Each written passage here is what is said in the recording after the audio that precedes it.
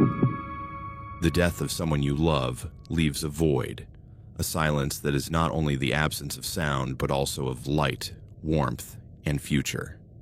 It has been a year since Sarah left, and that black hole in my chest has not closed even a millimeter. She died in a car accident veering off the road on a rainy night on a country road outside our small town of Cedar Rock, North Carolina.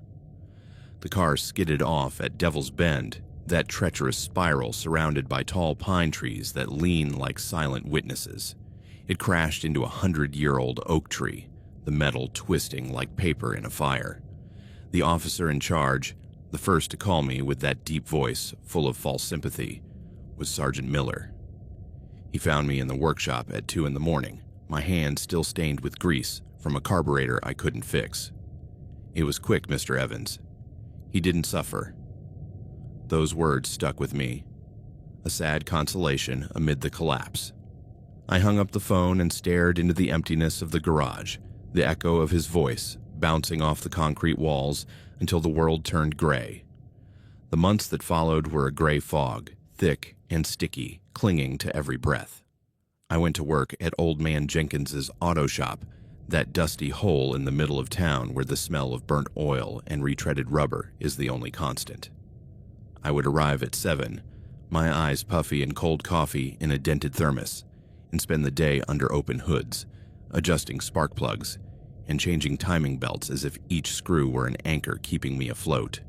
Jenkins, a grumpy old man with a white mustache and hands like wrinkled world maps, would pat me on the back and murmur, "Take it easy, kid. Time heals." But time didn't heal. It just stretched the pain like a rubber band about to snap.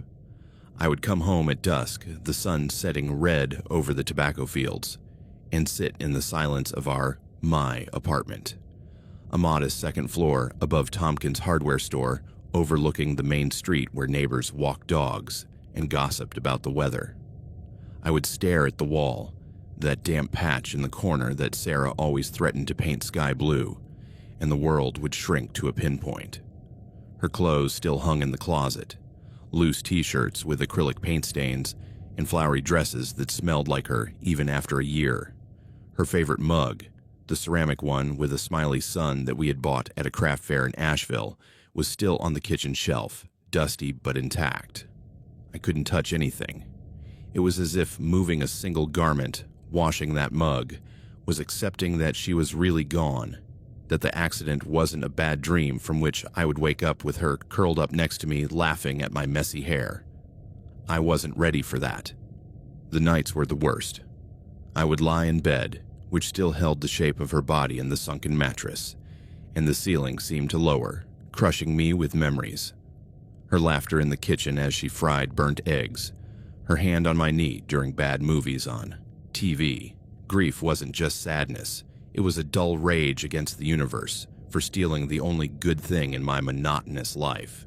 Sarah was luminous, a free-spirited artist who had arrived in this boring town like a hurricane of color and laughter 3 years ago, fleeing a complicated life in Raleigh that she never fully explained. She was 28 when we met, with wild brown hair and green eyes that seemed to capture the light like prisms. I, Derek, the quiet 32-year-old mechanic with calloused hands and a Sunday routine of beer and football, had fallen in love with her instantly. It was at the garage. Her old Volkswagen Beetle broke down in the middle of Main Street, coughing smoke like a chain smoker. She got out of the car in a yellow dress that fluttered like a flag, cursing under her breath as she kicked a wheel. "Damn piece of junk, why do you always betray me at the worst possible moment?" I crawled out from under a rusty Ford, wiping grease from my face with a dirty rag, and offered her an awkward smile. "Let me take a look, miss. Sometimes it just needs a little TLC. It took me 2 hours to fix it. A finicky alternator. And in that time, she told me her life story. How she painted murals on the walls of abandoned coffee shops. How she recorded sounds from the forest for her art installations. We complimented each other. She brought me out of my shell, dragging me on sunset walks along the Neuse River, where she made me pose for ridiculous photos with leaves in my hair. I anchored her when her dreams took her too far, like that time she wanted to move to New York for an exhibition, and I reminded her of her outstanding bills with a list on a napkin.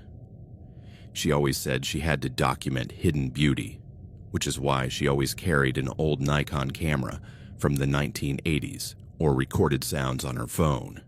The whisper of the wind in the pines of the municipal forest, the patter of rain on the tin roof of our house, my soft snoring as I slept. "It's like an old tractor, but mine," she joked. She said they were the sounds of her happiness, and I blushed, feigning embarrassment while she laughed. Our life together was a tapestry of simple moments that now, in retrospect, shone like jewels. On weekends, we cooked together, me in charge of the meat on the backyard grill, her experimenting with crazy sauces, once a mixture of mustard and honey that saved a charred steak. We talked about everything, her half-finished paintings in the basement, canvases splattered with blues and reds that represented the chaos of the human soul, and my days at the repair shop, laughing about absurd customers like old Harlan, who insisted his truck had an evil spirit because it wouldn't start on cold mornings. We made love with a tenderness that bordered on the sacred, her fingers tracing maps on my back as she whispered promises of forever. We planned for the future, saving for a little house with a garden, maybe a Labrador retriever that she would name Shadow because of her artistic obsessions. But beneath that idyllic surface, there were cracks that I ignored. Small arguments about her need for space. Nights when she came home late from meetings with gallery owners that never came to fruition. I attribute it to creative stress, to the clash of her free spirit with my stability. Now, knowing what I know, those cracks were chasms. A month ago, I missed her so much that the pain was a sharp physical twinge, like a knife twisting in my ribs every time I breathed. It was on one of those days, a Tuesday in October, with the air heavy with dry leaves and a leaden sky threatening storm. The workshop had been hell, a customer furious about a brake that didn't break enough, ironic given my state, and Jenkins yelling at me for getting distracted by a simple alternator. I arrived at the apartment after 7, my body heavy as lead, and sank into the sofa that still held the shape of her body in the sunken cushion, as if she had just gotten up to make coffee. The silence was oppressive. The ticking of the wall clock, a gift from my mother, marked the seconds like accusing heartbeats.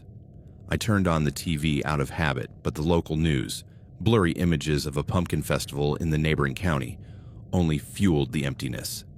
I turned off the set and sat there, my head in my hands, tears falling hot onto my worn jeans. That's when I remembered the box. "For when you miss me too much," she had said, with that smile of hers that lit up even the darkest corner of my soul, a few weeks before the accident. We were in bed on a lazy Sunday with the sun filtering through the broken blinds, her legs tangled in the sheets. She propped herself up on one elbow, her hair cascading over her bare shoulder, and pointed to the tall closet. "It's a simple wooden box with a worn lid like a pirate's treasure chest. Don't open it before then, okay? Promise me. Only when the pain is so great that you can't take it anymore." Her eyes were serious, almost pleading, and I nodded without asking, kissing her on the forehead. "I promise, love, but don't make me wait that long." She laughed, a sound like bells, and we rolled together in a tangle of laughter and kisses. I promised her, and for a year, that box was an untouchable reliquary, a final frontier between my desolate present and the past that no longer existed. I saw it every morning as I got dressed, perched high like a sentinel, and every night when I turned off the light, its elongated shadow on the wall reminded me of my promise. But that Tuesday, the pain was stronger than any oath. With trembling hands, I pulled a wobbly chair up to the closet, my heart pounding like a faulty piston. The air felt thick, charged with static electricity. I reached for the box, my fingers brushing the rough wood, and lowered it carefully, as if it were made of glass. I placed it on the kitchen table, under the yellowish light of the hanging bulb, and sat down on the uneven chair, breathing deeply. It smelled like her perfume of vanilla and jasmine, mixed with the earthy aroma of the oils she used to paint, that smell that permeated her brushes and canvases. I opened the lid with a soft creak, and the world stopped. Inside, a treasure and a tomb. The first layer was pure Sarah, the one I loved. A bundle of letters from us, tied with a faded red ribbon from when we were dating and wrote silly notes to each other on coffee shop napkins. "I love you more than the stars in the Carolina sky," said one of mine, scribbled in blue pen. Hers replied, "And I love you more than the first sip of hot coffee in winter." I read them one by one, tears blurring the ink, laughing and sobbing in equal measure as I remembered how we used to hide them in pockets and backpacks. Beneath them was a collection of stones she had painted, smooth river pebbles she had transformed into art. Each one was a vibrant color, passion red, serene blue, and on the bottom, a memory written in small letters. Our first date, picnic under the oak tree, with a smiley face. The day you moved, we danced in the rain, when we cried watching that silly movie about lost dogs. I held them in my palm, the cold weight against my warm skin, and for a moment, the emptiness was filled with her. There was a silver USB drive with a heart engraved by hand, filled with all our photos together. Blurry selfies at the county fair, with cotton candy stuck to our noses. Her painting in the backyard, me posing as a reluctant model. Last Christmas, wrapped in twinkling lights next to the scrawny tree we bought on sale. And of course, her recordings. Several audio files with names like Derek snoring like a bear. A 3-minute clip of my deep sleep interrupted by her stifled laughter, or laughter after morning coffee, capturing that post-breakfast moment where we joked about burning the toast. I smiled through my tears, playing them back on my old phone, her voice enveloping me like a ghostly embrace. It was so her, a perfect gift to heal, or at least cope with the pain. I lay down on the sofa, the USB in my pocket, and for the first time in months, I slept without nightmares. But beneath that layer of sweetness, there was another. A folder labeled Project Shadows, written in black marker in her angular handwriting. Curiosity, that foolish instinct that sometimes leads us to the edge of the abyss, made me plug the USB into my old laptop, the one that hummed like a stuck fan. The screen lit up with a cold glow, and I opened the folder. At first, it was more of the same. Artistic photos of elongated shadows in the forest at dusk, silhouettes of trees twisting like souls in torment. Recordings of nighttime sounds, the wind howling in the winter months through the cracks in the window, the creaking of branches under the moon. Installation for the Durham. Gallery, said a note attached to a text file. I relaxed, thinking it was just her artistic eccentricity, that obsession with capturing the invisible. But then things started to go wrong, like a familiar road suddenly veering into the unknown. I found a subfolder called Echoes. Inside, there were audio files with precise dates and times from months ago to just before the accident. I opened them one by one, the volume low at first, but gradually turning it up. They were recordings of me, not of the tender moments she loved, but of me sleeping soundly in the bed we shared. The first was from a June night, the fan humming in the background, my deep unconscious breathing, a steady rhythm like waves on a deserted beach. But at the 2-minute mark, Sarah could be heard moving around the room, her soft footsteps on the creaky wooden floor, a sigh. Not of love, but of something that sounded like tension, an invisible weight. "What are you doing, Derek?" she murmured, so softly that it was almost lost in the white noise, but enough to make my skin crawl. The next file, from August, captured a phone conversation I had with my brother Jake at midnight after one too many beers. "I don't know, man. The money isn't enough. Sarah wants to move to the city, but what if we go broke? I'm not like you with your construction job." My voice was hoarse, vulnerable, words I had never said to her. In the background, the subtle click of her phone, recording, hidden in the nightstand. Another was of an argument we had, recorded from the hallway, Me frustrated by her mess in the studio, her defending her creative chaos. But the audio was edited, cut into fragments that highlighted my harshest tones, my pauses laden with impatience. A cold pang of discomfort ran down my back, rising to the nape of my neck like icy fingers. Why? Was it part of her art, a way of capturing the reality of our relationship, the less beautiful parts, the cracks I pretended not to see? I played one more, from September, where my sleep was interrupted by my moaning, a nightmare about my father dying, and she whispered, "Always so fragile, my love. What would you do without me?" The voice was tender, but there was a nuance, an edge I didn't recognize. I turned off the player, my heart racing, and poured myself a shot of bourbon from the cabinet, the liquid burning my throat like acid. It was invasive, but I attributed it to her artistic passion, that need to document the raw. Sarah had always been intense. Maybe this was her way of processing love. The tension grew that night as I prowled the apartment with my laptop under my arm, unable to sleep.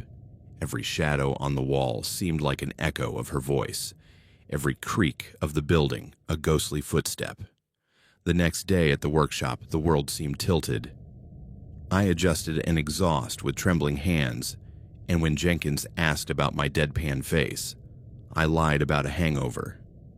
But the seed of doubt was planted, and in the afternoon, I returned to the box, drawn like a moth to a flame. Then I found the folder, Broken Mirrors.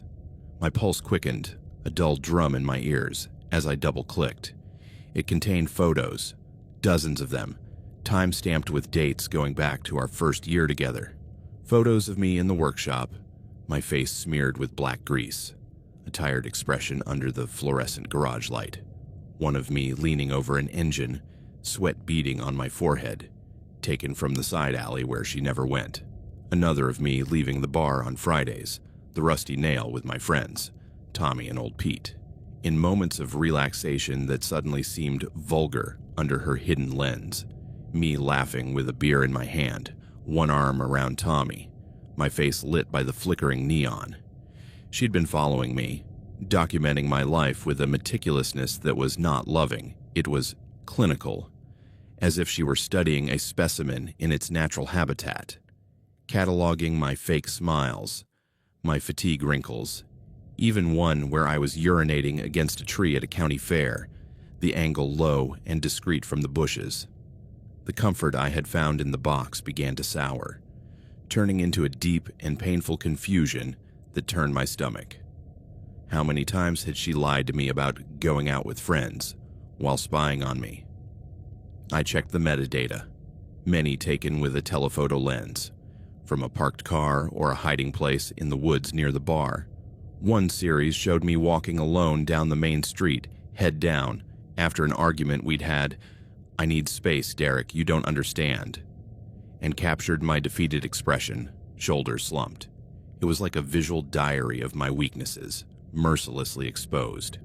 I got up from the table, the laptop falling with a thud, and went out onto the balcony, the cold October air whipping my face. Who was this Sarah? The woman who kissed me on the forehead every night, or this distant observer dissecting my soul with a shudder? Paranoia settled in that week like an unwanted tenant. At the workshop, I looked over my shoulder twice when I went out for a smoke, wondering if she, or someone else, was still watching me. One night, after a long shift where a customer yelled at me for a misdiagnosis, I came home and checked the apartment. Drawers rummaged through, windows ajar that I swore I had closed. Nothing was missing, but the air felt heavy, like before a storm. I called Jake, my brother, from the couch, my voice shaky. "Hey, did Sarah ever say anything weird to you? About recording me or something?" He laughed at first. "Are you drunk, Derek?" She was an artist, man. But he noticed my tone and got serious. "Look, grief is eating you alive. Come visit me in Raleigh. Get out of that ghost town." I hung up, feeling lonelier, and that night I dreamed of invisible eyes in the dark, camera flashes illuminating my sleep. And then I reached the final folder. No name, just a symbol, a black heart crossed out with a white line, scribbled on, the thumbnail like a scar. The cursor hovered over it for what felt like an eternity, sweat beading on my forehead. I knew I shouldn't open it, that every click took me further away from the Sarah I loved. But the magnet was irresistible. I double-clicked, and the world fractured. Inside, there were videos, 16 in total heavy MP4 files that loaded slowly on my old laptop. The first one I opened took my breath away. The air stuck in my throat like a knot. It was Sarah, but not my Sarah. The backdrop was a cheap motel I recognized instantly.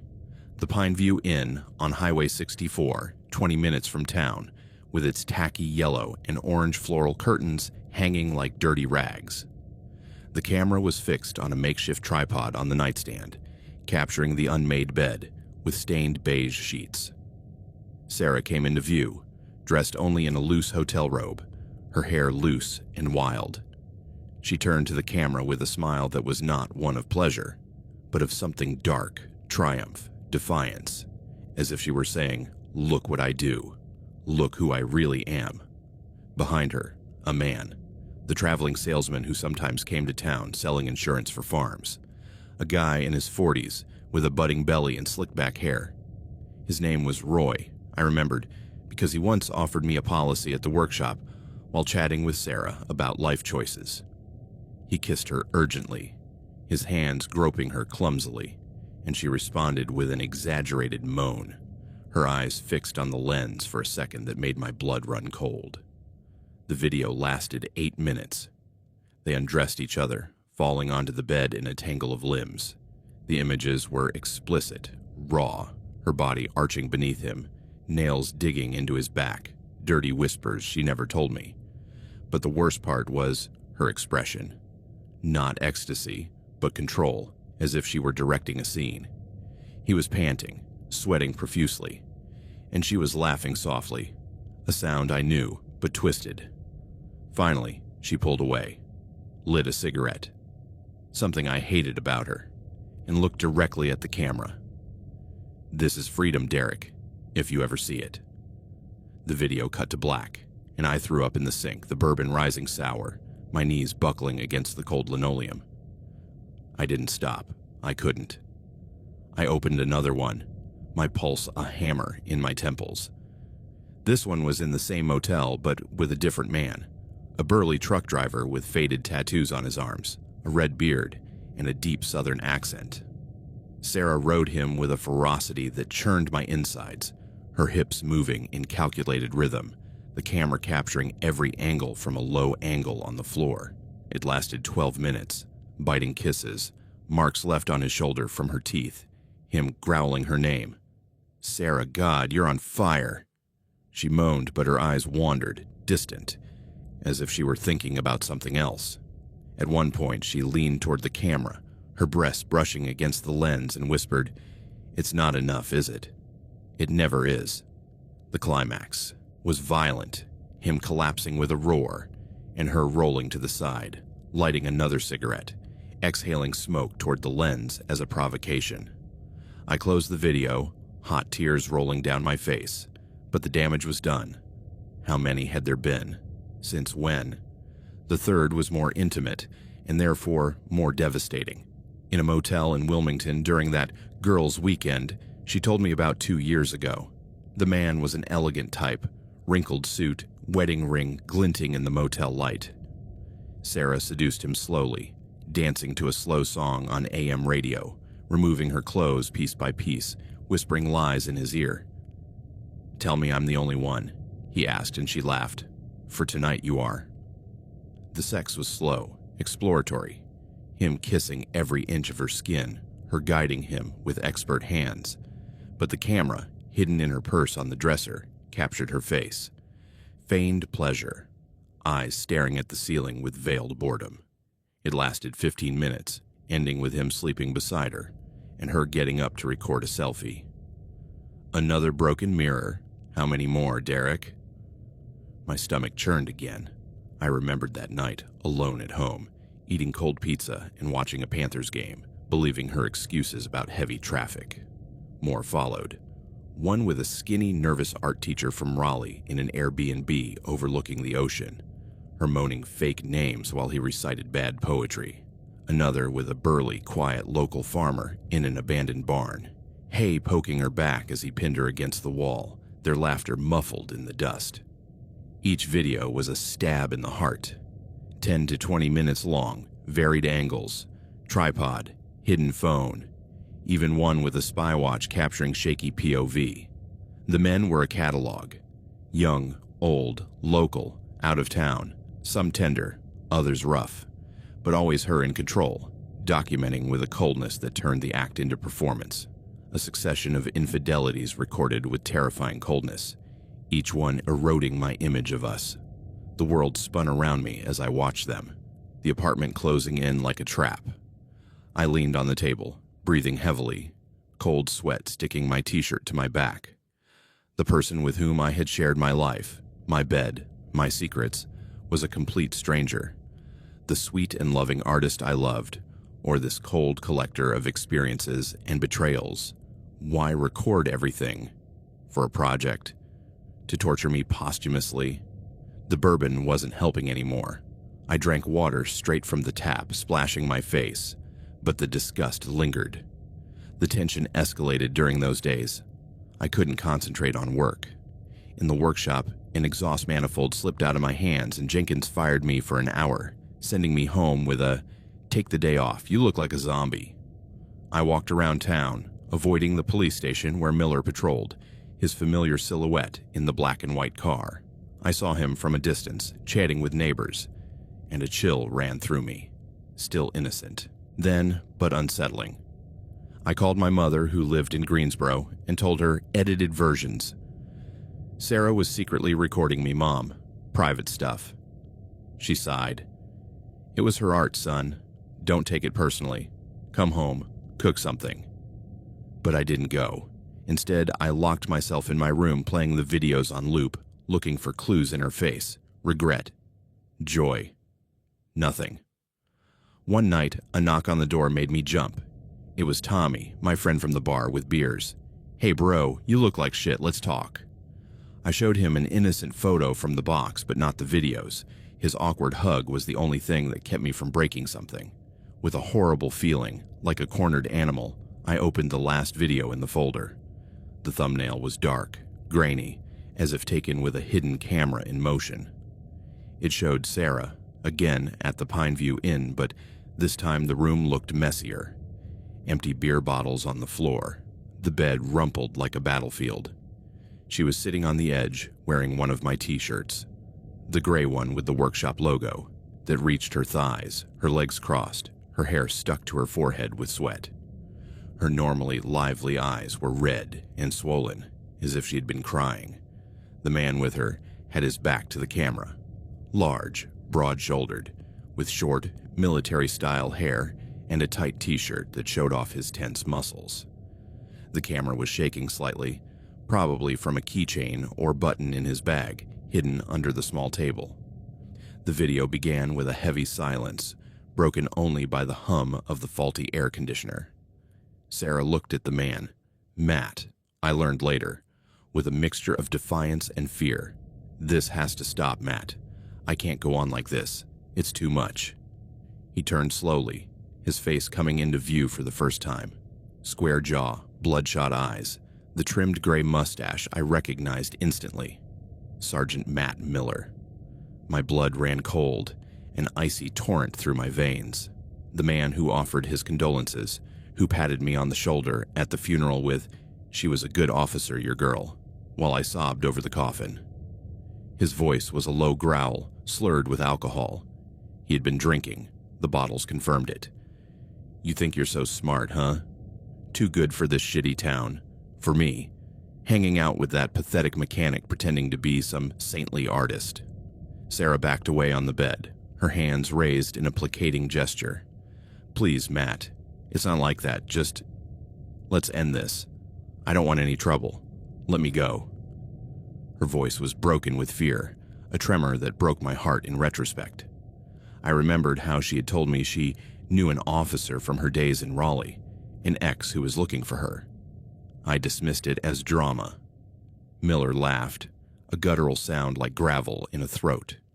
He staggered slightly closer and grabbed her arm with a meaty hand, his fingers digging into her pale skin. "No, you're not going anywhere, bitch. I'm going to teach you to look down on me.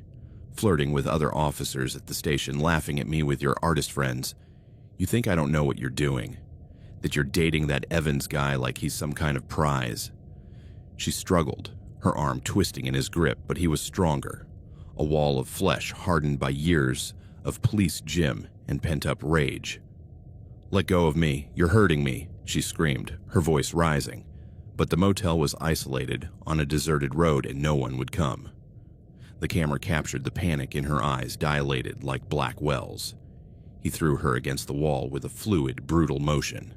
Her back hit the plaster with a dull thud, her head bouncing slightly, and she slid to the floor, a moan escaping her lips. "Stop, please," she begged, curling up, her arms protecting her torso. But her pleas only enraged Miller further.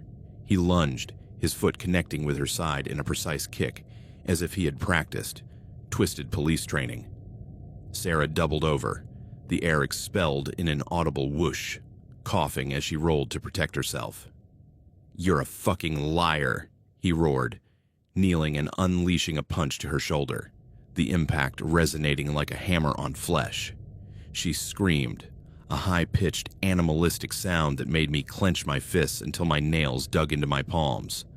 Another blow, this time to her abdomen.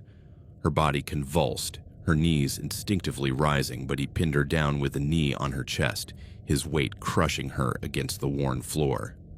"Tell me you're sorry. Tell me you're mine," he demanded, saliva flying from his mouth, his eyes crazed with drunkenness and possession. "I'm sorry. Please, Matt, stop," she gasped between blows, blood spurting from a split lip, staining my t-shirt. He paused for a second, breathing heavily, and she tried to crawl toward the door, her nails scratching the dirty carpet. But he caught up with her, flipping her over by her hair. A strand came loose, floating like a dark feather. He straddled her, his hands around her neck, squeezing with controlled force at first, his thumbs pressing into her windpipe. Sarah gurgled, her hands clawing at his forearms, leaving red grooves, her eyes wide with pure panic. "No, please," she gasped, her voice a muffled hiss. He loosened his grip slightly, only to slap her, left, right, left, her head spinning with each blow, her cheeks swelling into a purple bruise. Vulgar insults rained down. "You laughed at me with the boys, huh? With that idiot Evans? He doesn't deserve you, but I'll break you first." The beating continued, methodical and chilling. A knee to the thigh that made her yelp, a punch to the rib that cracked audibly. Fracture, I knew later from the sound, her spitting blood onto the carpet. She tried to bite his hand, a desperate act of defense, and he responded with a headbutt, his forehead connecting with her nose in a nauseating crack, blood gushing like a broken faucet. Sarah weakened, the blows slowing, her resistance evaporating into muffled moans. "Please," she whispered at last, her eyes glazed, her body limp beneath him. I stared at the screen, paralyzed in my kitchen, tears of pain turning to tears of horror and pure blind rage that made me tremble. This was no accident. This was murder, recorded in cruel high definition. The video shook violently when Miller, in a blind rage, grabbed the hidden camera. It must have been a keychain in her bag hanging from the coffee table, and threw it against the wall with all his strength. The image spun in a chaotic whirlwind. Flashes of the room, his contorted face, her lifeless body on the floor. It went black with a crackle, but the audio continued for a second that stretched into eternity.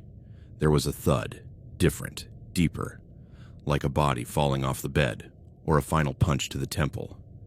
Sarah didn't scream this time, just a wet, gurgling sound, and then the unmistakable, crisp, final sound of a gunshot. Bang. The echo reverberated in the audio, a miniature thunderclap that pierced my skull. Absolute silence followed, broken only by Miller's heavy breathing, a victorious gasp. Footsteps receding, the door opening and closing with a click. Nothing else.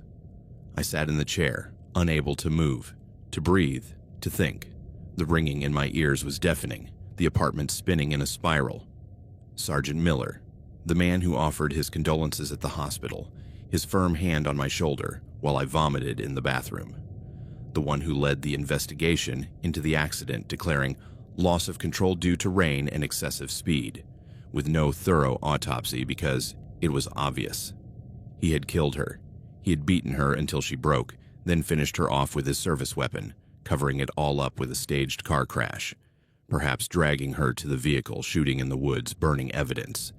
And he had recorded it all. No, she had recorded it, in her pathological obsession with documenting, capturing her own death as the climax of her project. Sarah, in her obsession with documenting everything, even her own infidelities and dangers, had captured her own death. And she had left it to me, not as a gift of love, but as an unbearable burden, like the truth wrapped in poison. I have all the evidence. The video is there, backed up on 3 USB drives that I hid in the workshop, under a false floor in the toolbox. Miller's voice is unmistakable, his face clear in the final frames. The evidence of his infidelities, of his double life, that web of lies he wove while I worked overtime to pay for his art supplies, pales in comparison to the evidence of murder. The timed blows, the clean shot, the audio of his last breath. But I can't take it to the police station because he works there, and in this town of 3,000 souls, there aren't many officers.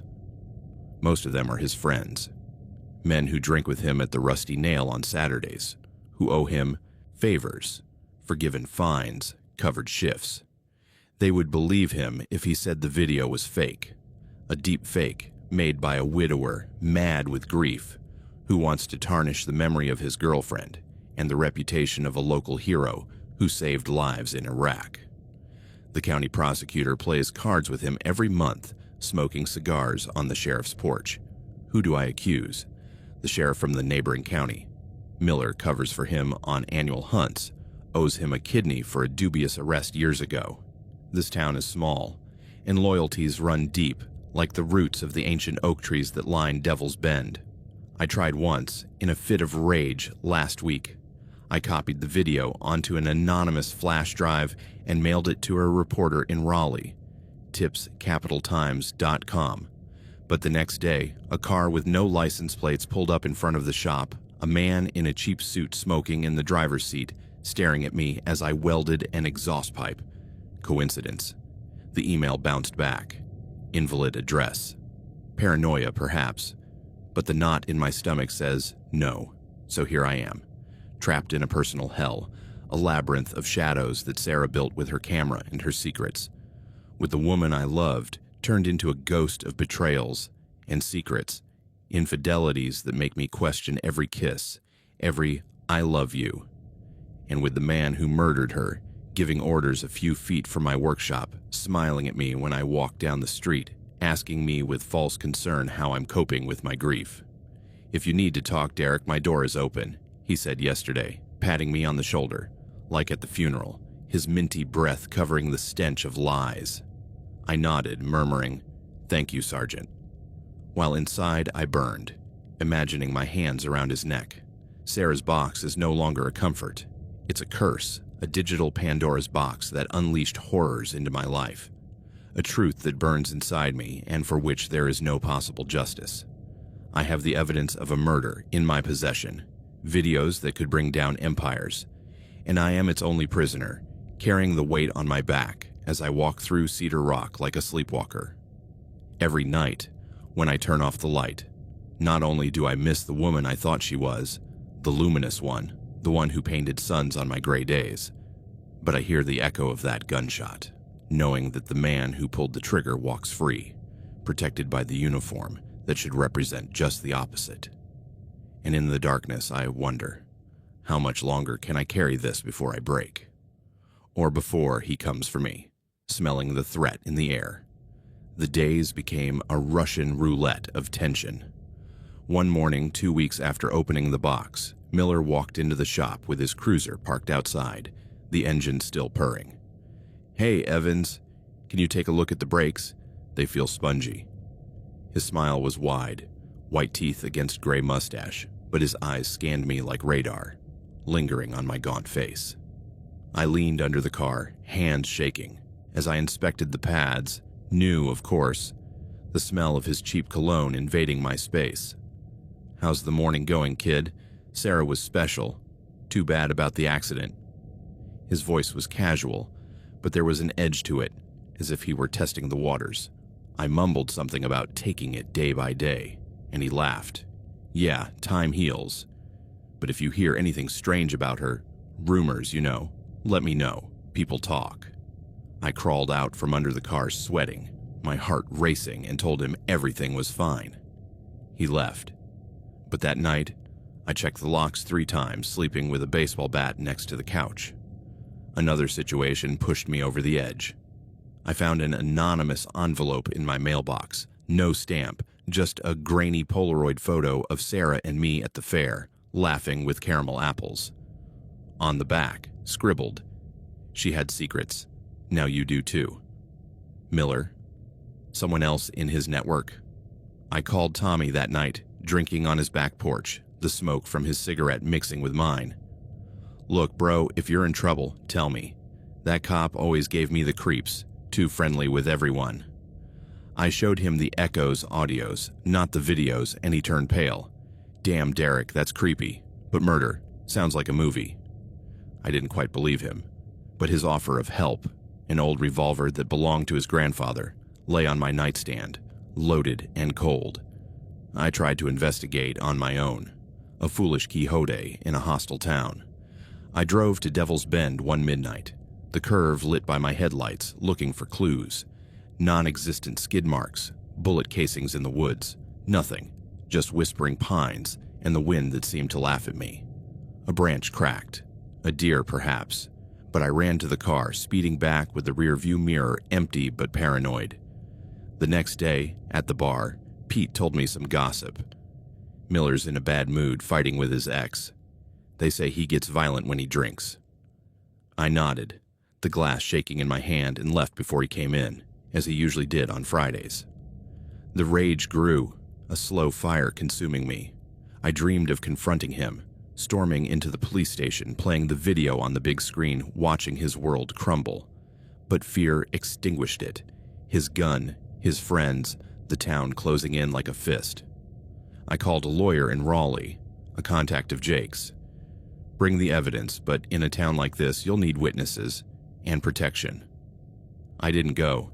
Instead, I copied everything to the cloud with a VPN, a digital trail that I might use someday.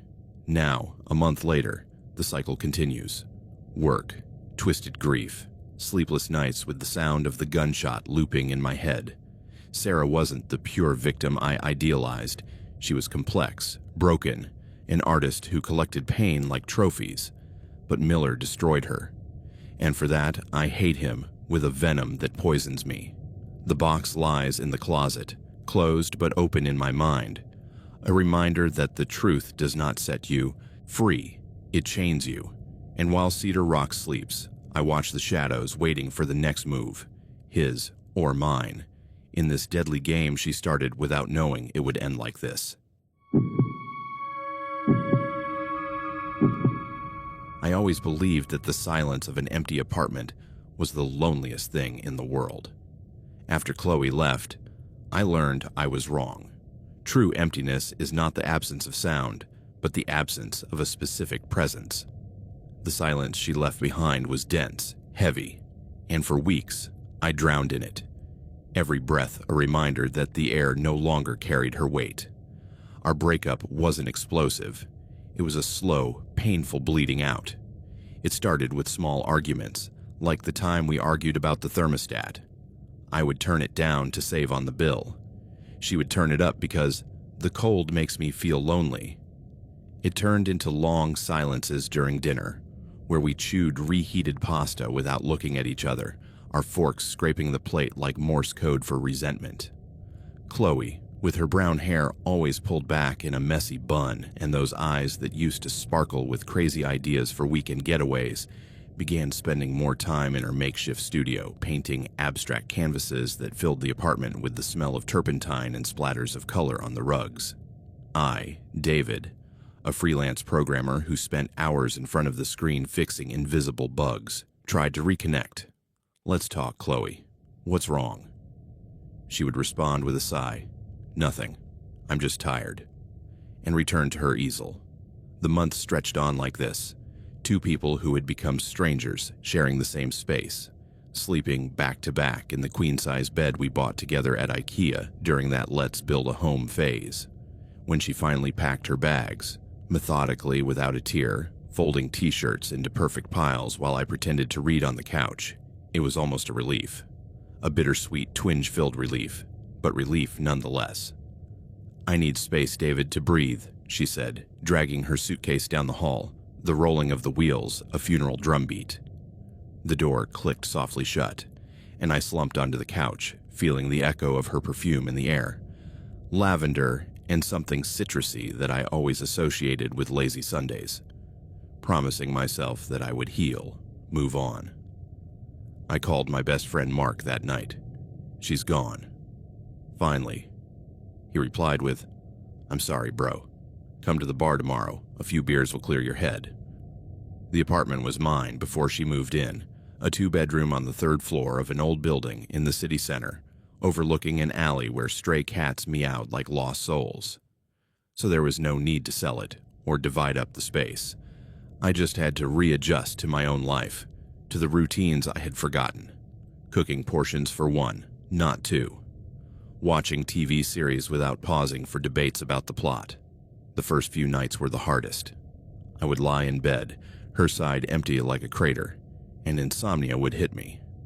Every creak in the building, the elevator groaning in the basement, the upstairs neighbors walking like elephants, was the sound of her footsteps approaching. Every shadow in the hallway, cast by the streetlight filtering through the blinds, was her silhouette leaning over me in the dark.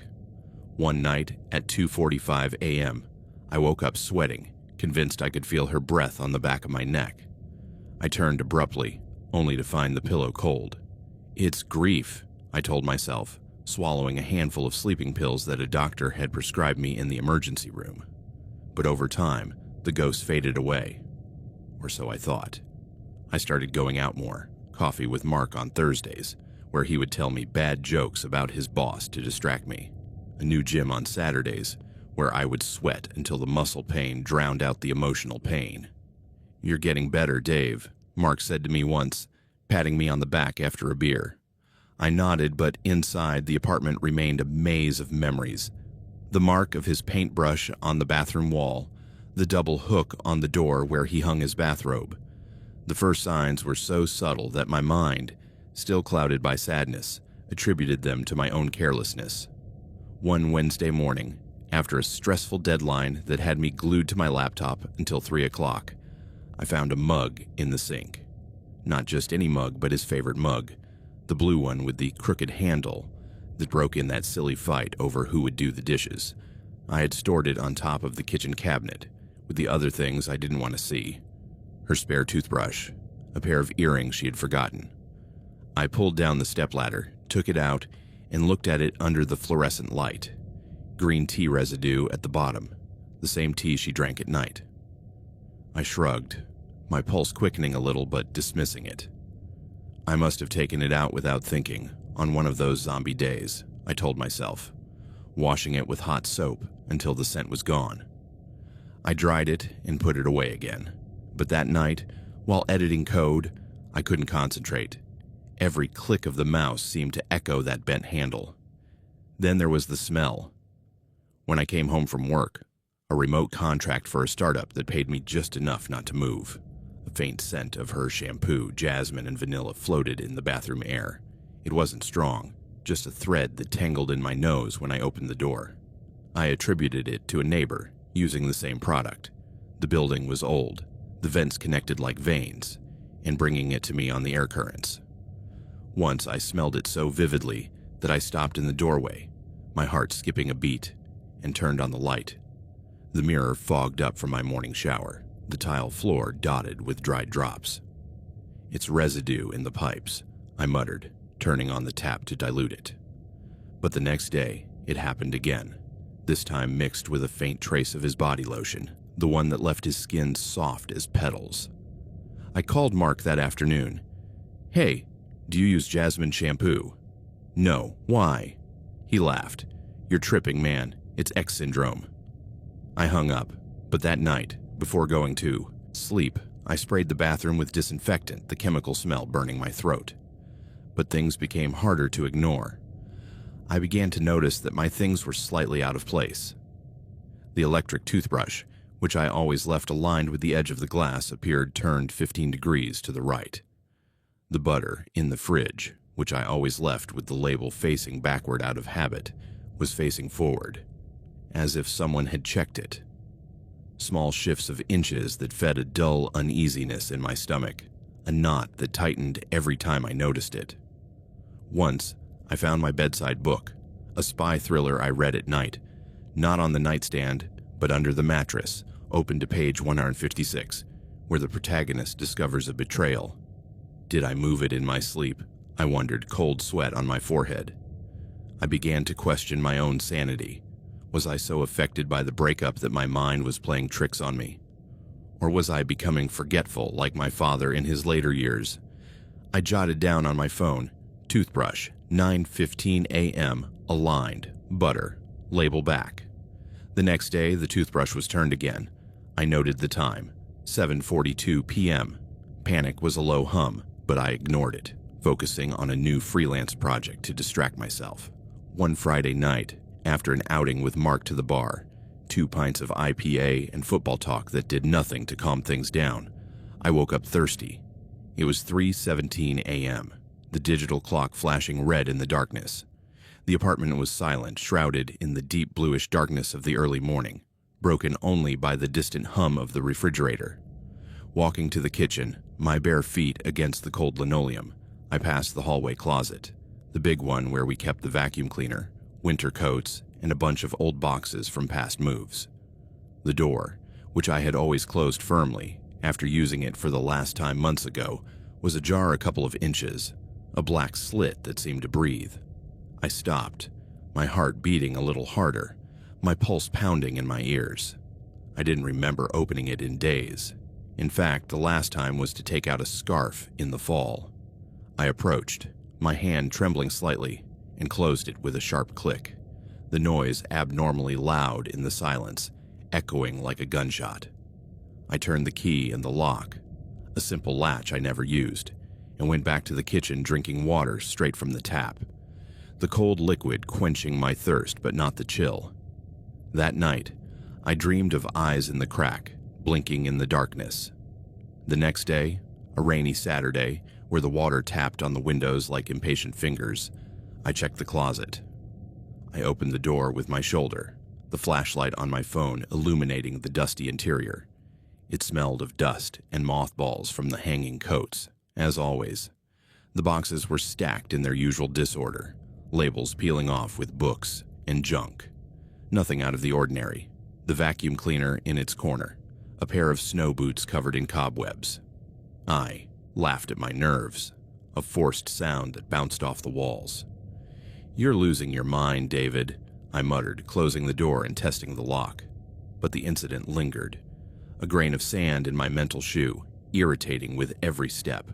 The feeling of being watched began to grow, a constant itch at the back of my neck that made me turn my head in the supermarket, at the gym, even in the shower. It was a visceral certainty that I was not alone when, rationally, I knew I should be. I started locking my bedroom door at night, something I had never done before, when we used to sleep with everything open, the air circulating freely. I would turn the key with a click that sounded like a sentence and go to bed with the nightlight on, the yellow light casting shadows that seemed to move on their own. I installed a sliding chain on the front door that week, an act that seemed both paranoid and necessary. The locksmith, an older guy with metal-stained hands, raised an eyebrow. Trouble with burglars. "Just being cautious," I lied, paying in cash. That night, I tested the chain 3 times. the metal scraping against the frame like nails on a chalkboard. The turning point came on a Saturday afternoon, 2 weeks after the closet incident. I was watching a soccer game on TV, the couch sinking under my weight, a half-eaten cold pizza on the table. The score was tied, the stadium roaring on the screen, when a sound from the bedroom made me turn down the volume with the remote. It wasn't the creaking of pipes or the wind against the windows. It was a whisper, a soft rustle, like fabric against fabric, followed by a slight thud, like something falling to the floor. I froze, my heart racing, the air thick in my lungs. I held my breath, counting to 10 in my head. 1, 2. The sound stopped, but the silence that followed was worse, heavy with expectation. The building is old, I told myself, getting up slowly, my muscles tense. It's the pipes. It's the mice. I walked to the bedroom, my hand on the switch, and turned on the light. The bed was made. The closet was closed. The one in the bedroom, not the one in the hallway. Nothing was out of place. But I could have sworn the air smelled like jasmine. I turned off the TV and went out for a walk in the rain, the water soaking my jacket just so I wouldn't be alone at home. That night, the whispering returned. I was in bed, the lights dimmed, trying to read a work email on my phone when I heard it again. Rustle, thud, and then a stifled sigh, like someone holding back a yawn. I jumped out of bed, my phone falling to the floor, and turned on all the lights in the apartment. I checked every room, empty kitchen, bathroom, with the mirror fogged up from my recent shower, living room with the pizza untouched. The closet in the hallway was closed, the key in its place. I sat on the hallway floor, my back against the wall, listening to my own breathing. Nothing. But the panic was real. An animal, scratching at my chest. I called Mark at 11. "Hey, can you come over? I'm not feeling well." He arrived in 20 minutes, smelling of cigarettes, and we sat on the sofa with beers. "Looks like post-breakup stress," he said, but his eyes scanned the place. "If you want, I'll stay." I let him, and we slept on the sofa, his snoring an anchor in the night. The next morning, he left with a, "Call me if it happens again," and I installed a cheap security camera in the hallway, connected to my app. Just for peace of mind, I told myself. The following days were a spiral of tension. Every morning before showering, I checked the camera, footage from the night showing only shadows and the hum of the refrigerator. But the incidents persisted. Once I found my left sock inside my right shoe, as if someone had tried it on. Another time, the cutlery drawer was ajar, a spoon out of its compartment. "Mice," I repeated. But I bought traps and they didn't catch anything. At work, I lost my concentration. A customer furious about a bug I missed. "David, are you there or what?" I apologized, but inside the knot tightened. One night, I dreamed of Chloe coming out of the closet whispering, "I'm here, always," and I woke up screaming, sweat sticking to the sheets. I decided to do a thorough cleaning, a purge. I needed to reaffirm my control over the space, to get rid of any last traces of Chloe. Maybe then, the ghosts would go away for good. I started on a Sunday morning, with rubber gloves and trash bags, rock music blaring to drown out the silence. The bathroom first. I cleaned the mirror until it sparkled, emptied the medicine cabinet, throwing away old painkillers and her hand cream. Then the kitchen, sparkling sink, refrigerator organized by expiration date. I was sweating, the air thick with dust, but I felt empowered. Finally, the closet in the hallway. I opened the door with a squeak, the flashlight illuminating the interior. I took out the boxes, one by one, winter clothes I hadn't worn in years, stacking them to donate. Old blankets that smelled musty, rolling them up in a bag. The effort left me panting, dust stinging my throat. And then, at the back, behind a pile of heavy comforters Chloe had bought at a thrift store, my fingers touched something that wasn't fabric or cardboard. It was soft, padded, like a makeshift nest. I pulled it out forcefully, my heart racing. It was a thin pillow sunken in the middle as if it had borne weight at night. A thin gray wool blanket, wrinkled and linty. and an empty water bottle with the logo of the brand Chloe always bought at the corner store. The blood froze in my veins, a chill rising from my feet to my head. They weren't ghosts. It wasn't my imagination. Someone was living here, breathing my air, using my space as a den. I staggered backward until I bumped into the opposite wall, the comforter falling with a dull thud, unable to look away from the little nest hidden in my closet. My mind, clouded by fear, tried to process it. An intruder, a homeless person sneaking in through the basement window when I wasn't there, climbing the fire escape, or worse, a crazy neighbor. And then a piece of the puzzle clicked into place with the terrifying thud. The small displacements, the blue mug, the smell of shampoo. It wasn't a stranger. It was Chloe. She had never really left. A sound made me turn my head toward the kitchen, the faint click of the refrigerator door closing, followed by a crackle of plastic. There, standing in the doorway, the light from the refrigerator illuminating her from behind like an inverted halo, was Chloe. She was pale and thinner, her cheekbones sharp beneath her skin, with deep dark circles under her eyes that made her look like a ghost. She was wearing the same baggy sweatshirt she used to sleep in, the gray one with the faded logo of an indie band we both loved, the one I thought she had packed in her suitcase. In one hand, she held a strawberry yogurt, my yogurt from the pack I had opened that week. We looked at each other, time stretching like rubber. The silence was absolute, broken only by the distant hum of the refrigerator and my ragged breathing. "Hello, David," her voice said, a hoarse whisper from disuse, as if she hadn't spoken in days. I couldn't speak. I couldn't breathe. My ex-girlfriend, the woman I thought I had left behind 6 weeks ago, had been living in the walls of my house like an insect, lurking in the shadows. What are you doing here?" I managed to stammer, my voice sounding strangled, my legs weak against the wall. She took a small bite of yogurt with a plastic spoon she pulled from her pocket, with a surreal calm that chilled me more than fear. "It's my house too, or it was. I still feel that way." "You left 6 weeks ago. You packed your bags. I saw you leave." My voice rose, a shriek I didn't recognize. "I packed some things," she corrected, licking the spoon with deliberate slowness, her eyes fixed on mine. "Not everything. I never really left, David. I couldn't. At first, I just wanted one last look, but then it felt right to stay." She walked into the living room, passing me as if I were the guest and she the rightful hostess, her shoulder brushing mine in a contact that made me recoil. She sat down in her corner of the sofa, the left side with the cushion sunken from her nights of reading, and began to eat the yogurt with deliberate spoonfuls. I stood glued to the wall watching her, feeling reality crumble around me like dry plaster.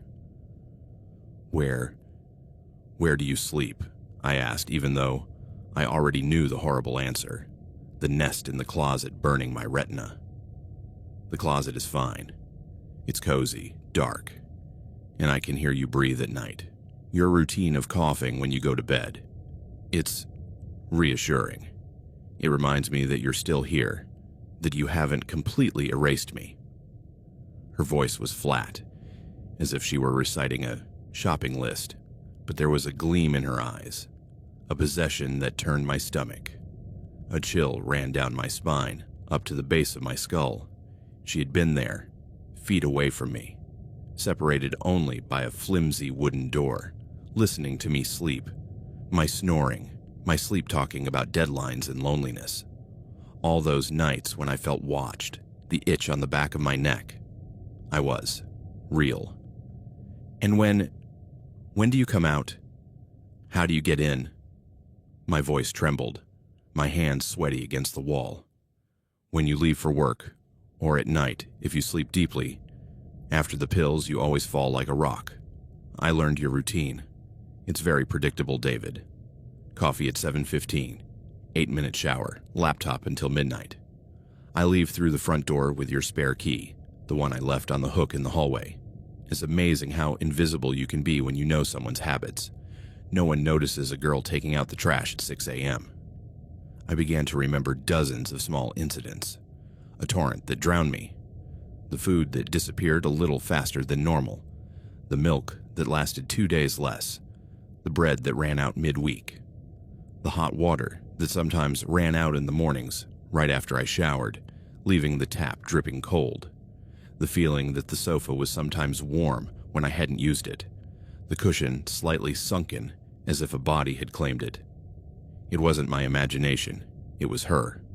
It had always been her, weaving her presence into my life like a spider in its web. God, Chloe, why didn't you tell me something? Why didn't you just come back? You have to leave, Chloe, I said, trying to make my voice sound firm, straightening up against the wall, but it only made it sound broken, like cracked glass. This is crazy. It's illegal.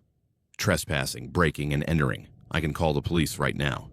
She put the plastic spoon down in the empty container, the half-eaten yogurt forgotten on the table, and looked at me directly. Her eyes, which I had once found so full of light, those eyes that looked at me while we cooked burnt tacos and laughed, were now dark, empty wells, dilated by something that wasn't just tiredness. The police. And what would you tell them, David? That your crazy ex-girlfriend has been living in your closet like a gremlin. Sounds like a bad script for a cheap horror movie. Besides, what evidence do you have? A pillow and a crumpled blanket. I'll say I left them behind by mistake. That I came back for them, and you attacked me. That you're stalking me, that you can't get over me, that you send me messages at midnight. He pulled his phone out of his sweatshirt pocket, the cracked screen lighting up with fake notifications I didn't see. He was right. It sounded crazy. An unstable man against a fragile woman who seemed to need help, not jail. Panic mixed with rage. How long, Chloe? Since the day you left? Were you here while I cried on the couch, eating ice cream alone? Why, Chloe, why would you do this? For revenge? To hurt me? I asked, taking a step forward, the floor creaking beneath my feet. Because I love you, she said, as if it were the most obvious answer in the world, rising from the couch with a feline grace that chilled me. And I couldn't bear the thought of not being near you, of not knowing what you were doing, who you were talking to on those late calls to Mark, if you had replaced me with that girl from the gym you mentioned once. At first, I just wanted to stay one more day, just to feel the apartment one last time, smell your cologne on the pillow, and then another day to see how you looked on your own, and another to make sure you were eating right. And suddenly it was easier to stay than to leave. It was like a game, to see how close I could get without you noticing, moving your toothbrush a millimeter, smelling your clothes in the washing machine, listening to your productivity podcasts while you pretended not to cry. Her voice broke for the first time, a muffled sob that made her stagger. It's not obsession, David. It's survival. Without you, what am I? The horror of her confession enveloped me like a toxic fog. She wasn't just an intruder. She was a willing prisoner of her own obsession, fueled by the void our breakup left in her. And I had unwittingly become her jailer and cellmate, sharing oxygen with a living ghost. I remembered an argument months ago. I need space, Chloe. I can't breathe with you on top of me all the time. She had cried then, but I attributed it to drama.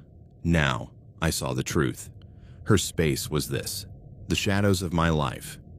The next few hours were a surreal tug-of-war, a sick dance in the living room, lit by the gray afternoon light. I begged her to leave, almost kneeling. Please, Chloe, get help. There's a couch at your sister's house, a new job in the city. She refused, alternating between desperate pleas. Stay with me, like before. We can start over, no breakups. And bursts of cold anger when I mentioned calling the police. Go ahead, you'll see how they believe me. The poor ex who just wants her things. She followed me around the apartment as I tried to tidy up, talking non-stop, recalling old moments as if we could rewind. Remember that time at the beach when the sun turned red and you promised forever? She touched my arms, my shoulders, her cold skin against mine, and I pulled away, my stomach churning. Once, she cornered me in the kitchen, her face inches away. Did you ever miss me? Tell me the truth. I nodded, lying out of pity, and she smiled, a gesture that made my skin crawl. Exhaustion overcame us both at dusk. I, my eyes burning, sat down on the sofa.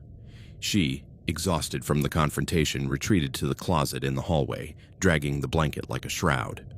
"Good night, David," she whispered, slipping inside and closing the door from within with a soft click, like a secret kept. I didn't sleep that night. I sat on the sofa with all the lights on, the living room lamp, the kitchen lamp, even the bathroom lamp, the harsh glare burning my eyes, staring at the closet door as if I could pierce it with my will. My mind raced in vicious circles. Call the police now, at 2 in the morning, and risk her escaping through the fire escape window. Wake Mark up and tell him everything, making him an accomplice. Change the lock that very night, trapping her inside like a rat. But if I threw her out on the street, where would she go? What if, in her desperation, she did something irreversible? A scream in the building, a public scene that painted me as the villain. The clock ticked slowly. 1, 2:30, 4:15. I heard creaks, the building settling, or her moving, and each one made me jump, my heart in my throat. At dawn, with the sun filtering gray through the curtains, I dragged myself to the kitchen and made coffee, the steam rising like smoke from a slow fire. The next morning, I pretended to go to work. I dressed in my usual freelance shirt, laptop in my backpack, and slammed the front door shut, the echo reverberating in the hallway. I crept down the stairs to the second-floor landing where I crouched behind the emergency door, my heart hammering against my ribs. I waited, counting the minutes. 1, 2. After 15, I heard the familiar click of the lock and the creak of the apartment door opening. I poked my head out carefully, my pulse drumming in my ears. Chloe came out carrying a knotted black trash bag, her figure hunched over in her sweatshirt. She descended the stairs with stealthy steps, looking around like an animal fleeing from hunters. I waited for her to disappear through the back door of the building, her usual route for trash, to avoid the noisy elevator. And then I sneaked back into the apartment, turning the key with trembling fingers. My heart was pounding, a war drum. I had to act, document before she returned. While she was out, I frantically searched the closet. The nest was there, the pillow with a fresh sweat stain, the blanket smelling of her skin. Now I noticed other details that my initial panic had obscured. A small LED flashlight, its light flickering when I turned it on. A power bank to charge her phone, the cable tangled like veins. Individually wrapped cereal bars stolen from my pantry. There was a small crack in the back of the closet, an access space to the building's wiring that I had never noticed. That must be where he heard everything. My voice on calls, the TV murmuring, my nighttime sobs. I took out my phone and recorded a quick video. Test, nest in closet, 8:47 a.m., the camera shaking in my hand. Then I looked for more. Behind the washing machine in the laundry room, 2 empty water bottles. In the shower drain, a strand of brown hair that I swore wasn't mine. The entire apartment was her hidden territory. I grabbed my phone and called her sister Claire, the only person who could understand Chloe's fragile mental health. She had dealt with her episodes before, since college. The phone rang forever, 3, 4 times. "David, what's going on?" Claire answered, sounding surprised and sleepy, her voice echoing a morning consultation at her job as a nurse. "Claire, I need you to come over. Now. It's Chloe. She's in my apartment. She didn't leave. She's been hiding here." "What? Is she okay? What's she doing there? Did you hurt her?" Her tone rose, protective. "Claire, she's been hiding here, in the closet, for weeks. Eating my food, sleeping in the shadows. I found her last night. She's broken." There was a long silence on the other end of the line, broken only by his ragged breathing. "Oh my God," he finally murmured, his voice breaking. "Her medication.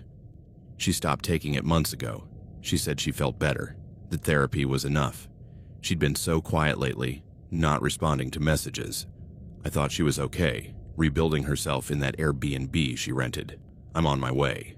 Don't touch her, David. Just wait. Half an hour later, the doorbell rang like a lifeline. I opened the door, and Claire came rushing in, her nurse's uniform wrinkled, her blonde hair in a quick ponytail. "Where is she?" she demanded, and I pointed down the hall.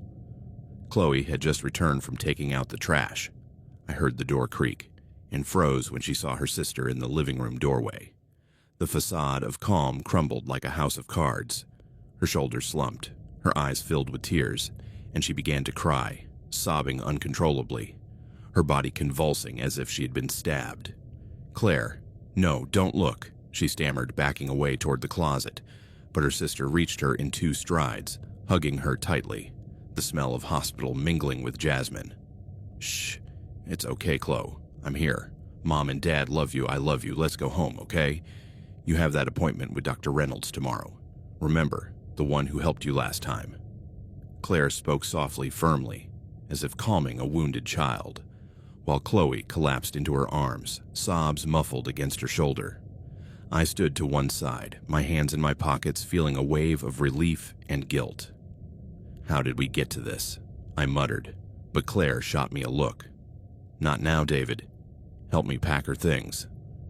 It was Claire who convinced her to leave. It wasn't the police nor my shaky threats of "this ends today." It was her sister's soft, firm voice, reminding her of forgotten routines.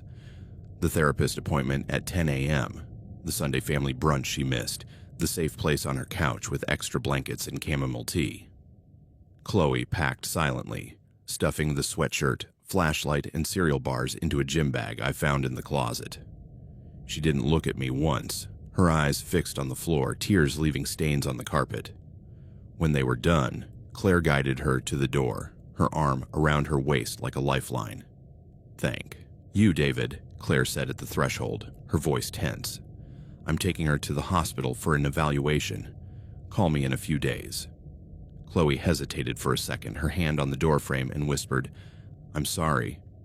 Then they were gone, the elevator swallowing them up with a final ding. The door closed, and once again I was alone. But this time, the silence was different. It was no longer the emptiness of romantic loss, but the heavy, polluted echo of a deep violation, as if the entire apartment had been desecrated. Every corner was tainted. The closet with her ghostly shape, the sofa with the hollow of her body, the kitchen where she ate my yogurt like a parasite. I collapsed on the floor, sobbing until my chest hurt, the weight of the weeks falling like an avalanche. The next day, I called the locksmith again, the same guy who raised an eyebrow but didn't ask any questions. I changed all the locks, front, back, even the fire escape window I never used. The click of the new keys in my pocket was a small triumph, but it didn't calm the tremor. I searched every inch of the apartment for more nests or belongings of his. I emptied drawers, dismantled the washing machine, finding another couple of empty water bottles and an old charger, and vacuumed the closet until dust formed clouds. I found a lock of his hair in the shower drain, long and brown, and flushed it down the toilet with trembling hands, watching it swirl before disappearing. I sold the sofa on Craigslist that week. An anonymous buyer took it away in a pickup truck, and I bought a new one, hard and without history. Mark came over to help, drinking beers as we painted the hallway a fresh white. "Damn, Dave, that's heavy. Are you sure you don't want therapy?" I nodded, but that night I looked for a therapist online, making an appointment for Friday. Months have passed. Chloe is getting help, according to Claire's sporadic updates. Getting better, taking medication again, asks about you but not like before. I'm in therapy, weekly sessions, where I talk about the breakup, the intrusion, the residual fear that wakes me up at 3 a.m. The therapist, a bald man with a soft voice, says, "It's trauma, David. Rewrite the space." I try. New plants in the windows, an essential oil diffuser to cover phantom smells, strict routines, yoga at 6 p.m., no more pills. But some nights, I still wake up with a start, convinced I've heard a whisper in the hallway. "David." Or seen the closet door ajar, the black crack inviting. I check the locks 3 times before going to bed. the cold metal against my palm, and sometimes I even look inside the closet, the flashlight sweeping the emptiness, the dust dancing like spirits. I find nothing, but the relief is temporary. She was physically gone, dragged away by Claire into a world of dates and pills, but the obsession remained. It seeped into the walls, the floors, the very structure of the apartment, like invisible mold. It is no longer my sanctuary, that corner where I dreamed of futures alone.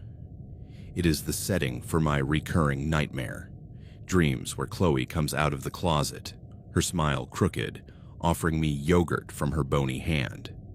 And the scariest thing is knowing that the monster wasn't a stranger who snuck in from outside, breaking windows or forcing doors. It was the person I once loved, the one who slipped into the cracks of my life for years, our stolen kisses, our broken promises, and decided she would never leave, that her love was an invisible chain.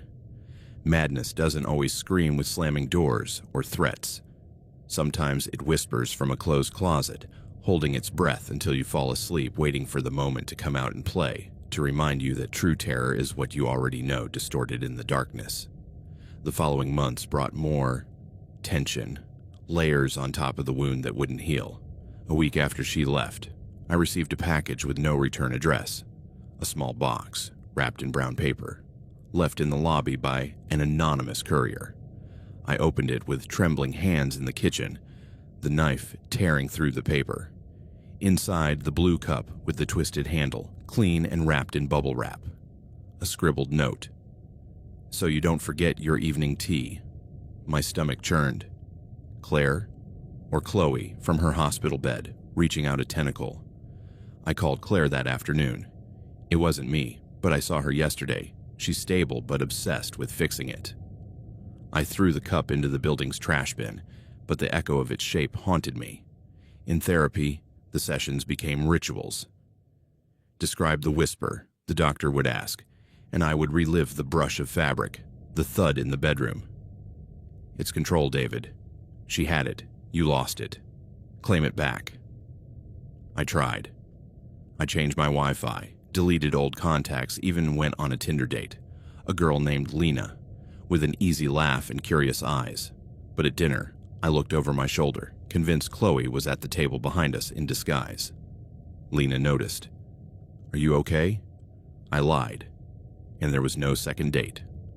One stormy night 2 months later, thunder rattled the windows, and I heard the click of the front door, the new lock, impossible to pick. I jumped up, the baseball bat I bought in a post-closet panic in my hand, and checked. Door locked, chain in place. But rain was coming in through a crack in the bathroom window, and on the windowsill, a drop formed a stain that looked like a crooked smile.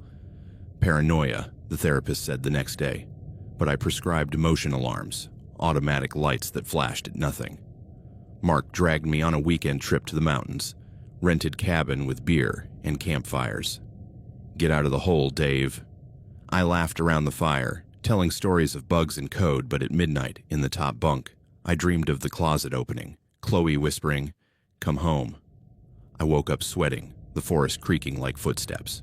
Mark purred downstairs, "Nightmare." I nodded, and when I returned, the apartment smelled of jasmine, or was it my mind, treacherous? Claire called once. "Chloe left the program. She says she misses you, wants to apologize." I hung up, the phone trembling, and blocked the number. But weeks later, an anonymous email. "The closet misses your warmth. Do you?" I deleted it, but installed anti-spyware software, scanning devices until dawn. Now, 6 months later, the terror is chronic, a low pulse. I go out more, work in cafes, plan to move. A loft on the outskirts, no dark hallways. But every click of a lock, every shadow on the periphery is her. The obsession didn't leave with the body. It took root, a parasite in my psyche.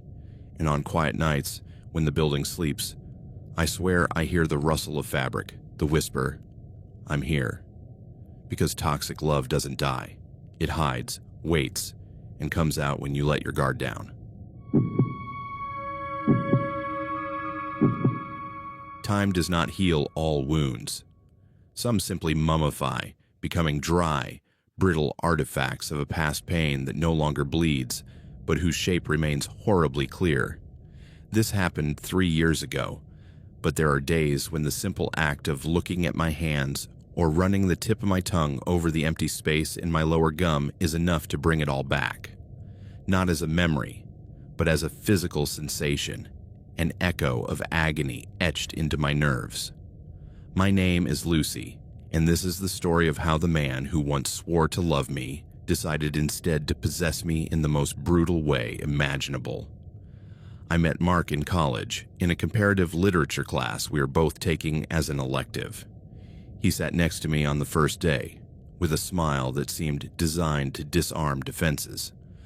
"I'm Mark, the guy who hates Shakespeare, but pretends otherwise to impress the professor," he said, extending his hand. I laughed, something I didn't often do in classes full of serious people, and replied, "Lucy, and I'm the one who reads Hamlet in my pajamas at midnight." They chatted throughout the class, ignoring the professor who rambled on about soliloquies. At the end, he invited me for coffee at the campus cafeteria. I accepted because he was handsome, dark eyes, tousled hair that gave him the air of a tortured poet, and because his attention was a balm after a week of stressful exams. At first, he was passionate, attentive, the kind of man who remembered every detail and made you feel like the most important woman in the world. On our second date, an impromptu picnic in the campus park, he pulled out a thermos of my favorite tea, Earl Grey with lemon, which he had overheard me mentioning in passing. "I couldn't risk you frowning at bad coffee," he said, winking. I melted. We spent hours there, talking about books, me defending Austen, him arguing for Dostoevsky. And when the sun went down, he kissed me for the first time, softly but insistently, as if he already knew he wouldn't let me go. The following weeks were a whirlwind. Midnight messages asking about my day, surprise flowers in my dorm room, entire weekends in his old car driving to nearby towns to try pastries in forgotten diners. He made me laugh with absurd imitations of professors, and when I felt insecure about a failed group project, he would hug me and say, "You're brilliant, Lucy. Never doubt that." I thought I had found the perfect partner, but passion, over time, showed its other side, jealousy. It started subtly, almost flirtatiously at first. One night at a fraternity party where he was the undisputed king, I chatted with a guy from my art class, a harmless guy named Alex, who was just asking about watercolor techniques. Mark came over, wrapping his arm possessively around my waist, and said quietly, "Are you sure you want to wear that skirt so short? Everyone is looking at you." He said it with a laugh, like a joke, but his fingers dug into my hip a little. I gently pushed his hand away. "It's just a skirt, Mark. Relax." He smiled, but his eyes darkened for a second, and for the rest of the night he kept me glued to his side, interrupting every conversation with jokes that only he found funny. The next day at breakfast, he casually asked, "That Alex, is he just a classmate, or is there something more?" I laughed. God, it was about paintings. But he planted the seed. The incidents multiplied. Once, after lunch with my friends from the debate team, a weekly tradition, he waited for me at the dining hall entrance with a look that didn't match his usual charm. "Who are you talking to so much?" They sounded like a gossip harem. I tried to joke, "Just catching up on cute guys like you." But he didn't laugh. That night, in his room, he checked my phone while I was showering. I knew because the message history with my friends was open when I came out. "Why did you delete that conversation with Sarah?" he asked, his tone casual but sharp. "I didn't delete it. I just archived it." He apologized afterward, with kisses and promises. "I love you so much that I go crazy." I forgave him, because his apologies came wrapped in double the attention. Surprise dinners, notes in my backpack. But the unease grew, a low hum that I ignored on sunny mornings when I woke up next to him. After graduation, we moved in together into a small apartment on the outskirts of Denver, a second floor overlooking a parking lot, and walls that creaked in the wind. It was exciting at first. We bought cheap furniture at garage sales, cooked burnt pasta while laughing, planned trips we never took. I started as an assistant at a small architecture firm, answering emails and organizing blueprints. He got a job in software sales, calling clients with that persuasive voice that had won me over. But his protection turned into isolation almost immediately. A week after we moved in, I invited Sarah and 2 friends over for a welcome to the nest dinner. Mark was the perfect host. He opened wines, told hilarious stories from college. But the next day, as we washed dishes, he said, "It was fun, but don't invite them over so often. We need time for ourselves." I said jokingly, "They're my friends, Mark. I'm not going to see them less because of you." He tensed up, drying a plate vigorously. "I'm just saying, Lucy, the world is cruel. I don't want you to drift away from me because of silly gossip." Soon, the suggestions became veiled commands. If I planned a girls' night out, he would frown. "Are you sure you don't prefer a movie night at home? It's more intimate." Once, after a girls' night out at a bar, nothing crazy, just cocktails and dancing, I came home at midnight and found him awake, sitting on the couch with my phone in his hand. "You're late. Who is that guy who texted you, 'See you soon'?" It was a coworker, congratulating me on a project. I exploded. "He's my boss, Mark. What the hell?" He stood up, getting too close. "I'm just worried. I don't trust them." That fight lasted for hours. I cried. He apologized with flowers at dawn. But he started checking my phone openly, asking for the password in case I lose mine. I blocked apps, deleted innocent chats, but the exhaustion was building. My friends noticed. Sarah sent me a message. "Lucy, are you okay? You're not responding like you used to, right?" I replied, "Everything's great, just stressed out with work." If I was 10 minutes late from work, a traffic jam on I-25, or a meeting that ran long, there was an interrogation. "Where were you? Why didn't you answer my call?" Once, after a team meeting, I walked in and found him pacing back and forth. "You said you'd be out at 5. It's 20 past 5. I tried to explain. "Traffic, Mark. I'm sorry." But he had already searched my bag, pulling out a receipt for coffee from the vending machine. "Who did you have this with? You didn't mention a break." It was just me, alone with a burnt latte. That night, we didn't have dinner together. He slept on the couch, and I slept in the bed, trembling not from the cold, but from the weight of his gaze the next day. The love I once felt turned into a slow, suffocating fear. On the nights he hugged me, his hands felt like chains. I tried to talk to him about it. "Mark, this scares me. I need space." He would cry then, swearing to change. "It's because I love you so much. I promise I'll try." And for a while he did.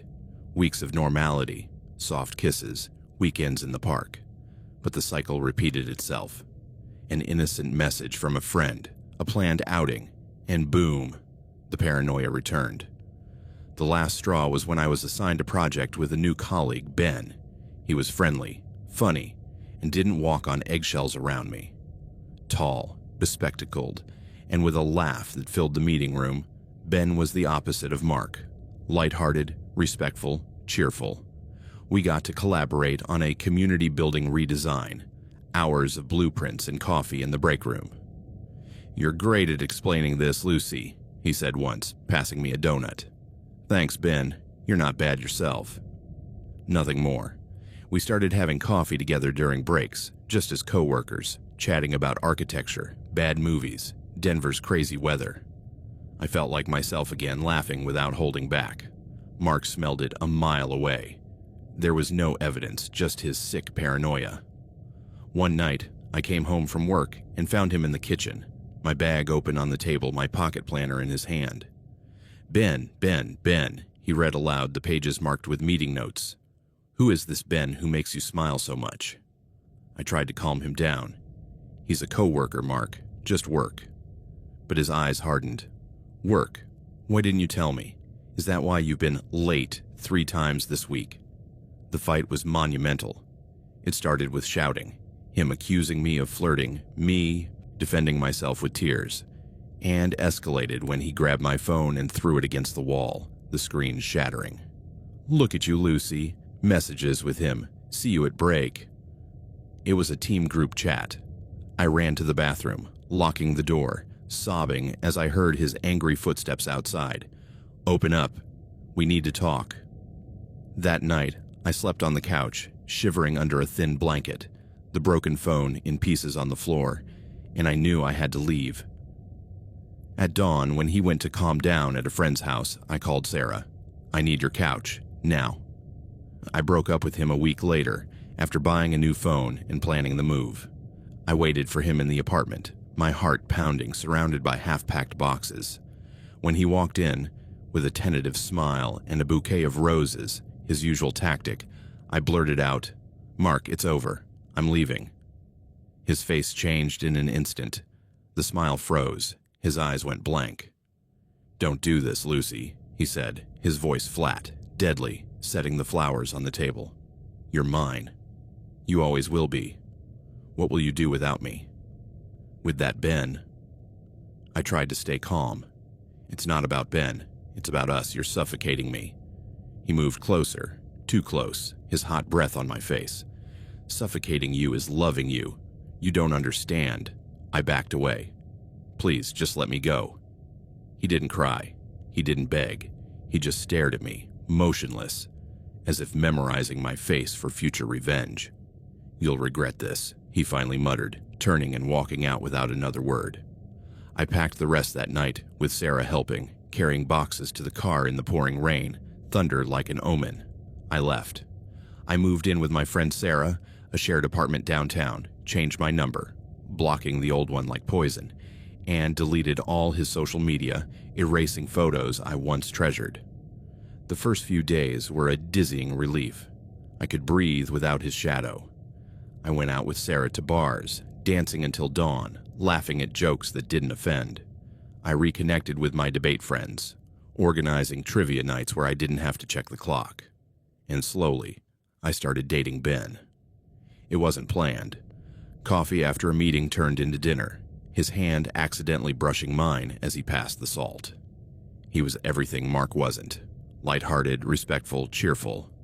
On our first real date, a walk through the Denver Botanic Gardens, he took my hand and said, "I like how you see the world, Lucy," as if everything has a story. There were no interrogations, just genuine questions. "What are you passionate about right now?" I was scared, of course. A dull fear that Mark would appear around a corner, his silhouette, in the crowd.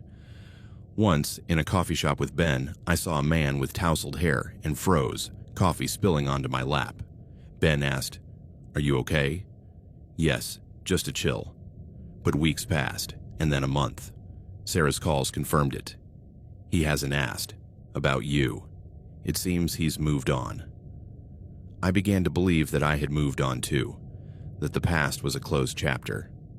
It was colossally stupid to believe that a man like Mark would give up. The first signs were subtle, almost paranoid. A week after moving into my new apartment, a bright studio in a more central building, with a doorman and noisy neighbors who made me feel safe, I found a wilted flower on the doormat.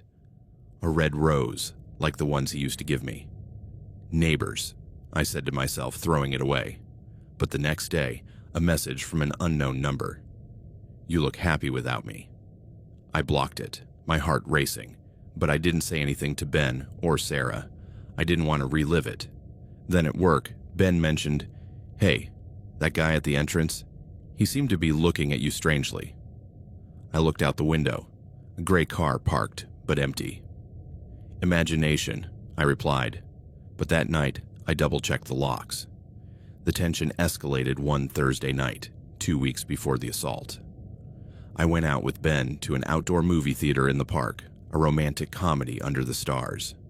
We laughed until we cried, his arm around my shoulders, and for the first time in months, I felt light. We walked back to my building, kissing on the sidewalk, oblivious to the world. But as I climbed the stairs, I heard footsteps behind me, quick, stealthy. I turned. No one there. In the hallway, my door had a fresh scratch in the paint, like a key scratch. I called the doorman. It must be the cat upstairs. I slept with the light on, my phone charging next to the bed. Another incident. At the supermarket, pushing the cart down the cereal aisle, I felt eyes on the back of my neck. I looked up, Mark, at the end of the aisle, pretending to read a box of oatmeal. Our eyes met for an eternal second. He smiled slowly and disappeared between the shelves. I ran to the checkout, paying with trembling hands, and called Sarah from the car. I saw him. He's here. She insisted, "Call the police, Lucy. Get a restraining order." I did so the next day at the police station. A board officer took my statement. Harassment, possible violation of privacy. They gave me papers, but warned. Without solid evidence, it's difficult. That night, Ben stayed with me, his presence a shield. I won't let him touch you. But at midnight, there was a knock on the door. "Pizza," a voice shouted. It was delivery, but I paid and closed the door quickly, my heart racing. Paranoia became routine. I changed my route to work, avoiding the park where we used to walk. Ben noticed my tension. "Talk to me, Lucy." I told him the basics, troublesome ex. And he hugged me. "I'm here." But the fear grew. An anonymous email with a photo of us at college. Happy memories. I reported it, but the sender was fake. Sarah organized a new beginning party with friends and wine, but I spent the night looking out the window, convinced I could see his car on the street. One Tuesday night, 3 weeks after the photo, I was coming home late to my new apartment. I had been out to dinner with Ben and some friends, Sarah, Mia, and a cousin of Ben's, at an Italian restaurant downtown, laughing over work stories, red wine loosening our tongues. I was tired, but happy, with that tingle of having reclaimed my life, my bag heavy with the menu Ben had kept as a souvenir. As I searched for my keys in my bag in front of my door, the hallway dimly lit by yellow light bulbs. A figure emerged from the shadows at the end of the corridor, where the light didn't reach. There was no time to react. A strong arm wrapped around my waist, lifting me off the ground as if I weighed nothing, and a calloused hand clamped over my mouth, stifling the scream that rose in my throat. The bag fell with a thud, keys scattering. I recognized his scent instantly. That smell of cheap laundry detergent and cold sweat, mixed with a faint trace of the cologne he used to impress. Mark. My body froze for a second in shock. Then I fought back, kicking in the air, elbowing his ribs, digging my nails into his forearm. But he was much stronger, his grip iron-like, whispering in my ear, "Shh, Lucy. It's time to go home. Don't make any noise or I'll call your little friends downstairs." "Let me go." I tried to scream, but only a muffled choke came out. He laughed low, the sound vibrating against my back. "You know I won't." With his free hand, he pulled out some keys.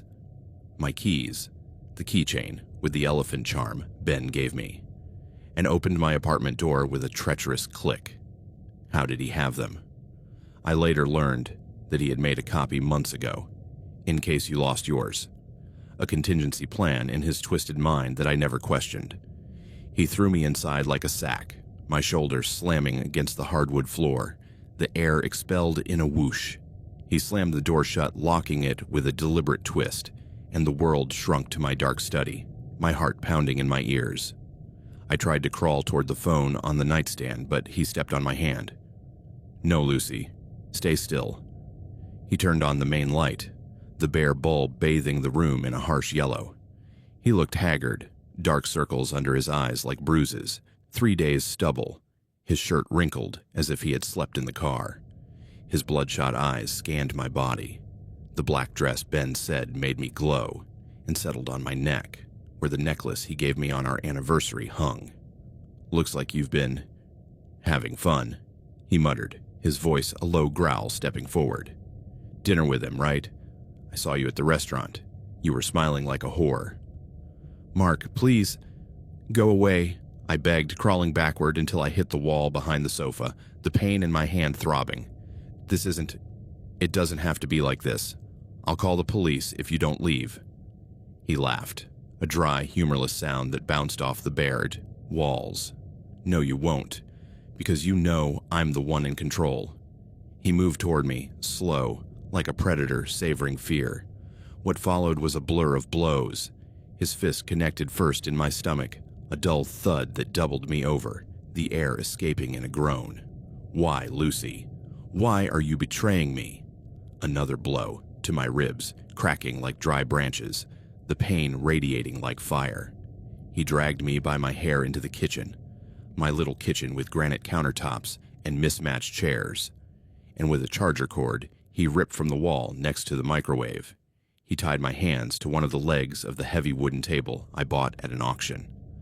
I was kneeling on the cold floor, my knees scraping the tiles, gasping for breath, the taste of blood in my mouth from a split lip. "Now," he said, kneeling in front of me, his face level with mine, his breath sour with beer and rage. "We're going to have a little chat about loyalty, about how you broke my heart with that Ben." He pulled something out of his jacket pocket. It wasn't a knife or a gun. That would have been merciful. It was a pair of pliers, one of those needle-nose pliers electricians use, with black handles and silver jaws that glinted in the light. He opened and closed them with a click, testing them. The fear I felt at that moment was of a completely new quality. It wasn't the fear of a quick beating, but the fear of meticulous, intimate destruction, something that would mark me forever. "Mark, no. Please, God, no," I sobbed, struggling against the cable biting into my wrists, the table immovable as an anchor. "Let's start with something small," he said, with a terrifying calm that was more chilling than the blows. He grabbed my left hand, pinning it to the floor with brutal force, his knees digging into my thighs to hold me down. "These nails, so well manicured with that pink polish you put on for dinner. Is it for him, so he can touch you?" "No, Mark, please. I swear it's just work," I cried, tears rolling hot down my cheeks, my body trembling in anticipation. He ignored my pleas, his eyes fixed on mine, as if drinking in my terror. He placed the tweezers at the base of my ring fingernail, the cold metal biting into my skin. There was extreme growing pressure, as if my finger were expanding in agony. "Remember this, Lucy. Each one is for a lie." Then he pulled, with a precise twist. A dull, wet crack echoed through the bones of my hand, the nail popping off with a bloody pop, and a burst of white, blinding pain shot up my arm, up to my shoulder, up to my brain. I screamed, a heart-wrenching sound that didn't seem to come from me, tearing at my throat like glass. He tossed the torn-off nail, a small pale sheet of pink enamel splattered with blood, onto the floor in front of me, rolling to a stop against my knee. "1," he counted, his voice monotone, like a teacher taking attendance. Tears clouded my vision, the world blurry and spinning. The pain was unbearable, a never-ending electric current pulsing in sync with my heart. I tried to curl my fingers, but he spread them out again, moving on to my pinky. "For the smiles you give him." Another horrible squeeze, the metal sinking in, and the pull, crunch, pop, agony. I screamed again, the sound muffled by sobs, my body convulsing against the table. 2. He continued like this, methodically counting each nail torn from my left hand. The index finger, for the coffees you drink with him. 3. The middle finger, for ignoring my calls. 4. The thumb, for moving without me. 5. Each one was an eternity, the pressure building like a storm, the crack like bone snapping, the pain radiating in waves that left me dizzy, on the verge of vomiting. The floor around me was stained with small spots of blood, red drops that spread like macabre flowers. My breathing was ragged gasps. My screams had turned into hoarse sobs, my voice hoarse from begging, "Stop. Please. I'm sorry." But he didn't stop, his face impassive, sweating slightly from the effort, murmuring, "This is love, Lucy. I'm saving you." When he finished with the first hand, he released my fingers, letting it fall like a bloody rag. My hand was a throbbing, bleeding mass of pain, the nail beds exposed like open wounds, blood dripping steadily. I thought, madly, in the midst of shock, that he was finished. that exhaustion would stop him. I looked up, pleading, "Enough. Enough." "The other hand, Lucy," he said, his voice still calm, grabbing my right hand with the same brutality. "You can't have favorites. Balance, remember? You taught me that in that literature class." He started again, spreading my fingers one by one. By then, I was in a state of deep shock, the world disconnecting in flashes, the ceiling spinning, his face blurred, the smell of metallic blood mixing with his sweat. The pinky. 6. A weak moan escaping my lips. The ring finger. 7. The pain so intense that I bit my own lip, tasting more blood. I tried to negotiate, my voice a thread. "I'll give you whatever you want. Money, keys. Just stop." He laughed. "What I want is for you to feel what I felt." The middle finger. 8. Nausea rising, I vomited bile next to the table. He stepping back in disgust but without stopping. The index finger. 9. My vision narrowing, the pain a constant roar. The thumb. 10. The last one, a tug that left me gasping, my body limp against the table leg. After the 10th nail, he paused, wiping his hands on his pants, contemplating his work. My hands lay on the floor, grotesque and unrecognizable, as if they had been through a shredder, blood forming a sticky pool that seeped between the tiles. I took a deep breath, a ragged gulp of air, thinking it was the end, that the shock had sated him. I was wrong. "That smile," he said, leaning toward me, his hot breath on my shattered face. "I always loved your smile, Lucy. Bright, contagious. But lately, you've been showing it to someone else, to Ben, in photos I saw on Sarah's Instagram, smiling as if I didn't exist." He grabbed my face hard, his fingers digging into my bruised cheeks, forcing me to look him straight in the eyes, those empty, remorseless eyes. "I think it needs a little readjustment, so no one else sees it like that." With his free hand, he stuck his fingers in my mouth, hooking my jaw, looking for a grip on my lower teeth. I bit down with all my remaining strength, feeling my incisor sink into the flesh of his index finger, the salty taste of his blood mixing with mine. He growled in pain and anger, an animalistic sound. "Bitch!" and punched me in the side of the head with his free fist, the impact exploding stars in my vision, the world tilting. Stunned, I spat blood, but he didn't let go. With renewed determination, he wiped his finger on my dress and placed the pliers on one of my lower front teeth, the fang that always stung when I chewed gum. This pain was different, deeper, more visceral, radiating from the root to my skull. "For every smile you gave it," he muttered, tightening his grip. He pulled, his entire weight leaning back, the jaws of the pliers grinding against the enamel. I felt the roots clinging to my jawbone, a last desperate attempt to hold on to their place, tugging at nerves and gums in a liquid fire. "No. God, no," I moaned, my head shaking, but he twisted the pliers, a cruel turn that multiplied the agony. There was a dreadful sound, a dull, wet crunch like bone breaking under pressure, and then a feeling of violent release, followed by a wave of pain so intense that the world went black for a moment, my body convulsing in uncontrollable spasms. When I regained consciousness, I was spitting blood and saliva on the floor, the hole in my gum a throbbing void that sucked in air with every breath. He held my tooth between his thumb and forefinger, a white fang stained red, contemplating it in the light as if it were a hunting trophy. "Perfect," he murmured, turning it over. "Now you're mine again. Marked forever. No one will want that broken mouth." He got up and began walking around the kitchen as if he had just finished a mundane household chore, washing dishes, folding clothes. He took a beer out of the refrigerator, my violated space, opened it with a pop and took a long drink, burping. I collapsed against the table leg, exhausted, broken, immersed in pain I could no longer quantify, hands like liquid fire, mouth a well of blood, head throbbing with every pulse.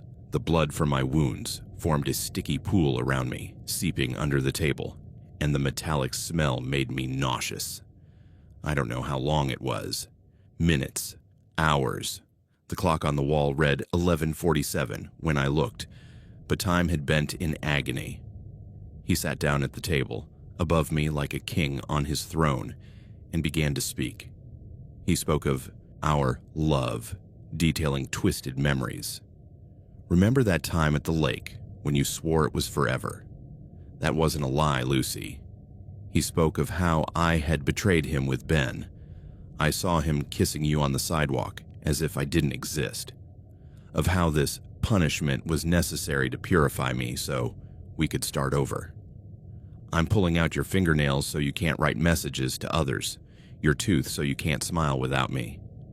His words were so delusional, so disconnected from reality. We're soulmates. You just need to remember that. That they were almost more terrifying than the physical pain.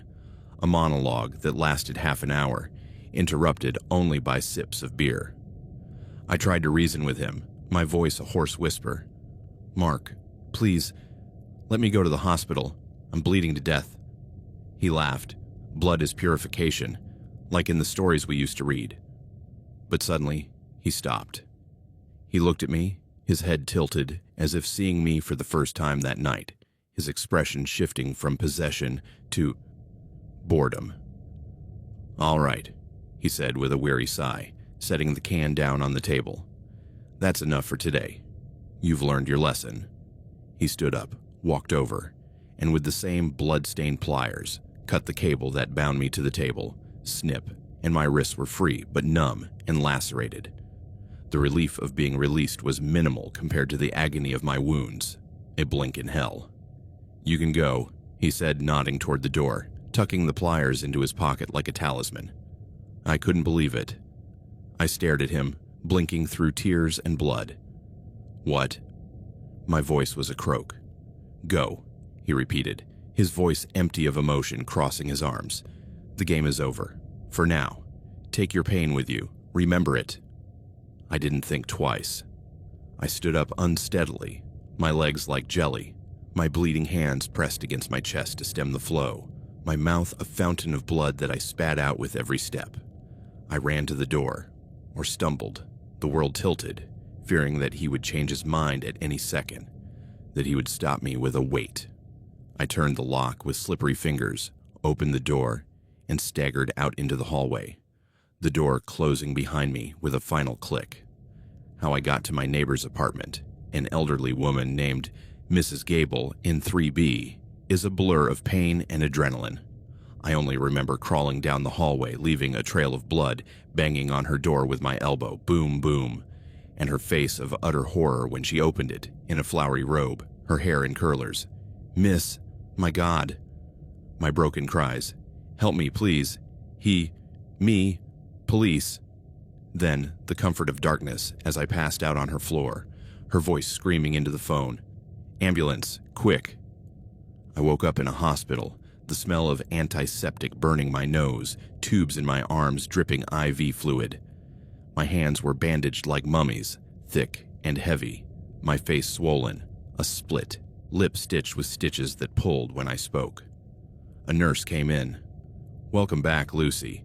You've lost blood, but you're stable. The doctor came in later, a middle-aged man in a white coat explaining the damage in a soft voice. Your fingernails won't grow back normally. Permanent scarring on the beds.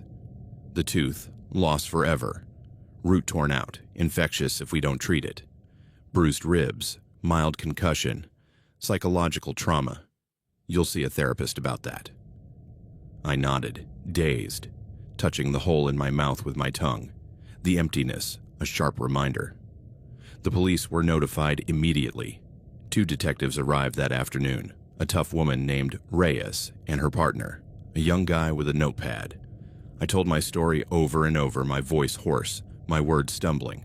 The kidnapping in the hallway, the blows, the pliers, the cold counting. He let me go. He said for now. Reyes took notes. We have his description, previous address, arrest warrant for aggravated assault, trespassing, possible kidnapping.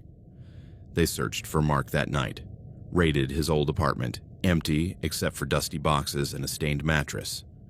My studio was clean. I had left no trace except for the drops of dried blood in the kitchen and the cut cable. He took my fingernails and tooth trophies in his sick pocket. I lived in constant fear for months, a low pulse coloring every day. I moved in with Sarah temporarily, sleeping with a knife under my pillow, jumping at every unknown call. Ben was a pillar.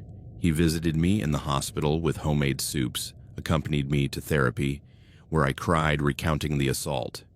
"It wasn't your fault," he would repeat, kissing my bandages, but the fear persisted. Once, in a cafe, I saw a gray car like his and ran to the bathroom, hyperventilating until Sarah arrived. Another time, a message from a blocked number. "I miss you," marked. The police traced it. Burner phone, no fingerprints. I filed a restraining order, but Reyes admitted, "Without direct contact, it's difficult. We believe he fled the state." The months stretched out in a fog of recovery. Physical therapy for my hands, painful exercises that left me crying, my nails growing uneven and weak, dental for the implant, weekly visits where the dentist said, "You will heal, but the bone trauma is deep." Therapy twice a week, unearthing not only the assault, but years of abuse. It was love, right? The therapist, a woman named Elena, shook her head. It was control. Reclaim your power. I went out with Ben, but cautiously. Dinners at home, hands held carefully. One night, he tried to kiss my neck, and a flashback, Mark's breath, made me pull away. "I'm sorry. I can't." He waited patiently. "When you're ready." The paranoia escalated. An anonymous package at work, a box with wilted roses, and a note. "So you remember." I reported it. Negative fingerprints. Again, at the gym, a shadow in the mirror. A man wearing a jacket like Mark's. I ran to the locker room calling Ben hysterically. False alarms, but each one eroded my peace. Sarah organized a trip to the mountains. Breathe fresh air. There, in a cabin, I walked trails, but I heard branches crackling, footsteps, and looked back every meter. She was able to escape because the guy let her go. That's the part that torments me the most. I didn't escape heroically, breaking bonds or screaming for help. I wasn't rescued by alert neighbors or timely police. He decided it was over, like a bored child setting aside a broken toy, saving it for later. That final act of control, of deciding the extent and duration of my torture, for now, was perhaps the most sinister of all. A reminder that my life was in his hands, not mine. Today, the protagonist's ex, Mark, is in prison, but not for what he did to me. The evidence was circumstantial, my testimony, the DNA on the cable, and he had fled the state, crossing into Wyoming in a stolen car, changing license plates like identities. He was arrested a year later in another state for a different crime, one much more serious and public. He kidnapped a waitress at a roadside diner, tortured her for days in a motel, leaving similar marks, fingernails, teeth. The case exploded in the news. Monster of the roads, with grainy photos of his emaciated face in court. I can't talk about the details because it's not something I'm directly involved in. The police called me as a possible witness, but I didn't testify. My wound was too fresh. Suffice it to say that justice caught up with him, though not because of me, but because of another woman who didn't have her for now. Sentenced to life in prison, without parole, rotting in a maximum security cell in Kansas. Sometimes, on quiet days, I look at my hands, with their uneven nails and silvery scars that glisten in the sun, or I touch the empty space in my mouth where the implant feels fake, intrusive. They are physical reminders that evil exists, not as a supernatural force in movies, but in the form of ordinary people who decide that your pain is an acceptable price for their obsession. There were no ghosts lurking in the dark, just the tangible cruelty of a man and a pair of pliers, their clicks etched into my skin, and the silence he left behind. That emptiness that fills my nights with echoes of muffled screams. is, and always will be, the sound of my own survival. Fragile, scarred, but mine. There are loves that fade away with a sigh, others that end with a slam of the door, and then there is ours. A love that did not end, but rather tore itself apart, poisoned itself, and transformed into something so monstrous that, at times, I find it difficult to remember the good moments without a wave of nausea washing over me. My name is Raina, and for 8 years, since my first year of high school, my life was intertwined with Liam's. We were that teenage couple that everyone believed was destined to be together forever. And perhaps in another universe, we were. But in this one, our story has an ending written in blood, semen, and madness. We grew up together in a quiet suburb of Phoenix, Arizona, where houses lined up like toy soldiers under a sun that burned skin and dreams. Liam was the shy boy in art class, the one who always had his fingers stained with charcoal or acrylic paint, hiding in the back row with a sketchbook he never showed anyone. I was the most outgoing of the group, the one who organized trips to the mall or impromptu parties in my backyard. I met him in a free drawing class when I accidentally dropped my pencil and it rolled to his feet. He picked it up, blushing to his ears, and muttered, "Here, Raina, be careful, or it'll blow away." I laughed because his voice was a nervous stammer, and I said, "Thanks, artist. Show me what you draw and I'll buy you an ice cream."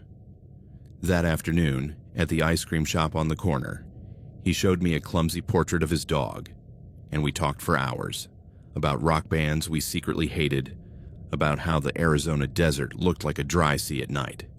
That was the beginning. Our love was the kind that is built on notes passed in class. "Meet me at the locker, don't be late." Sweaty hands held in the hallway between classes, and first times that feel like they change your world forever. At the sophomore spring dance, we danced to a slow song by the Killers, his hands trembling on my waist, and he kissed me behind the gym, awkward but sincere. "You're the best thing that's ever happened to me," he whispered, and I believed every word. We spent entire summers in my inflatable backyard pool, splashing chlorinated water at each other as we planned our escape to California. At graduation, we walked across the stage together, and that night, in his old car with the broken air conditioning, we made love for the first time in the back seat, laughing nervously when the engine cut out halfway through. We got through college remotely, me in Tempe studying marketing, him online doing graphic design, celebrating every achievement with reheated pizza and video calls until 3 a.m. We cried over every family loss. When my dad lost his factory job, Liam held me all night whispering, "We'll figure this out together." When his mom had benign cancer, I dragged him on walks in the desert at sunrise, telling him, "Look, the sun is rising for us." We were meant for each other. Or so I believed, back in those days when the future seemed like a blank canvas we would paint together. But problems slowly began to creep in, like cracks in a wall you don't want to see, until one morning you fall through. In high school, his shyness was charming, the boy who wrote me clumsy poems on cafeteria napkins, who blushed when I kissed him in public. But as we entered adulthood, that shyness twisted into something darker. After college, we moved in together into a 2-bedroom apartment in a nondescript complex near Tempe, with thin walls and a balcony overlooking a parking lot full of rusty cars. It was exciting at first. We unpacked boxes until midnight, hung photos of ourselves on the walls, me wearing a flower crown at a festival, him with paint on his face from a street art session. Cooking together became a ritual, me chopping vegetables, him stirring sauces that were always too salty. But the dynamic changed almost immediately. His shyness, which I once found adorable, became suffocating dependence. He had no friends outside of me. His world was reduced to his job as a freelance graphic designer. Hours in front of the screen editing logos for invisible startups, and our home, where he spent his days waiting for me to return from work at an advertising agency. The first signs were small, easy to ignore. One night, after a night out with my friends from the college cheerleading team, a bar with karaoke and margaritas, I came home at 11 and found him on the couch, phone in hand. "Where were you? I called you 3 times. My phone was silent in my bag. The battery had died. "Sorry, the bar was noisy. We just sang bad covers of Britney Spears." He nodded, but his eyes remained fixed on the screen. "Who with? That guy from your office, the one who always comments on your posts?" It was Mike, a harmless co-worker who joked about deadlines. "Just girls, Liam. Relax." He kissed me that night, but he was possessive, his hand squeezing more than necessary. The possessiveness escalated. If I went out with my friends, a Sunday brunch tradition, there would be 20 messages asking when I was coming back, photos of the empty table. "So you can see I miss you." Once, after lunch with Sarah, I came home and he was going through my bag in the kitchen. "What are you looking for?" "Nothing, just bills." He pulled out a coffee receipt. "You paid for 2 lattes. Was it him?" It was Sarah. "Liam, for God's sake, this is paranoia." He apologized, crying on my shoulder. "I can't lose you. You're everything." I forgave him, because his apologies came with surprise dinners, tacos from a food truck we loved, and promises to do better. But he didn't get better. He began to show signs of crippling anxiety that left him stuck in bed some days, calling me at work in a panic. "Raina, I can't breathe. Come back." I would rush home, leaving meetings unfinished, only to find him curled up under the sheets. "I'm sorry, it's just that without you..." I tried to help him. I looked for therapists online, encouraged him to join a group of designers on Meetup. "Go, Liam. Meet people." He went once, came back pale. "They were all fake. I'd rather be with you." If I spoke to a coworker on a call, a client complaining about a slogan, there was a silent, resentful interrogation afterward. Why did it take so long? Was it a woman? Once, after a virtual conference where a male colleague complimented my idea, he waited at the door. "Were you flirting? I heard you laugh." It was polite, Liam. That fight lasted for hours.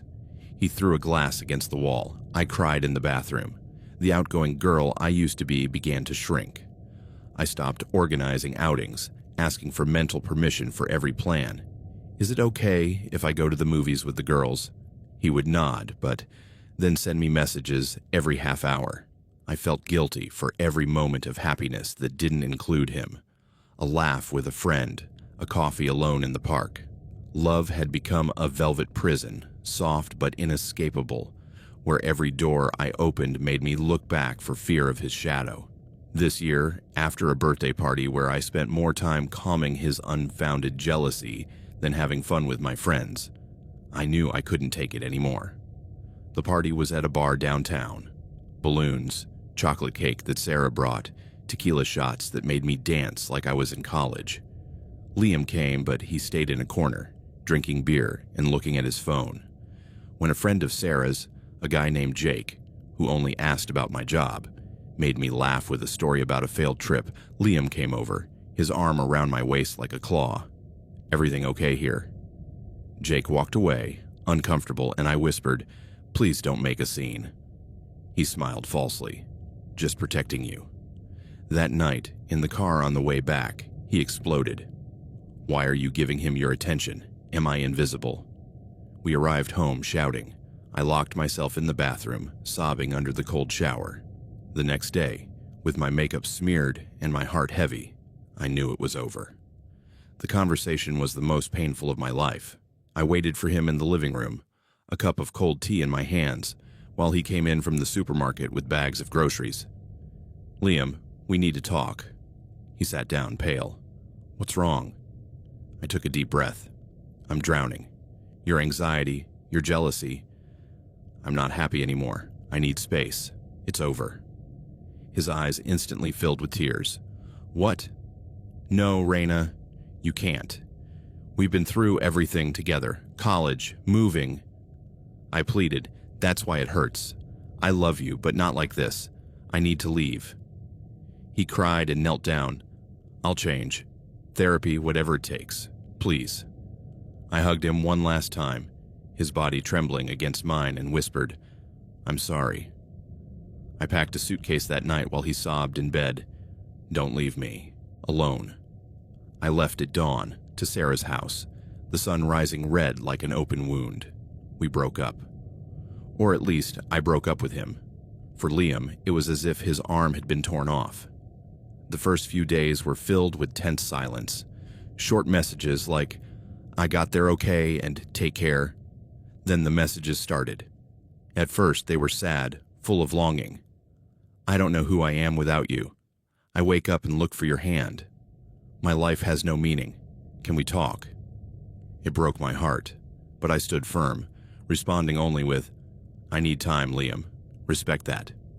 I blocked his number temporarily, but he used secondary accounts, emails, just one call, for old time's sake.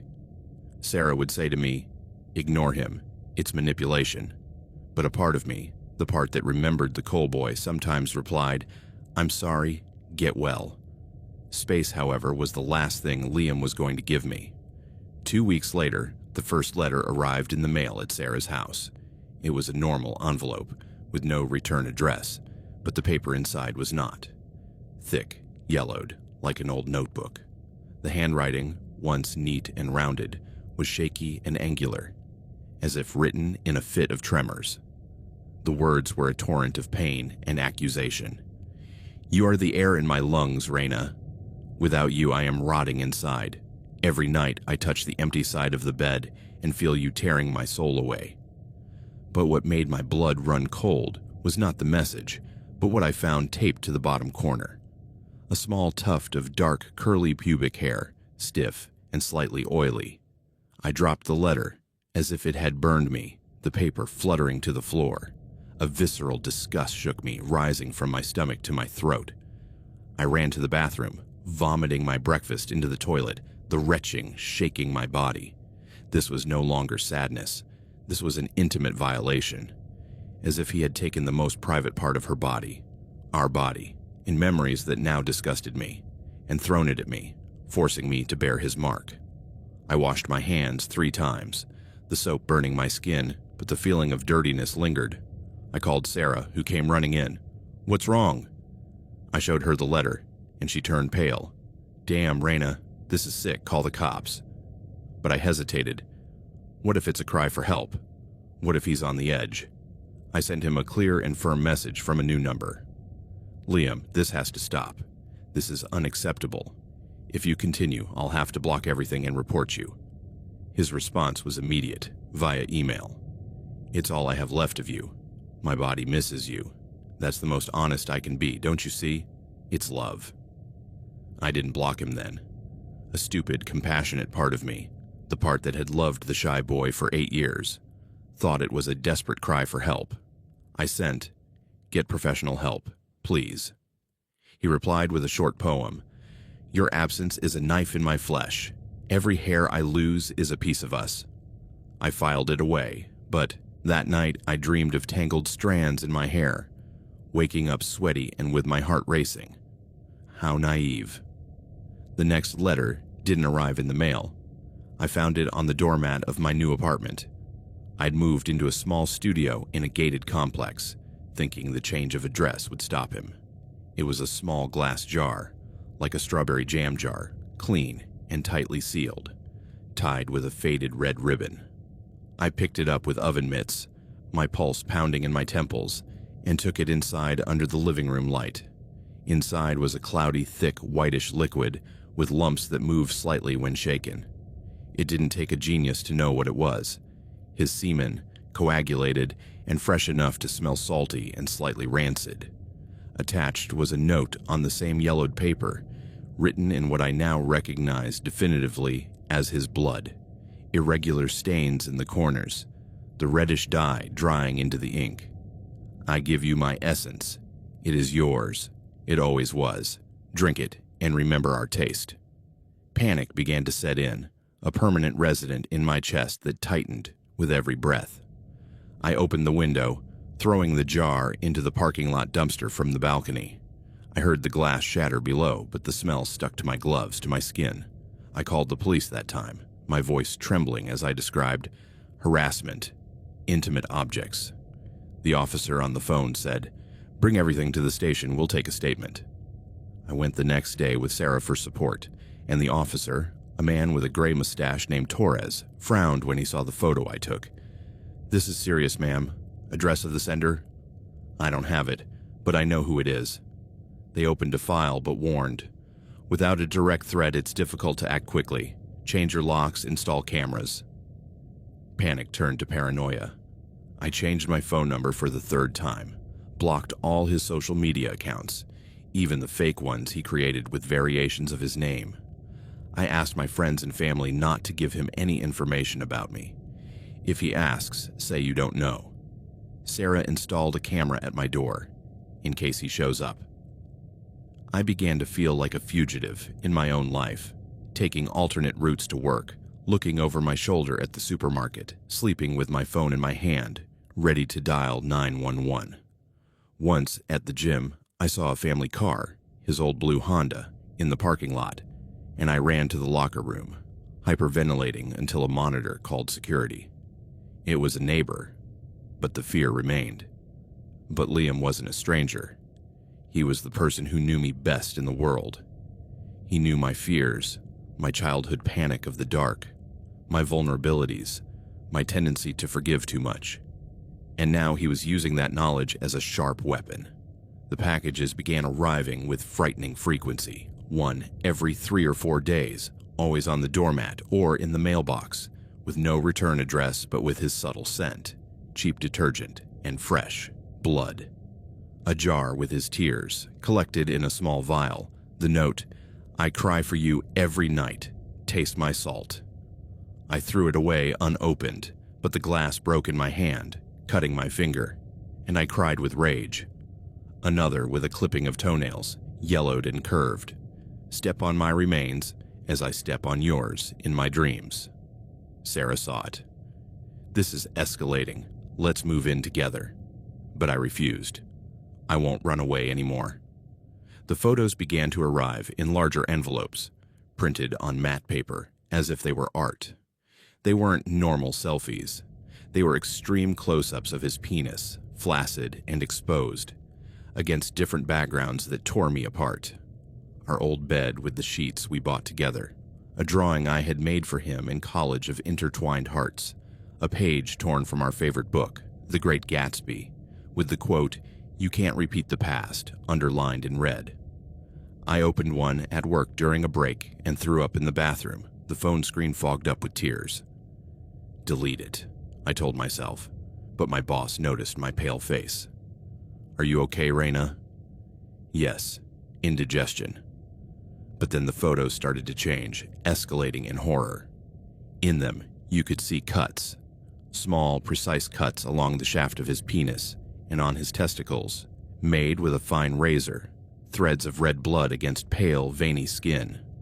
One photo showed a shallow gash at the base, blood dripping in the shape of a teardrop, accompanying note, "See what you make me do.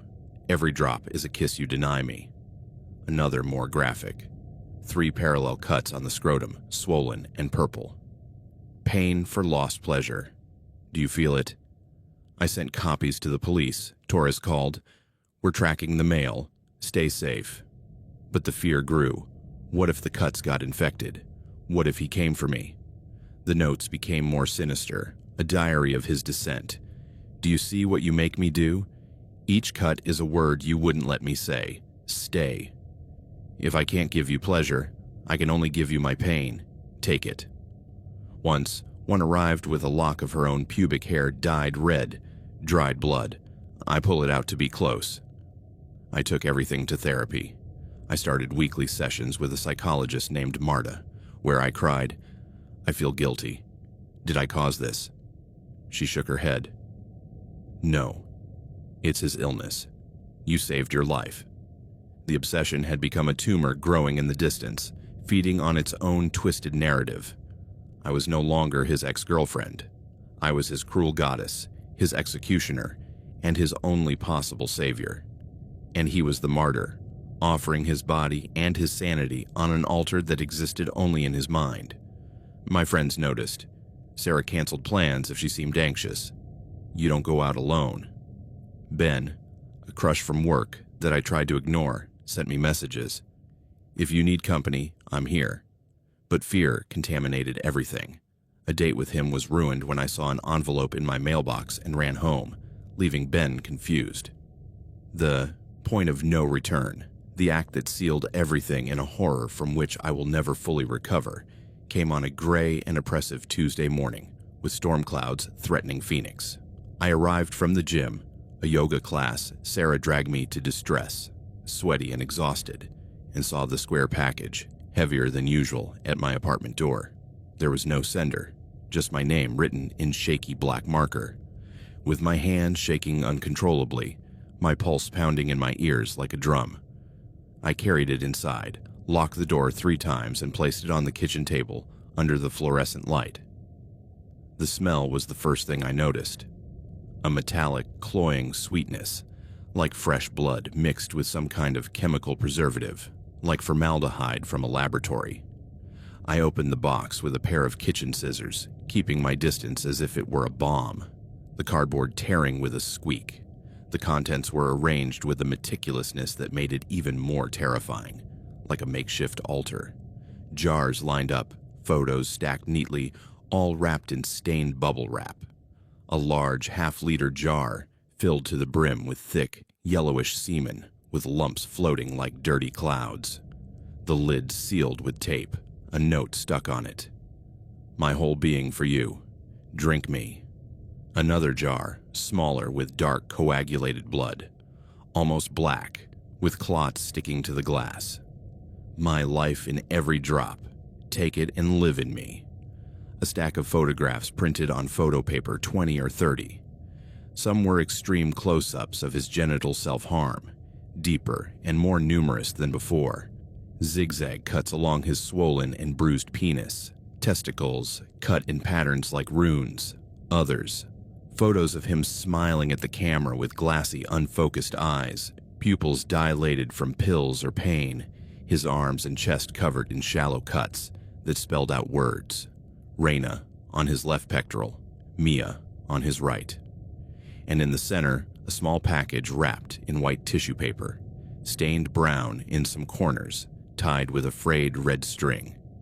My breathing quickened, a shallow gasp that didn't fill my lungs. Part of me screamed to throw it all in the building's dumpster, to burn it in the sink with alcohol. But another part, the part that had been caught up in this whirlwind of horror since the first letter, needed to know. It needed to face the depth of its madness in order to escape it once and for all. With numb, sweaty fingers, I unwrapped the tissue paper, the rustling amplified in the silence of the apartment. Inside was a small piece of skin. It was thick, wrinkled like old leather, pale and grayish in color with pink streaks.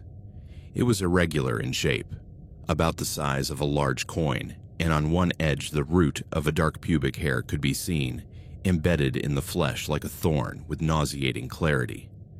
It was a piece of skin from his penis, cut off, crudely preserved in salt or something homemade, and sent as a final offering.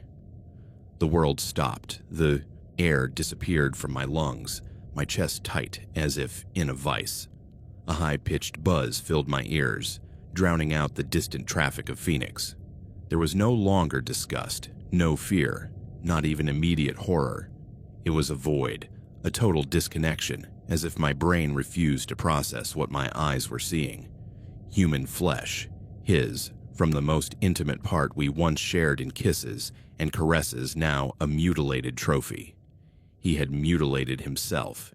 He had cut off a piece of his own body, with a kitchen knife, perhaps in the solitude of our old house, and had sent it to me, like the supreme offering of a devoted madman. The sound that came out of my throat was not a movie scream. It was a dry, animalistic groan of pure existential terror, like a trampled puppy. I dropped the piece of skin on the table, where it bounced slightly, and ran to the bathroom, vomiting into the toilet until only yellow bile came out, the retching shaking my body like an earthquake. I rinsed my mouth, spitting blood from a tooth chipped by the effort, and looked at myself in the mirror, eyes wide, face pale as the skin in the box. "This isn't real," I muttered, but it was. I called Sarah, my voice broken. "Come, now. It's worse." She arrived in 15 minutes, opening the door with her emergency key, and when she saw the box, she covered her mouth. "Fuck, Raina. What is that?" He cut himself. For me. We cried together on the bathroom floor, her hugging me while I shook. "We have to go to the police. Now." That time, I didn't just call the police. I arrived at the station with the entire box, jars wrapped in Ziploc bags, photos in an envelope, the package of skin in a jewelry box that Sarah brought, the smell following me like a ghost. My face must have been a mirror of the madness I was reporting, because the officer who attended to me, the same Torres from before, visibly paled as he opened the box with gloves. "Miss, this is Jesus." He took samples, DNA from the jars, fingerprints from the paper, and called a coroner. Priority, possible mutilation. As he took my statement for the second time with renewed urgency, detailing every package, every note, my history with him, another agent made a call to Liam's landlord, demanding immediate access. An hour later, Torres approached me with a strange expression, a mixture of relief and deep disturbance, the notepad trembling slightly in his hand. "Miss Raina, we've located Liam Evans. Is he under arrest?" I asked, my voice a hoarse whisper clinging to Sarah's arm. The agent shook his head, sitting down across from me. "No, he's at St. Jude General Hospital. He's been there for a week, in the ICU in an induced coma." The news hit me like a sledgehammer to the chest, knocking the wind out of me. "What? How? He's alive?" Torres nodded, uncomfortable. "Yes, but in serious condition. The landlord found him 8 days ago, after complaints from neighbors about the smell. There was extensive self-mutilation. According to the preliminary medical report, he cut off genital tissue, matching the sample you brought, which caused massive bleeding. He had also ingested a mixture of painkillers, antidepressants, and alcohol. The doctors stabilized him but induced a coma for surgery and recovery. He's stable, but with permanent damage, infections, loss of function. No details are predicted yet." Everything fit together with macabre precision, like pieces of a puzzle I didn't want to complete. The package, the piece of skin, freshly cut that morning or the night before, the blood in the jar, collected from the cuts, the photos, taken in a frenzy before the final act.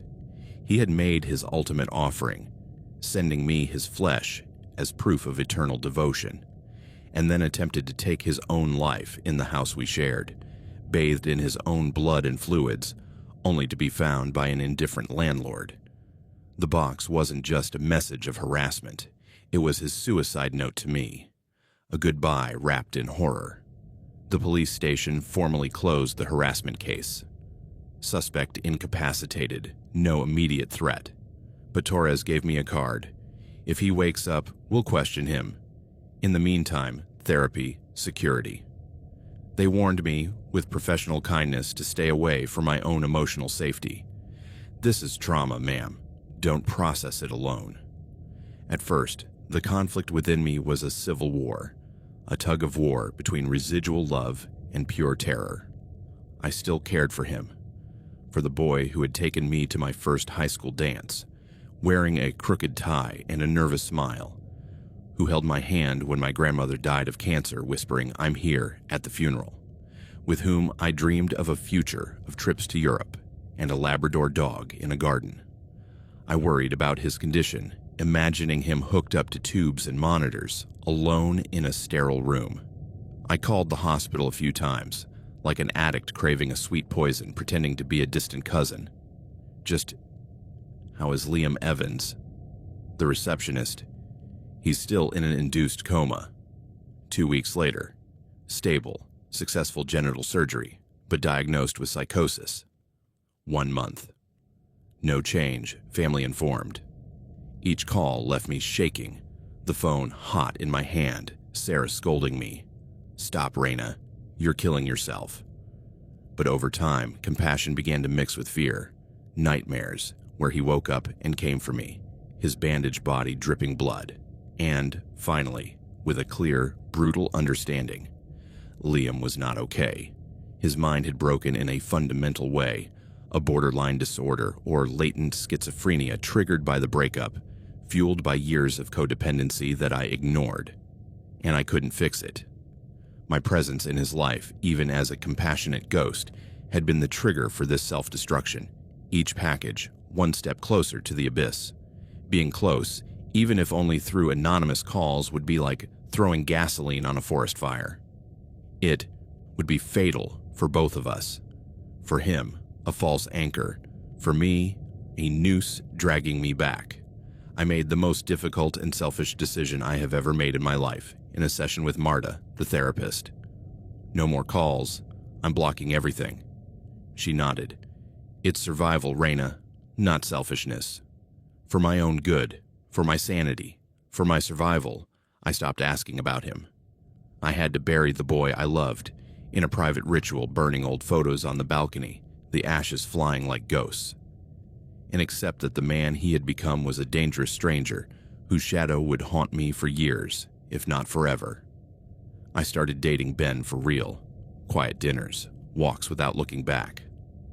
Sarah and I moved in together temporarily, laughing at silly movies to drown out the silence. Sometimes, in the stillness of the night, I wake up with a start thinking, I smell that metallic sweetness of the box, or see the image of that small, pale piece of skin on the white tissue paper, the root of the hair like an accusation.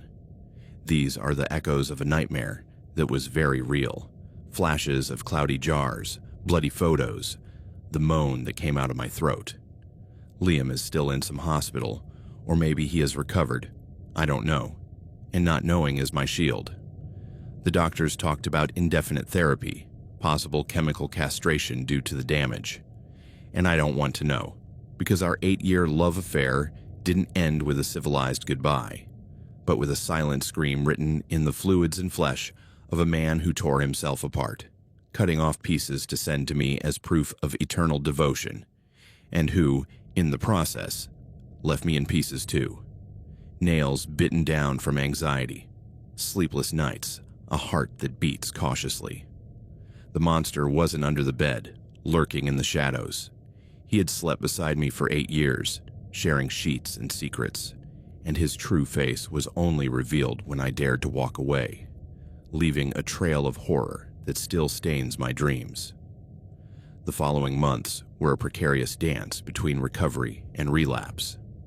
I began intensive therapy, 2 sessions a week with Marta, unearthing not only the horror of the packages but the years of codependency. You blamed yourself for his anxiety, Raina. That wasn't love. It was a burden. I cried in every session, reliving the first note. It broke my heart. She would respond, "It was manipulation. Claim your empathy for yourself." Ben was patient. Our first real date, a picnic in South Mountain Park, ended with a soft kiss on the cheek. "When you're ready." But fear sabotaged us. Once, in his car, I heard a horn and jumped, screaming, "It's him." Ben slammed on the brakes. "Just a taxi. I'm here." Little by little, we moved forward. Dinners at home, hands intertwined without possessive squeezes. Sarah and I moved into a larger duplex, with cameras at the door and an alarm system that beeped at shadows. "Safety first," she said, installing motion lights, but the paranoia persisted. An empty envelope in the mailbox made me tremble, checking every corner. Once, at work, a package of samples, design cards, arrived, and I opened it in a panic, screaming until a colleague called the boss. "Trauma," I explained vaguely, and took the afternoon off. Calls to the hospital stopped after the 5th. Family restricts info. I tried one last time, pretending to be a neighbor. Just, "Did he wake up?" No comment. I blocked the number, but I dreamed about it. Him walking around my apartment with a bandage, whispering, "I gave you everything." I would wake up sweaty, running to the kitchen for water, Sarah comforting me. It was his choice, not yours. Work became both a refuge and a minefield. Presentations where my voice trembled, colleagues asking, "Are you okay? You seem distant." I lied. Stress. Ben, on the same floor, covered for me. Raina is the best, just deadlines. Our relationship blossomed slowly. A weekend in Sedona, red trails under the sun where we finally made love, his tenderness washing away echoes of Liam. "You're free," he murmured afterward, and I cried on his chest. But relapses came. An anonymous email. "He wakes up asking about you," which I deleted but which left me in bed for 2 days. Marta. "It's posthumous gaslighting. Ignore it." Sarah organized group therapy for survivors of harassment. Share. Don't carry it alone. There, I heard similar stories. Exes who kept coming back, disturbing packages, and I cried, "I thought I was unique." "You're not," said the leader, "but you survive." A year later, the case was officially closed. Liam transferred to a psychiatric clinic in Tucson, diagnosed with delusional disorder. I didn't testify. The trauma was enough. Ben proposed, "Let's move in together." I said yes, an apartment with a garden, far from the suburbs. I packed, burning the last photo of us. Goodbye, coal guy. Now, 2 years later, I'm alive. Laughter with Ben, trips to the beach, a cat purring on my lap. But the scars remain, nails that break easily from stress, nights where I touch my skin as if expecting cuts. Liam is a ghost, perhaps recovered, perhaps not. I don't ask. Because the love I built with him was not a fairy tale, but a spider web that trapped me, and breaking it cost me flesh and soul. I survived, scarred but whole, remembering that the real horror is not the package at the door, but the silence afterwards, where you rebuild from scratch. Time, they say, heals all wounds. It's a well-intentioned lie repeated on sympathy cards and in advice from distant aunts. Time doesn't heal. What it does is bury vivid memories under layers of routine and new beginnings. But they're always there, throbbing beneath the surface like swollen veins, ready to emerge with the scent of wilted jasmine, the click of heels on the sidewalk. A date on the calendar marked in red in your mental diary. For me, that date is October 14th. It's been several years since then, exactly 4, if I count the days with the precision of a prisoner marking lines on the wall. But the scar that night left is not just emotional. It is a physical and constant reminder of what hatred and obsession can do when released from their cage. My name is Alex, and Vanessa was the first woman who made me believe in love as a fire. Consuming, transforming, impossible to extinguish without burning yourself alive. We met at a college party, in that chaotic limbo of final exams and warm beer. She was a whirlwind. Short black hair that framed her face like a warrior's helmet. Brown eyes that caught you and wouldn't let go. And a laugh that cut through the cigarette smoke like a knife. I was the ordinary guy, an engineering student with foggy glasses and a shirt that always smelled like the lab. I approached the bar because I needed an excuse not to go home alone, and there she was, arguing with the bartender over a poorly made cocktail. "This tastes like gasoline with lemon," she exclaimed, and I awkwardly interjected, "Let me pay for the next one. A good one, I promise." She looked me up and down, smiled with that mischievous curve, and said, "If you fail, I'll buy you a drink." I didn't fail. That night, we talked until dawn on the porch of the fraternity house, about horror movies that terrified her as a child, about how I dreamed of designing bridges that would last for centuries. The next day, I woke up to a message. "You survived the night. Dinner this week?" It was the beginning of 8 months of pure fire. Our relationship was intense, like a forest fire. It burned with a ferocity that consumed everything in its path, but it was unsustainable from the start. The first few weeks were euphoric, impromptu dates at midnight diners where we shared fries and secrets. She confessed that she hated her psychology major because people are predictable and boring. I admitted that I feared I wasn't good enough for anyone. We made love in her car parked at desert lookouts with the Mojave wind whistling outside, or in my messy bedroom, laughing when the bed creaked too loudly. She introduced me to her friends, a raucous group of artists and bohemians who smoked pipes and debated existentialism, and I took her to football games, where she cheered louder than the die-hard fans.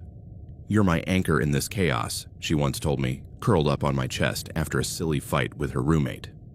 I believed it was true, but the fire started to burn too close. Jealousy appeared as sparks at first, easy to extinguish with kisses.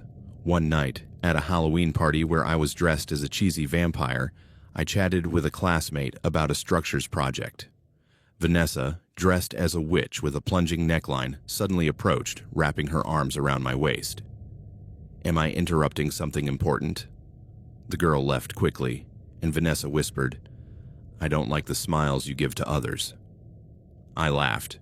"It was about steel beams, honey. Nothing sexy." She smiled, but her nails dug into my side a little.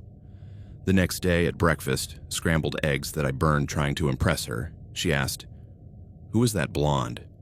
I saw her looking at you." "No one, Vanessa. Just class." She calmed down with a kiss, but she planted the seed. The shouting matches began at 3 in the morning, waking me up with her voice like thunder. I saw the message. "Why do you reply so quickly?" It was a childhood friend asking about a reunion. "He's harmless," I tried to explain, but she was already up, pacing the bedroom in her t-shirt and panties. "Harmless? What if he wants more? Will you trade me for the first girl who texts you?" It lasted for hours, me defending myself, her accusing me, until the sun came up and we hugged each other exhausted, whispering, "I'm sorry. It's just that I love you so much." Love felt more like possession. She would check my phone when I was in the shower, just in case you lost something. And if I went out with friends, she would send photos of her dinner alone. "Missing you." Once, after a night of poker with the guys, I came home and she was sitting on the couch, eyes red. "Why didn't you answer? I thought you were with someone else." "Vanessa, it was cards. Relax." She ended up crying, and I comforted her until dawn. Breaking up with her was like escaping from a room that was running out of oxygen. It happened one night in July, with the air conditioning broken and sweat sticking us to the sheets. We had argued over a like on Instagram, mine to a photo of a former college classmate, nothing more. She yelled, "Delete it, or delete the app." I exploded, "This is ridiculous, Vanessa. I can't live like this, watched like a criminal." She calmed down suddenly, sitting on the bed. "What do you mean?" I took a deep breath, my heart beating like a drum. "It's over. I can't take it anymore. Your love is suffocating me." She cried, begged, "I'll change, Alex, please." But I saw the pattern. Apology, calm, explosion. "No, Vanessa. I need to leave." I packed a bag that same night, leaving while she sobbed at the door. "Don't leave me. You're everything." I went to my brother's house, blocking her number, feeling relief mixed with guilt like sweet poison. The year that followed was one of slow rebuilding, one brick at a time, in a wall that Vanessa had torn down. I moved into a small apartment downtown, overlooking a park where I ran in the mornings to burn off my anxiety. Therapy began in August, a psychologist named Dr. Ruiz, who made me unravel the cycle. "Why did you forgive so much?" "Because I loved her," I replied, and he would nod. "Love is not constant sacrifice." I rediscovered my friends, beer nights with the soccer guys, where we laughed at college anecdotes without the burden of explanations. I learned to be alone without feeling like I was missing a limb. I cooked for one, read late into the night without interruptions, went out to bars without checking my phone every 5 minutes. It was liberating, but lonely. Failed dates with apps, where the ghost of Vanessa made me doubt myself. What if I'm the problem? And then I met Lena. It was at a Saturday morning pottery workshop, a whim to try something new that Sarah, my best friend, suggested. She arrived late, her blonde hair tied back in a messy ponytail and clay already on her hands. "Sorry, hellish traffic." She sat down next to me, and when the instructor gave us clay to mold bowls, her fingers brushed mine as she passed the water. "Try it. It feels like living mud." I laughed, and she smiled. That easy smile that reached her green eyes without shadows. She was everything Vanessa wasn't. Calm, with a soft laugh that didn't demand attention, independent. She worked as a freelance editor, traveled alone to book conferences. We talked about everything. Her love of mystery novels, my obsession with history podcasts. At the end of the workshop, she gave me her number. "If you want to practice outside, let me know. I don't bite much." We started dating cautiously at first, coffee after the workshop, where we shared failed bowls and anecdotes of clay stuck in our hair. "I like how you listen," she said once, her hand brushing mine on the table. Without judging, I opened up slowly. I told her about Vanessa on the third date, a walk along the Salt River. She was toxic. She left a mark on me. She nodded, without pressing. I have baggage too, an ex I couldn't let go of, but here we are. The certainty grew.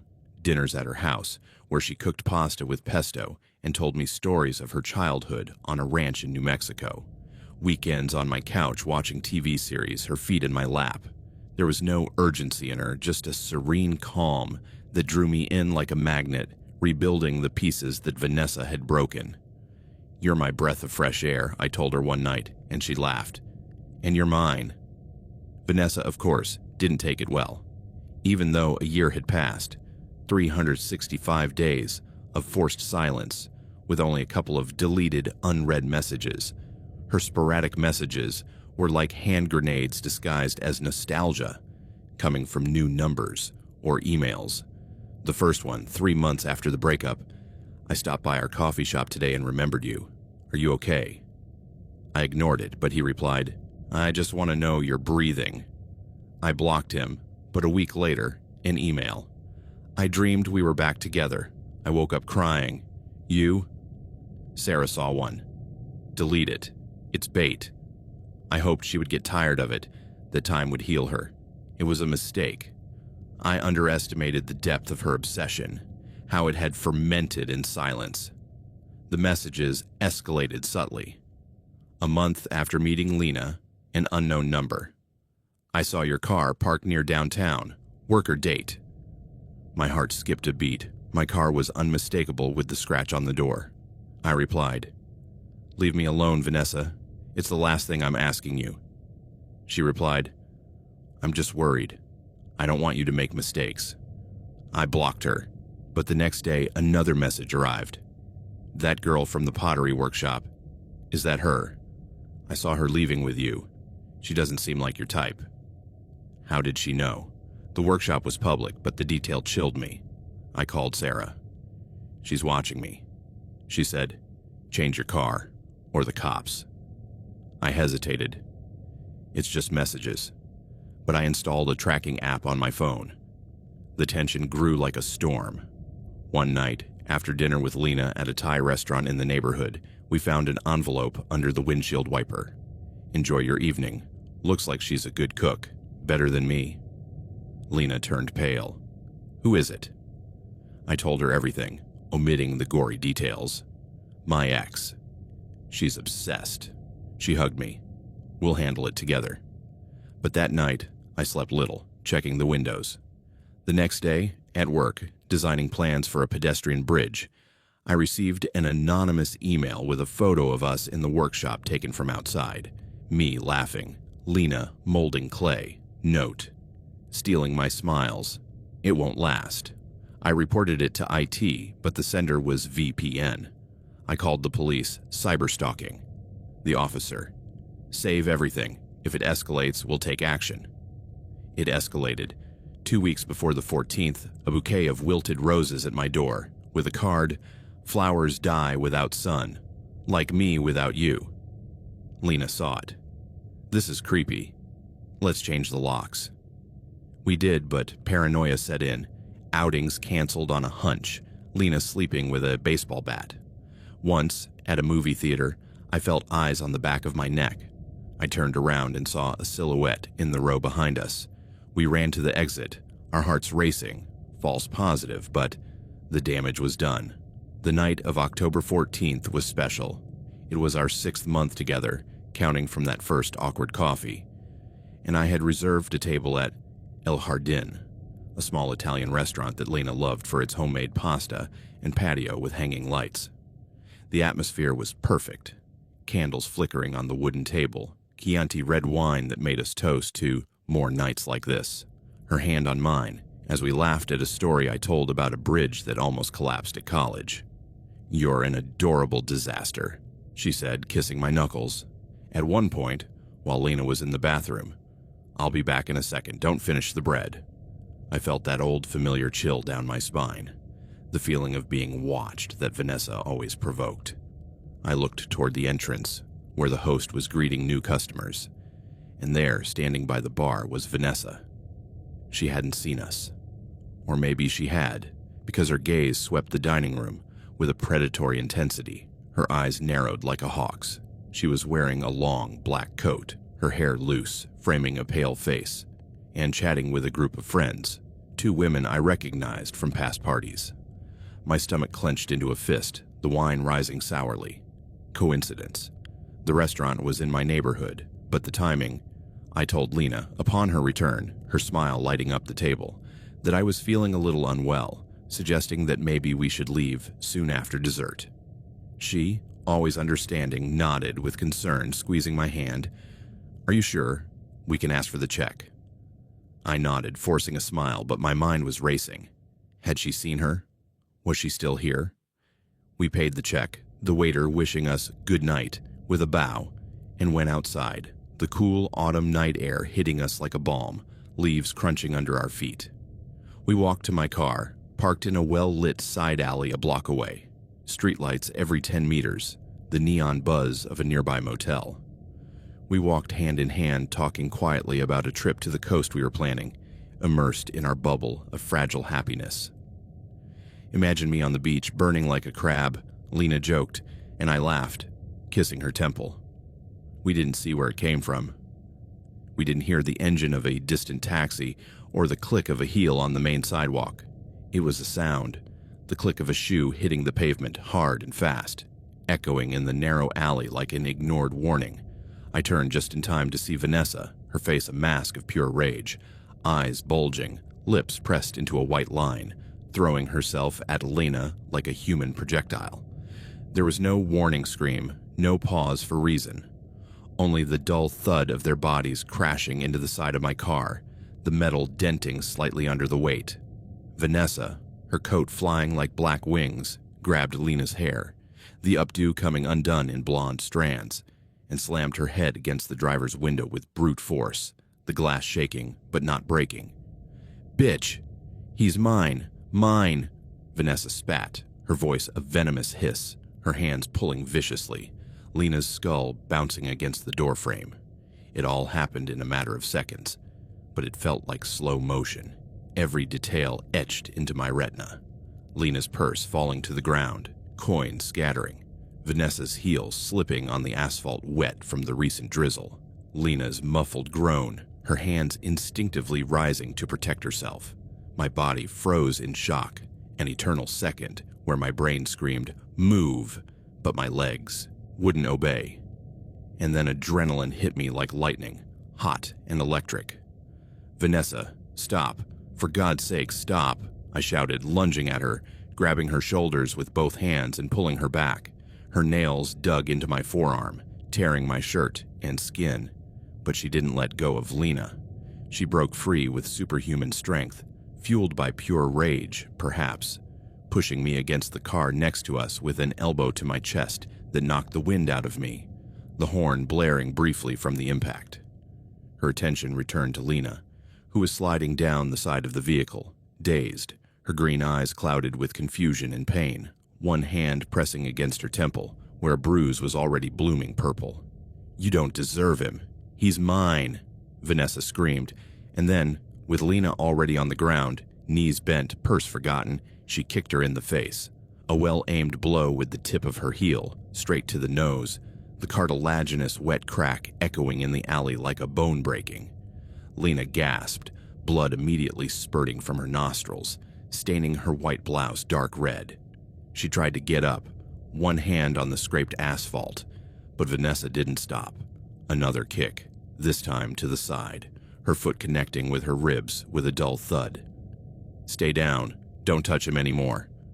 I ran again, my chest burning from the elbow, and pushed Vanessa with all my weight. "Stop. You're going to kill her."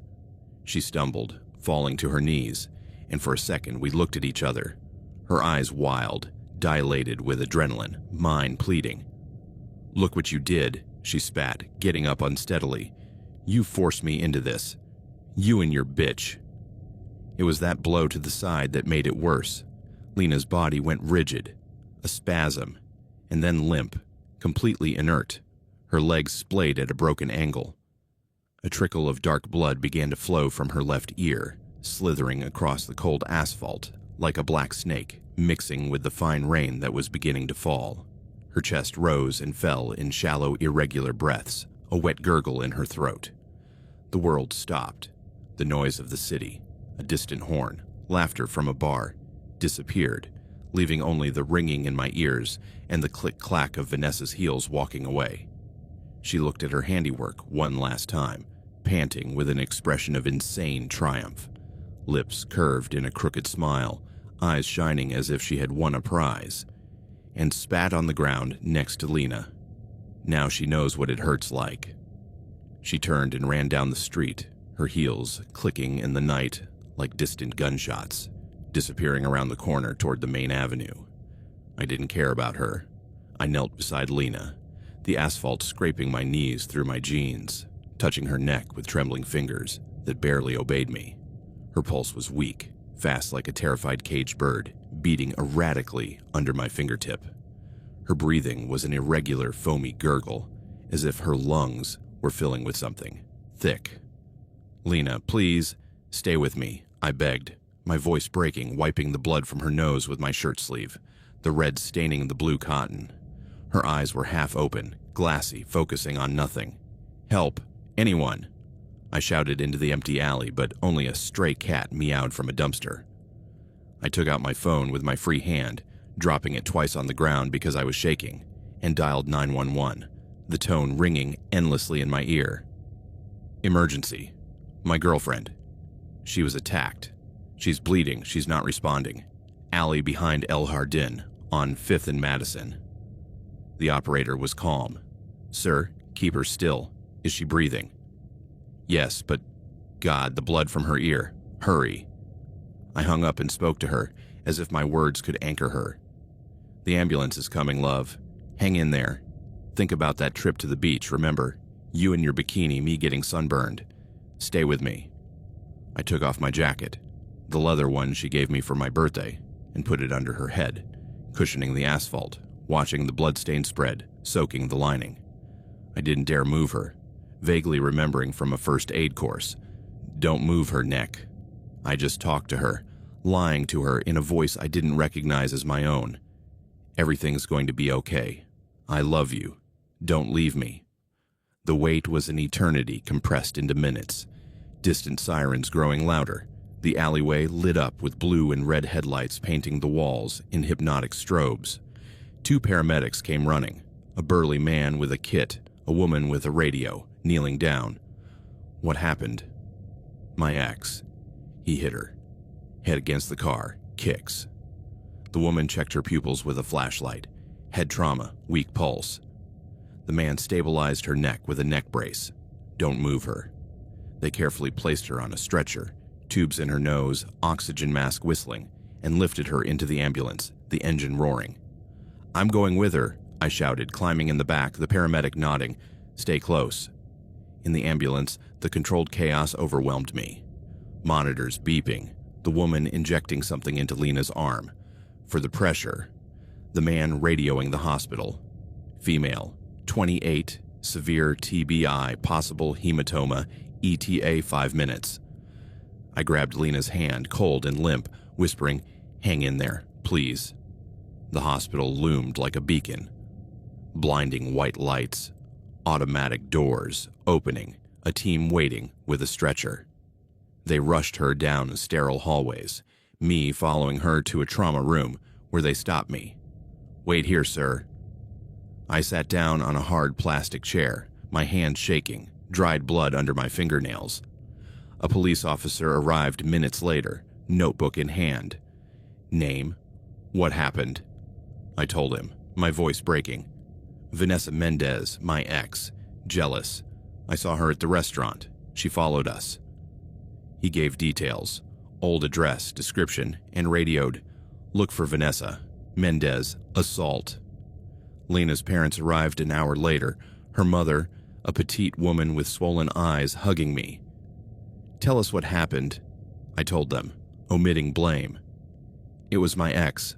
I'm so sorry." Her father, quiet and burly, squeezed my shoulder. "It's not your fault. Just save her." The next few hours in the ICU waiting room were the longest of my life, a limbo of stale coffee and news on the TV that I didn't watch.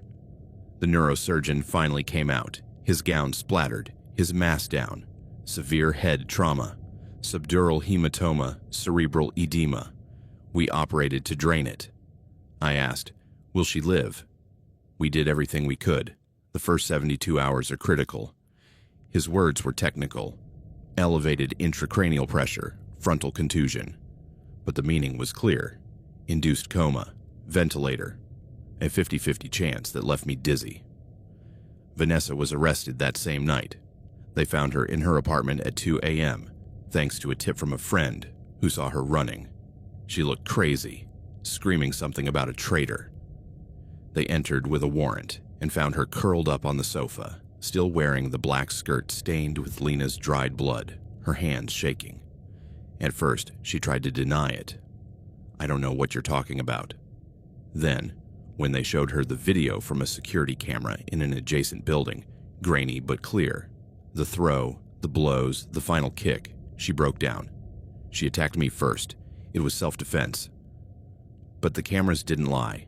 Vanessa lurking at the restaurant entrance, following us at a distance, speeding up in the alley. They handcuffed her, screaming, "Alex owes me. He's mine." The police called me at 4 a.m. "We've got her. Aggravated assault." The days turned into weeks of vigil. I lived at the hospital, sleeping, if you could call it that, in the uncomfortable chairs in the waiting room with a thin blanket that smelled of disinfectant, waking up to every distant monitor beep. I lived on black coffee from the machine and wrapped sandwiches that Lena's parents brought. Her mother baked cookies, a gesture that broke me. "Eat, son," for her. I would talk to Lena for hours. Remember our first date, that bowl that exploded on the potter's wheel. I would read her favorite books, The Name of the Wind, my voice hoarse from the effort, playing soft music through headphones, indie folk playlists she loved. Her parents took turns, her mother praying silent rosaries, her father bringing photos of Lena's childhood to remind her who she is. They never blame me, though I blame myself enough for everyone. What if I hadn't taken her there? What if I had told her about Vanessa sooner? Vanessa was charged with aggravated assault with a deadly weapon, the heel as the weapon, and her lawyer argued passionate anger, a temporary fit of insanity due to emotional trauma. But Lena's videos and medical photos, bruises on her skull, a broken nose, a brain contusion, spoke for themselves. While Lena fought for her life, monitors beeping irregularly, minor ventilator infections, Vanessa awaited trial in prison, sending letters that the police intercepted. "Tell them, Alex. It was for love." She read them in the waiting room, her stomach churning, and burned them in the bathroom. 1 month. 2. Lena remained in a coma, the ventilator her artificial breath, tubes feeding her through her stomach. Doctors began to use words like persistent vegetative state and irreversible neurological damage, loss of motor function, fragmented memory if she woke up. My world was reduced to the monitors showing her vital signs: pulse 68, oxygen 95%, a cruel substitute for the life she once had, her laughter in the workshop, her clay-flavored kisses. One night, alone in the room, his parents at home, I collapsed on his bed, sobbing into his lifeless hand. "Wake up, please. I need you." The beeping sped up for a second, response or coincidence, and I called the nurse, hopeful but just a fluctuation. And then, almost 3 months after that night, on January 7th, with unusual snow covering Phoenix, a small, fearful miracle occurred. I was holding her hand, as always, her thin fingers, now cold from inactivity, talking to her about a project at work.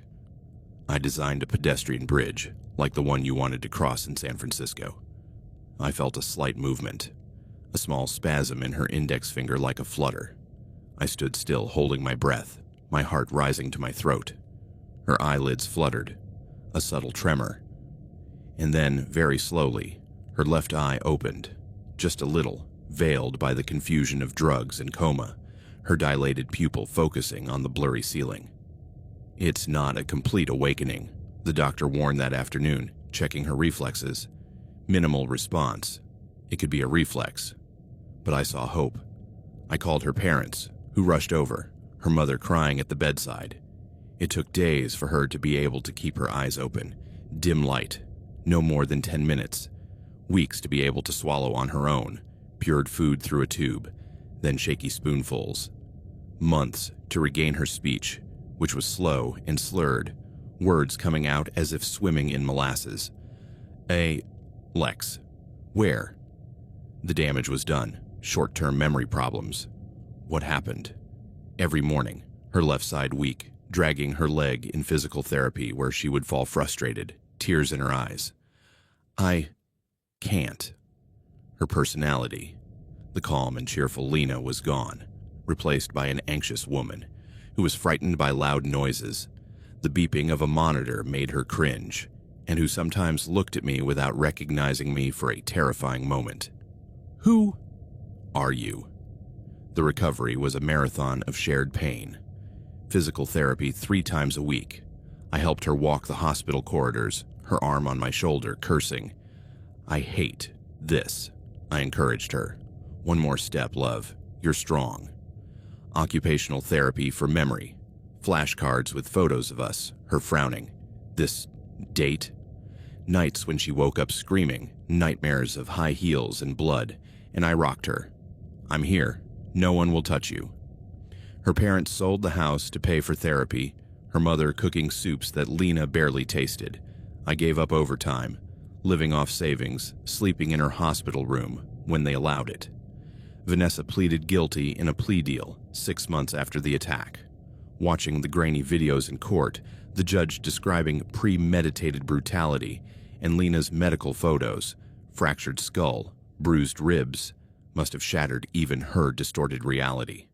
"I'm sorry," she murmured at the hearing, eyes downcast, but her lawyer argued genuine remorse. Sentenced to 8 years for aggravated assault, she served 2 in prison before parole. Good behavior, mandatory therapy. I testified briefly. She destroyed her life out of jealousy. She didn't deserve freedom. The judge granted the restraining order, 500 meters away from me and Lena, with violation meaning immediate return. But justice, true justice, came in the form of resilience.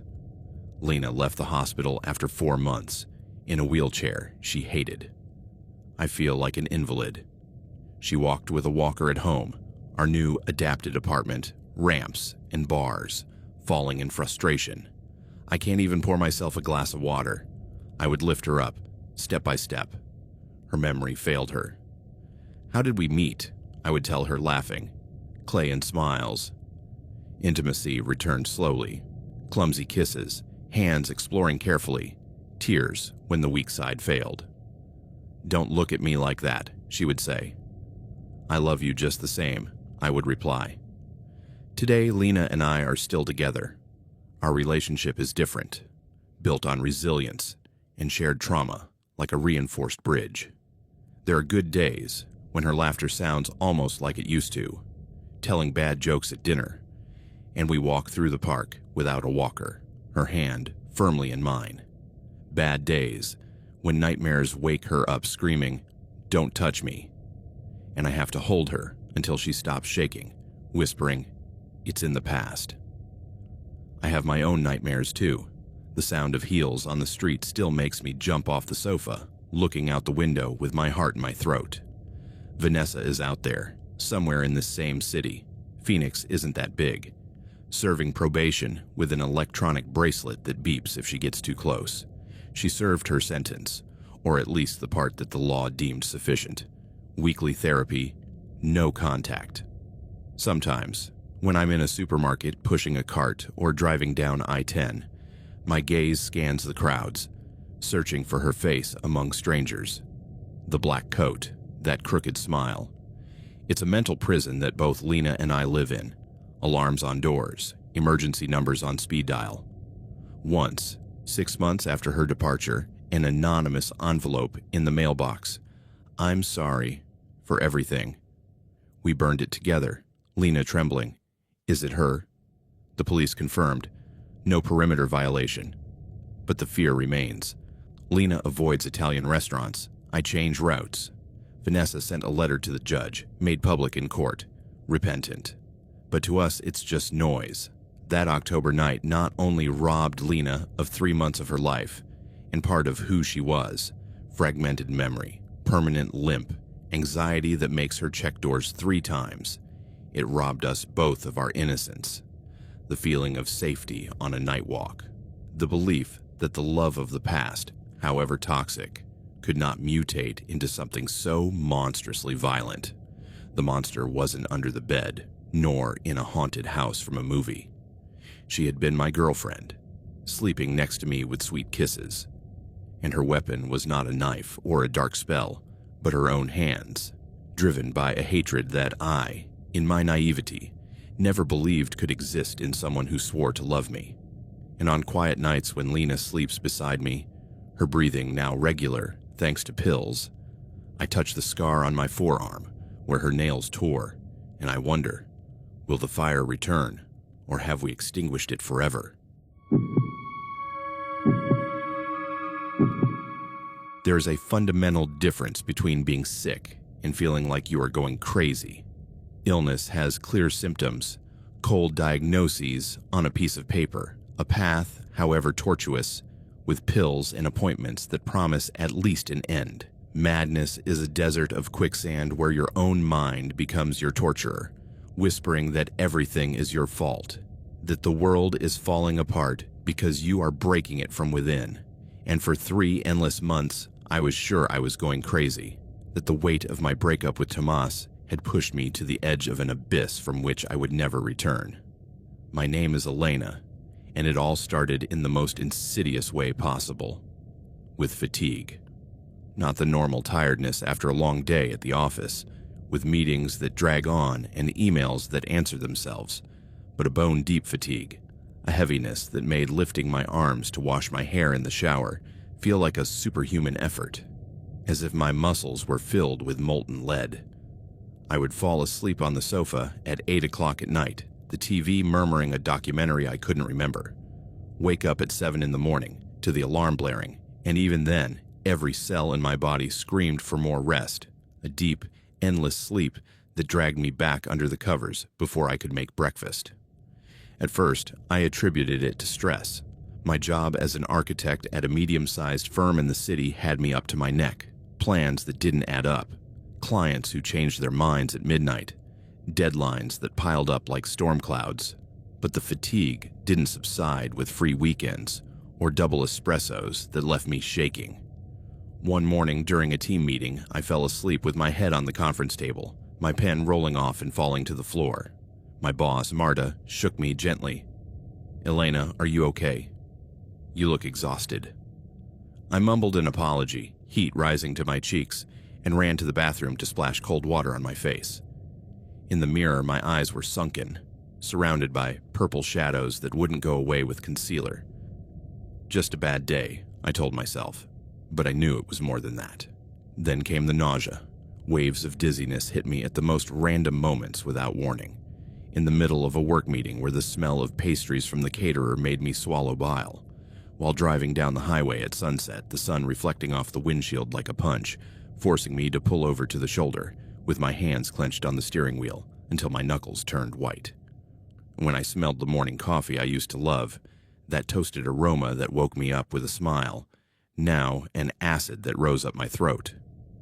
My stomach was a turbulent and unpredictable sea, a knot that contracted for no reason, leaving a bitter aftertaste that lasted for hours.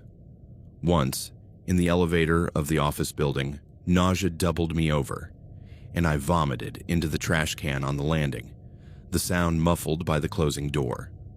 A colleague, Pablo, found me there, pale and sweating. "Are you okay? Flu?"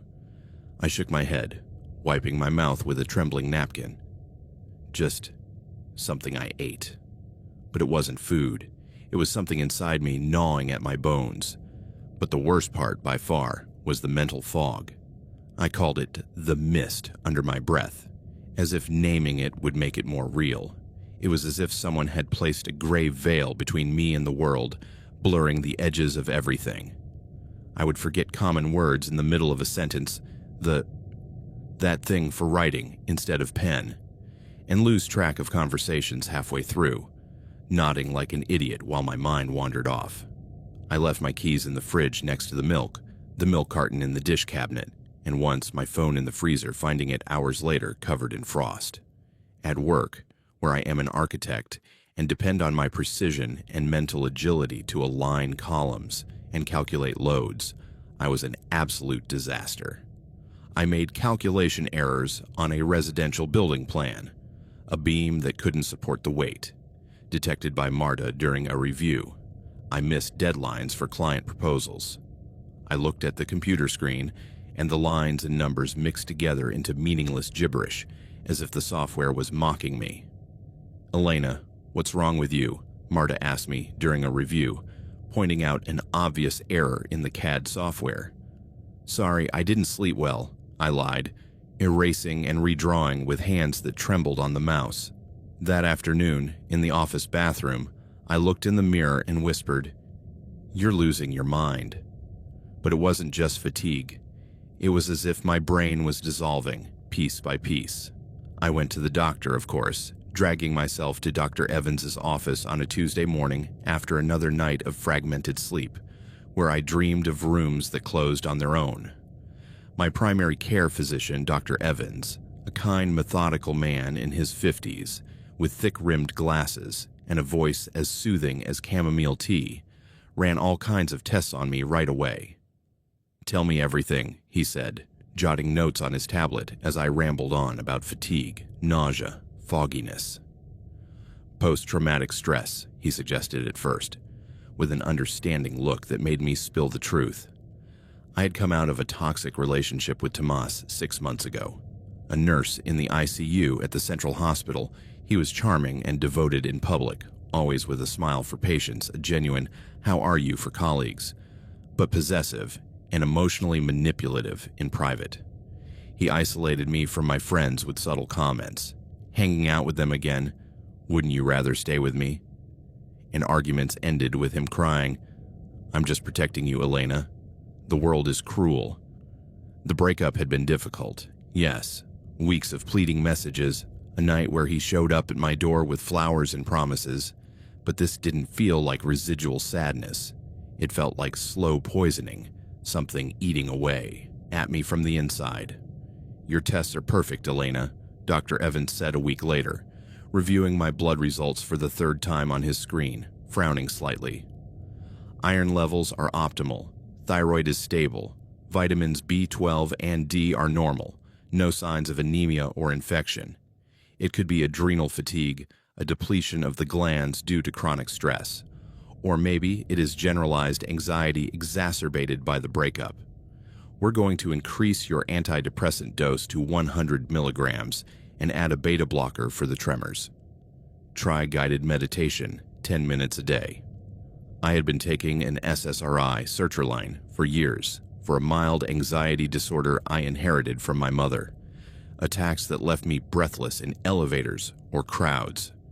It worked like an invisible shield, keeping the sharp edges of life smooth. Or it had worked, until now. I nodded, desperate for an answer, for a solution that would give me back control, signing the prescription with a hand that was already shaking a little more. "Thank you, doctor. I just want to be me again." But increasing the dose only made things worse, as if I had poured gasoline on a fire that was already burning under my skin. The fatigue became deeper, a weight that pinned me to the mattress in the mornings, making getting to work an odyssey. Showers that lasted half an hour because the soap slipped out of my slippery hands. Breakfast I abandoned halfway through because the cereal felt like sand in my mouth. The fog thickened to the point that, during a presentation to a client, a sustainable office design I had been preparing for weeks, I went blank halfway through explaining passive ventilation. The airflow, The client, a man in a gray suit, raised an eyebrow. "You seem to need a break, Miss Vargas." Marta covered for me. "Elena is the best, just a cold." But in the bathroom afterward, I threw up my lunch, tears mixing with the water in the sink, thinking, this isn't me. What's wrong with me? My hands began to shake, so slightly at first that I attributed it to the cold air conditioning in the office, but enough that my handwriting, normally neat and precise in my hand-drawn sketches, became shaky, with irregular lines that I erased over and over again. I would wake up at night with my mouth so dry that it felt like my throat had been filled with cotton and sand, coughing until my chest hurt, getting up to drink water that tasted like metal. Once, at 3 a.m, I sat up in bed, convinced that someone had been in the room. A rustle of fabric, a scent of hospital disinfectant, but it was only the wind moving the curtains. "You're being paranoid," I told myself, but the panic remained, a knot in my stomach that wouldn't go away. Tomas found out that I wasn't well. I don't know exactly how. I guess in a town like this, San Marcos, with its 50,000 souls and gossip that spreads through cafes like coffee, news travels faster than emails. One afternoon, while checking my email at work, a returned blueprint with corrections I didn't understand. A message arrived from an unknown number. "I'm so sorry you're going through this, Elena. If you need anything, you know where I am. Taking care of people is my thing. Tomas." His message sent shivers down my spine, a chill that ran up my back like icy fingers. During our relationship, his role as caregiver often slipped into subtle control. He insisted on giving me my vitamins in the morning, "So you don't miss anything, love," and reminding me when to take my medication with alarms on his phone that he synced with mine. At first, I found it adorable, a gesture of devotion during his long shifts in the ICU. Now, the memory had a bitter taste, as if every pill he gave me had been a seed of doubt planted in my body. I replied impulsively, the fog clouding my judgment. "Thanks, but I'm fine. Please don't contact me anymore." He replied within seconds, "I'm just concerned. If it's stress, I know tricks from the hospital. Call me if you change your mind." I blocked the number, but the message remained, a worm in my mind. Why now? How did he know about my problems? One Saturday afternoon, 2 weeks after the dose increase, I completely broke down. I was standing in the kitchen of my apartment, a small space with scratched granite countertops and a window overlooking the parking lot, staring at the coffee maker, completely unable to remember the steps to make coffee. The filter, the water, the button. They were gone, evaporated like smoke. I tried. I poured water, but the coffee grounds slipped from my trembling hand, scattering across the floor like black dirt. Panic, cold, and sharp as a knife, pierced my chest, rising to my throat. I sat on the floor, wrapping my arms around my knees, my head between my legs, and cried. I cried for my lost mind, which failed at simple tasks, for my treacherous body, which betrayed me at every turn, for the constant dull fear that had become my constant companion, whispering to me that maybe Tomas was right, that I needed his care. I cried until the sun went down, the floor cold against my cheek, and only stopped when Sarah called, "Elena, open up. I brought wine." She came in with a bottle and hugs, sitting down with me. "What's wrong?" I told her everything, my voice breaking. "I'm going crazy. I can't even make coffee." She hugged me. "You're not crazy. We're going back to the doctor. Tomorrow." Something had to change. If the doctors couldn't find anything, Dr. Evans had ordered more tests. An MRI that came back clean, normal urine tests. Maybe the problem wasn't in me, but around me, in the cracks in my routine that I couldn't see. That night, with a clarity that took my breath away like a bolt of lightning in the dark, I remembered a buried detail. A month after our breakup, I realized that Tomas still had a key to my apartment. I had given it to him during our relationship so he could water the plants when I traveled to architecture conferences, a practical gesture that now seemed sinister. When I finally called him, weeks after moving into this apartment, a one-bedroom overlooking a noisy alley, he said, in his calmest, most professional voice, "Oh yes. I have it here on my work keychain. I'll drop it in your mailbox this afternoon." And he did, or so I thought. I found the keyring with the stethoscope charm in my mailbox. But what if he had made a copy before? With access to keys at the hospital, he would know how. And then another memory came to mind, sharp as a thorn. Tomas had always been curiously interested in my medication during our relationship. "Sertraline can be hard on the liver," he would say at dinner, serving me a pill with water, like a ritual. "The dose has to be exact.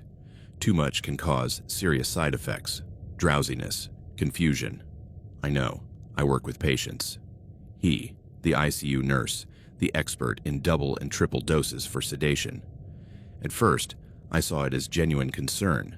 Now, in the fog of my living room at midnight, with the clock striking 2:17, the idea stuck.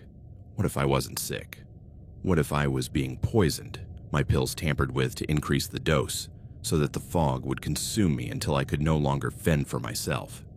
The idea was so horrible, so paranoid that I almost dismissed it immediately, laughing to myself in the dark. "You're delirious, Elena. It's the stress." But the panic wouldn't go away. It took root, fueled by the tremors I now felt in my legs when I stood up. The next day, a rainy Monday that pounded on the windows like impatient fingers, I called a local locksmith. Urgent, lock change. The locksmith, an older guy with calloused hands and oil-stained overalls, arrived within an hour. "Problems with burglars." "Just being cautious," I lied, paying him in cash while he replaced the lock with a double-cylinder one, the drill buzzing like an angry insect. "No one gets in without your key now," he said, testing it. I nodded, the click of the new lock a small triumph, but the symptoms persisted. Nausea at lunch that sent me home early, fogginess on a call with a client where I repeated the same idea 3 times. That's when I decided to investigate, an act of desperation that made me feel like a detective in a cheap novel. I bought a pill box with a digital timer at a downtown pharmacy, one of those expensive models for the elderly, which records the exact time each compartment is opened, with an alarm if it is not taken. I filled it with my medication for the week, sertraline in 50-milligram blister packs, 1 per day, placing it in the bathroom medicine cabinet behind clean towels. "If anyone touches it, I'll know," I muttered, setting the code for myself. I waited a week, living each day in a fog of nausea and confusion that made me doubt my plan. One Tuesday, I forgot a meeting and Marta called me. "Elena, where are you? The client is waiting." "Sorry, I'm late," I stammered, running through the rain, my umbrella forgotten at the door. On Sunday night, after a lonely dinner of canned soup that I barely swallowed, I opened the pill box to refill it, my heart pounding against my ribs. With a trembling thumb, I checked the digital log on the LCD screen. The Monday compartment had been opened at 8 a.m. when I took my pill with breakfast, the usual ritual of water and yogurt. The Tuesday one at 8 a.m. after my morning shower. The Wednesday one at 8 a.m. while watching the news on TV. And then, Thursdays had been opened twice. Once at 8 a.m., my normal dose. And again at 2:23 p.m. I had been at the office at 2:23 p.m. in a meeting with the design team discussing a plan for a shopping center, surrounded by colleagues and the hum of the projector. I hadn't gone home. No one had broken in. The air disappeared from my lungs, the pillbox falling from my hands into the sink with a clack. I leaned against the sink, staring at my pale reflection in the fogged mirror, the steam from the recent shower blurring my sunken eyes. I wasn't crazy. It wasn't stress or adrenal fatigue. Someone had been in my house. Someone had opened my pillbox, tampered with my medication while I was miles away. With trembling hands that now felt foreign, I pulled out Thursday's blister pack of sertraline. The pills were small, white, identical to the naked eye with the logo embossed on them. But then I looked closer, under the harsh bathroom light, my heart pounding in my chest. Some had a small dot, a tiny blue speck on the edge that shouldn't have been there, like a fake factory mark. Others seemed slightly larger, their edges not as defined, the coating a little thicker to the touch. Differences that only someone who was looking, someone who was terribly scared and obsessed with every detail would notice. I took out one of the normal pills, no speck, clean edge, and one with the anomaly, placing them in a small paper envelope I found in the desk drawer. I called a private testing lab I found online after a frantic search. Urgent toxicology testing, explaining my situation in a voice I could barely keep steady, the words stumbling out. I suspect my pills have been tampered with. I need to know what's in them. They asked me for a urine sample too, for blood levels, and made an appointment for the next day. That night, I didn't sleep. I sat on the sofa with the lights on, phone in hand, checking the pill bottle log over and over, the click of the screen lighting up my face in the dark. The wait was agonizing. 3 days. During those 3 days, I pretended to be normal at work, forced smiles in meetings, emails answered with effort. But inside, I was a whirlwind. I took my medication, but instead of swallowing it as usual, I hid it under my tongue until I could spit it out in the toilet during her break at the office or a pause in the car. The bitter taste stuck to my palate, but I did it, swallowing only water to hide it. The symptoms didn't disappear all at once. Fatigue still pinned me to the car seat on the way home. Nausea rose when I smelled the air freshener in the hallway.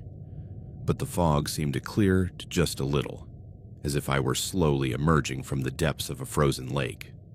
My thoughts becoming a little clearer, words returning to the tip of my tongue. The call from the lab came on a Thursday morning as I sipped herbal tea in the kitchen. No coffee, just in case. The technician's voice on the other end was professional, but with a hint of gravity that made my blood run cold.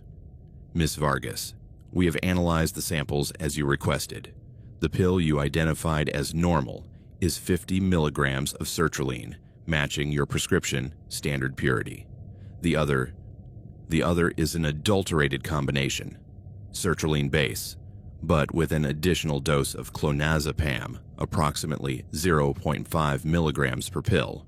Clonazepam is a benzodiazepine, a powerful sedative. Clonazepam, a name I vaguely knew from conversations with Tomas. Be careful with that, Elena. It can cause amnesia and tremors if mixed incorrectly. Side effects: extreme drowsiness, which explained my overwhelming fatigue, confusion and mental fog that erased my thoughts, dizziness and nausea that doubled me over, loss of coordination that made my hands shake. As for the urine sample, the technician continued, his voice dropping a notch, the levels of sertraline are consistent with a much higher dose than prescribed, around 150 to 200 milligrams daily, not 50. And there are also traces of clonazepam accumulated in your system over weeks. Someone has been tampering with your medication, Miss Vargas, consistently and deliberately. I recommend seeing a toxicologist immediately and reporting this to the authorities. I hung up the phone, the device slipping from my sweaty hand to the floor with a thud. There was no air in the room. My chest tightened as if in a vice, my peripheral vision darkening. I leaned on the kitchen counter, my knees buckling until I sat on the cold linoleum, the world spinning in a spiral. I wasn't crazy. It wasn't post-traumatic stress or adrenal fatigue or an invisible virus. I was being poisoned, slowly, methodically, cruelly. My medication, which I took every morning as a ritual of survival, had been turned into a weapon, dosed to weaken me, to rob me of my clarity, to make me doubt my own sanity. And the only one with access, knowledge, and motive was Tomas, a nurse with a copied key, watching my decline from the shadows. The fear I felt then was nameless. It was deeper than the panic of an anxiety attack, colder than the terror of a suspense film. It was the absolute realization that my body, my most private sanctuary, had been violated in the most intimate way possible, invaded in its very chemistry, altered by expert hands that knew every curve of my routine, every tremor in my hands as I drew a blueprint, every word lost in conversation with Marta, every night of crushing sleep where I woke up with my mouth like a desert, had been orchestrated. He had been in my house, entering with the copy of the key, opening the pillbox at 2:23 p.m. while I was in a meeting, replacing pills with a lethal mixture, leaving without a trace. Watching my slow decline with the precision of a sinister doctor, perhaps laughing silently at my visits to the doctor, my excuses at work. I cried on the kitchen floor until the sun filtered through the window, the cold tea forgotten on the table. Then, with a cold clarity that cut like glass, I made the most difficult decision, not to confront him.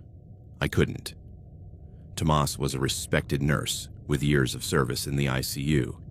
He would know how to lie with that calm voice that disarmed patients and colleagues. He would know how to manipulate details. "Elena, you're stressed. You're imagining things." And I, with my mental fog still throbbing at the edges, my body weakened by months of accumulated poison, was no match for him in a direct confrontation. He could deny it, counterattack with accusations of mental instability, use his position to turn the narrative around. Instead, I went straight to the police that same afternoon, with the envelope from the lab in my bag, the pill box and blister packs wrapped in Ziploc bags that Sarah helped me prepare. She came running after my hysterical call. "I'm on my way. Don't do anything alone." The police station was a sterile place, with beige walls and the smell of burnt coffee, and the officer on duty, a woman in her 40s with a tight ponytail named Lopez, looked at me with initial skepticism. "Medication tampering? Tell me everything." Sitting in a hard chair in front of her messy desk, I told my story in a trembling but precise voice.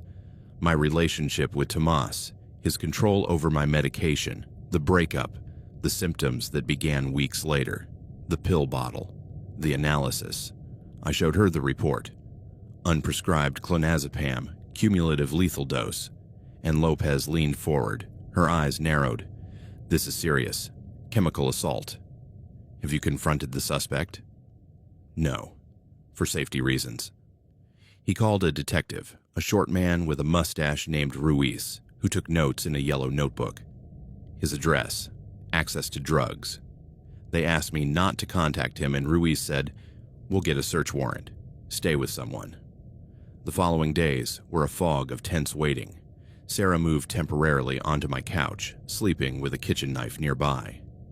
"If he comes in, I'll cut him." We installed cameras at the door and in the hallway, a cheap kit from Amazon that recorded on a loop, and I ate nothing but water and sealed food.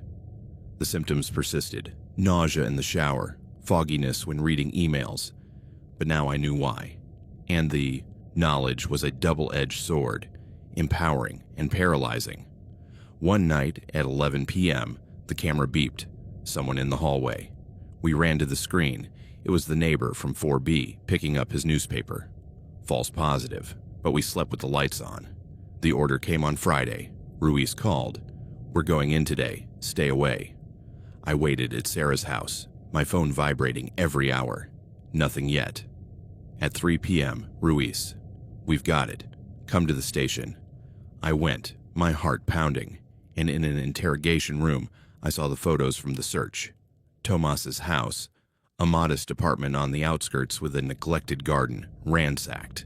They found a personal pharmacy in the bathroom cabinet, bottles of clonazepam and other sedatives stolen from the hospital, labels with fake inventory codes, empty blister packs of sertraline with matching blue specs, and a black notebook with meticulous notes. About me. Elena. Week 4. Increased fog with 0.25 milligrams of clonazepam. Good result. Call to doctor. Complaints of fatigue. Elena. Week 7. Persistent nausea with mixture in breakfast. Effective dose. Canceled outing with friends. Elena. Week 10. Visible tremors. Almost ready. She'll come back to me soon, begging for help. She will come back to me soon. Those words will haunt me until the day I die, scribbled in black ink with arrows and underlines. Her plan, her monstrous plan, was to break me, to weaken me so much physically and mentally. Fog to isolate me from friends and work. Fatigue to keep me from going out. Nausea to make me eat little and doubt myself. That I would become completely dependent. That I would have to turn to him, my former caregiver, my savior in the ICU. He wanted my world to shrink until only he remained in it. A cycle of control disguised as love. He was arrested that afternoon, handcuffed in his living room while neighbors watched from their windows. Ruiz showed me the video of the arrest. Tomas, pale and wearing his wrinkled nurse's uniform, denying it at first. I don't know what they're talking about. Elena is crazy. She was always unstable. But when he saw the notebook, he broke down sobbing, I just wanted to help her. She needed me. The police found copies of my key on his keychain, for emergencies, and traces of clonazepam in his refrigerator, mixed with ground sertraline.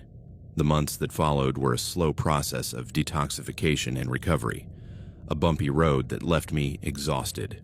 Removing the excess medication from my system was a physical nightmare, supervised by a toxicologist recommended by Dr. Evans. Weekly blood tests to monitor levels, a diet of juices and supplements to flush out the system. The headaches started a week after I stopped, hammering in my temples that confined me to bed, lights that hurt like knives. Rebound anxiety made me hyperventilate in the shower. Night sweats soaked the sheets until Sarah brought cold. Towels. It's normal, the toxicologist would say on video calls. Your body is adjusting. Give it time. But the time felt like an eternity. One morning, I tried to draw a simple plan and the fog returned. Crooked lines that I furiously erased, crying, "It won't go away." The hardest thing to overcome was not the physical damage, the tremors that lasted a month, the nausea that subsided with antiemetics, but the psychological damage, a maze of doubts that Marta, my therapist, unraveled session by session.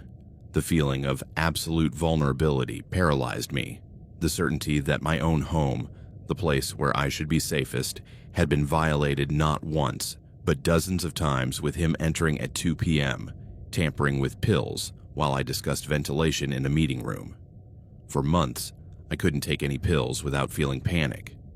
I even spat out vitamins, distrusting everything.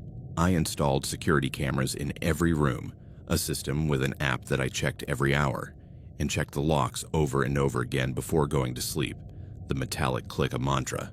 Safe, safe. Once, at midnight, the app beeped. Movement in the kitchen. I ran, phone in hand, shouting, "Police!" It was the neighbor's cat sneaking through a crack. False alarm, but I slept on the couch with Sarah, a knife nearby. Tomas accepted a plea deal 3 months after his arrest, in a virtual hearing where I saw him on screen. Thinner, sunken eyes, the orange prison uniform contrasting with his pale skin. Guilty of aggravated assault and illegal possession, he muttered, his voice breaking. The judge, a stern woman with glasses, sentenced him to 5 years, with 3 years of supervised probation, mandatory therapy, no contact with me, electronic bracelet. "You have destroyed a life for control," she said, looking at the report. I testified by video, my voice steady for the first time in months. He stole my mind.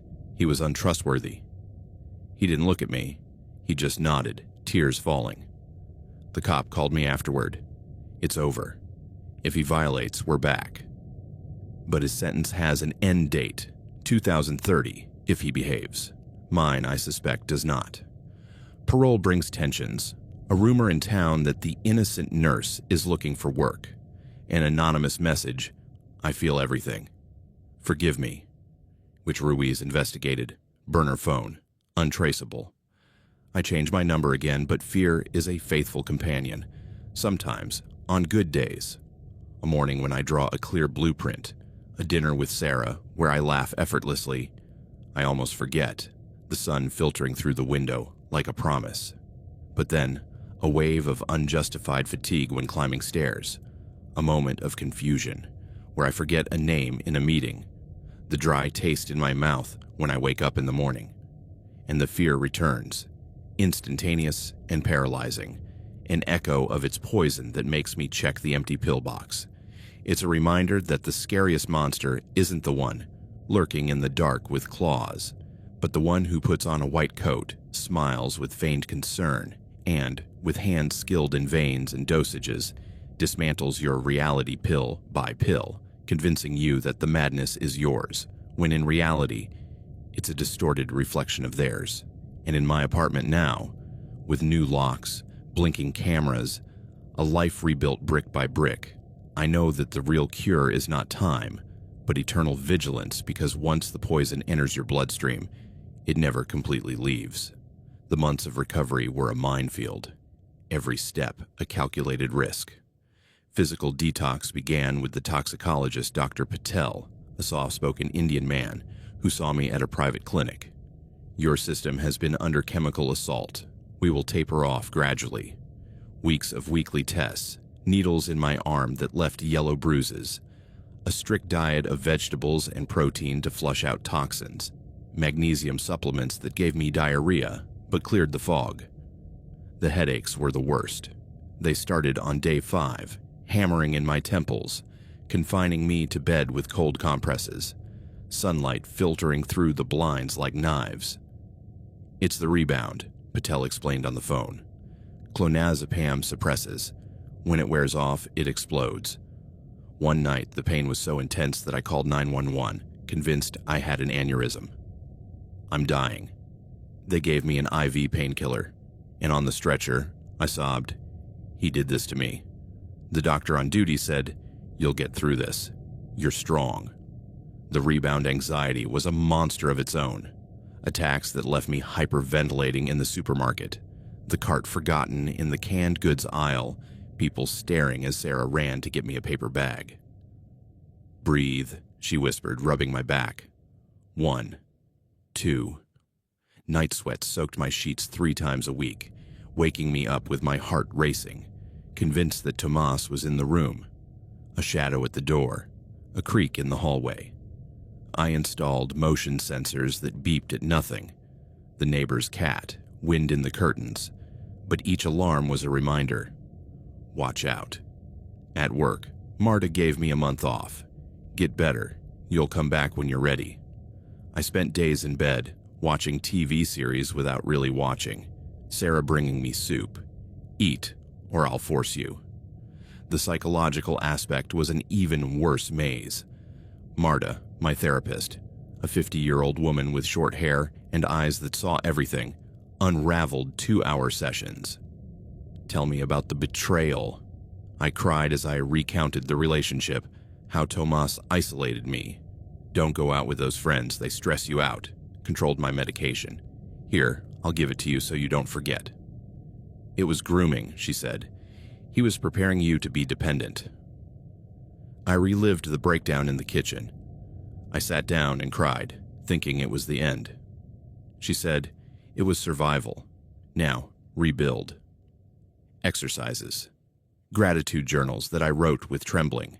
Hands. Today I remembered a word without effort. Visualizations of Tomas caged. But relapses came. A bottle of vitamins at the pharmacy made me doubt. I left it on the shelf. I don't trust it. Interactions with others were landmines. Sarah moved in for a month. "I won't leave you alone."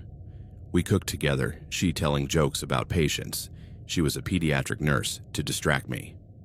One night, a knock on the door. "Pizza," shouted the delivery guy. I jumped off the couch screaming, "Don't open it," my heart in my throat. False alarm, but we slept together that night. My brother, Carlos, came to visit. Sister, let's move to my house in Guadalajara. Tempting, but I refused. I'm rebuilding here. Calls from Mom. Eat well, honey. The ex. In jail. Forget him. But I couldn't forget. In my dreams, he would come in with a smile, offering pills. For you, love. The trial was a circus of tension. 4 months after the arrest, preliminary hearing, Tomas on video from prison, thin and with a stubble beard, denying, Elena exaggerates, I was helping her with her anxiety. I showed the notebook, week 10, almost ready, and the judge frowned. This is premeditated assault. He broke down. I just loved her. He pleaded guilty in the plea bargain, 5 years, 3 on probation. In the courtroom, his gaze found me on the screen. I'm sorry. Lie. I blocked it out going out with Sarah. It's over. Physical recovery took 6 months. The tremors stopped with magnesium, the nausea with acupuncture recommended by Patel. I returned to work part-time, simple projects, Marta guiding me, one plan at a time. But tensions remained. A grumpy client made me doubt myself. My mistake or brain fog. I checked my pills 3 times. Socially, outings with Sarah where I laughed, but a click of heels in the bar made me turn. Is it him? False. But the panic rose. Today, 2 years later, I'm alive. Full-time job. Drawing buildings that rise up real, dating a guy named Javier. Cautious. No control. But echoes remain. Unfair fatigue makes me check the medicine cabinet. Fleeting confusion reminds me of the fog. Tomas is coming out in 2028. The perimeter is guarded, but the fear is mine. I survived his poison, but his shadow, the caregiver who poisons, reminds me. Madness is not only yours. Sometimes it is imposed on you pill by pill until you doubt every breath. The breakup was like amputating a limb. Painful, bloody, with exposed bone and raw nerves, but necessary for survival to prevent gangrene and rot from within. What I didn't know then was that sometimes the amputated limb develops a life of its own, a ghostly presence that haunts you cold and insistent long after the surgeon has finished and the bandages have dried. My name is Daniel, and the woman I once loved became that phantom, an echo whispering in the shadows of my apartment, in the cracks of my routine until the fear became so real I could smell it, like stale perfume and rain. Her name was Clara, and our relationship lasted 3 years. 3 years of such intensity that, in retrospect, should have set off all the alarms in my rational brain, but at the time seemed like the perfect fuel for a life that before her was just a predictable code on a screen. We met at a software conference in San Francisco, me presenting a paper on machine learning algorithms to optimize urban traffic, her moderating a panel on ethics in AI. After my talk, she approached the networking table with a smile that cut like a laser beam. Impressive, but what if your algorithm discriminates against poor neighborhoods? It was a sharp question, but her tone was playful, and we ended up debating for hours in the hotel bar, surrounded by gin and tonics that emptied themselves. She was a tech lawyer specializing in data privacy, with black hair that fell in waves to her shoulders and eyes that read, "You like source code." I, a software engineer at a mobility startup, with my messy brown hair and glasses that always fogged up with coffee steam, felt alive for the first time in months. "You're a puzzle," I told her that night, kissing her in the elevator, and she laughed against my mouth. "And you're the programmer who will solve it." The first few months were perfect code, without bugs. We moved in together to my apartment in downtown Austin, a loft with high ceilings and views of the Colorado River, and life fell into sync. Mornings of shared coffee where she read the Times on her tablet and I check commits on GitHub. Afternoons of meetings where we sent each other memes about idiot bosses. Evenings of wine and Netflix, her feet in my lap as we discussed TV show plots as if they were legal cases. I loved that passion at first. It made my orderly life as a software engineer, days of sprints and stand-ups, nights of debugging until 2 in the morning, seem gray and boring in comparison. Clara brought color. She organized surprise dinners with her college friends, where wine flowed and laughter filled the loft until the neighbors banged on the ceiling. She dragged me to concerts and underground venues, dancing against me in the sweaty crowd. "You're my favorite chaos," she would say, and I believed it was true, that her intensity was the antidote to my monotony. But passion turned into possession almost without me noticing, like a virus that installs itself in the system and starts to slow it down. Jealousy, at first subtle, like a warning on the console, became suffocating. One night, 2 months after we moved in, I met up with my old college friend Mike for a beer after work.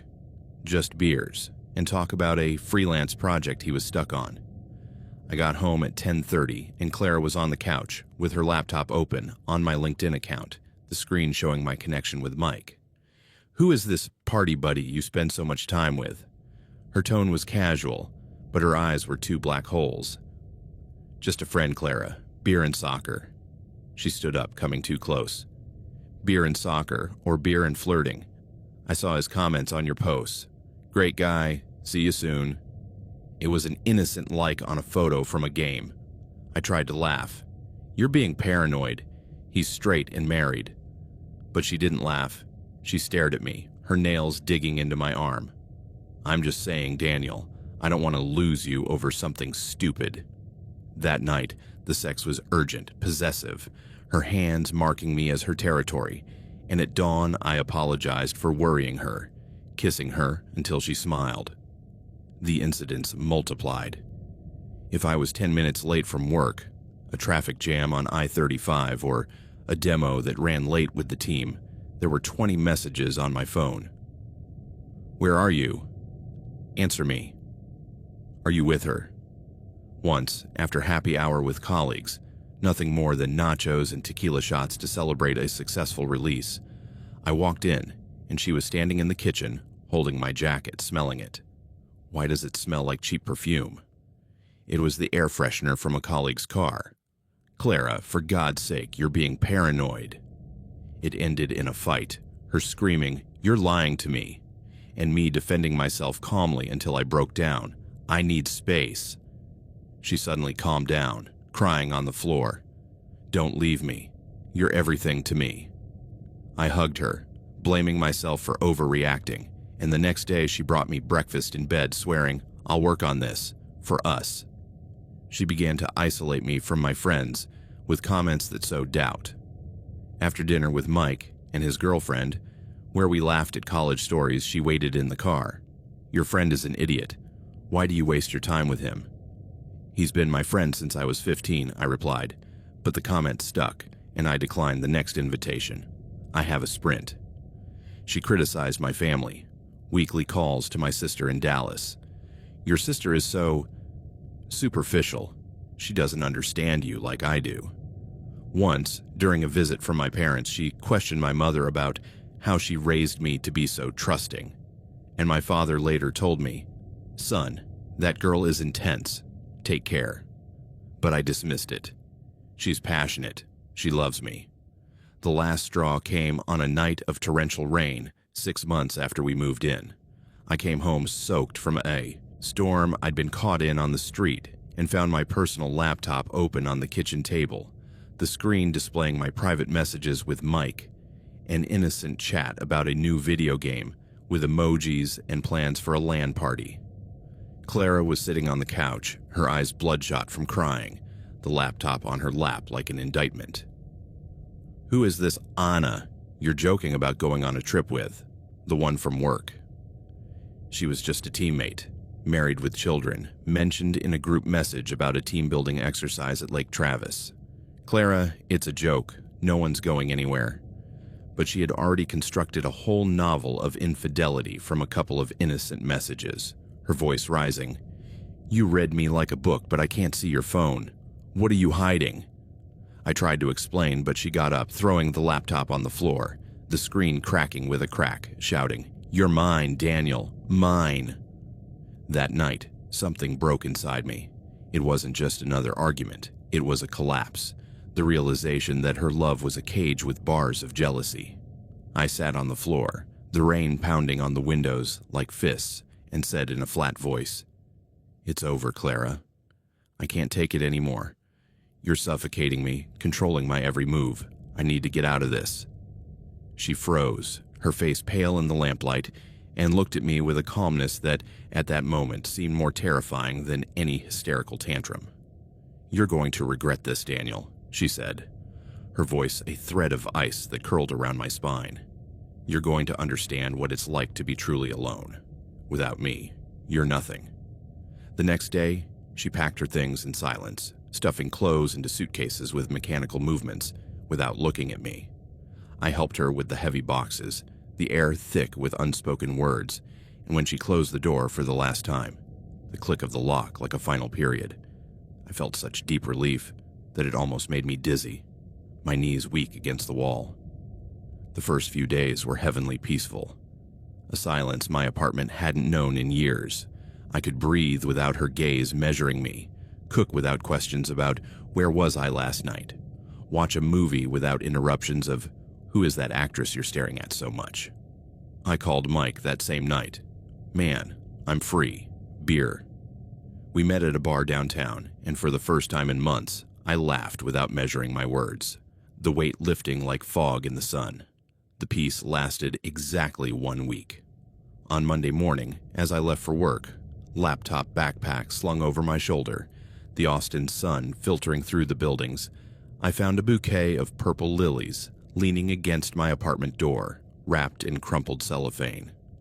Purple lilies, my favorite flower, the one I had mentioned in passing at a dinner with friends months ago. They remind me of my grandmother. She always put them on the table. There was no card, just the sweet, heavy scent that hit me like an uninvited memory. I thought it was strange, a gesture from a neighbor, perhaps, or a delivery mistake, but I attributed it to something harmless and put it in a vase with water on the kitchen table, the perfume filling the living room like a persistent guest.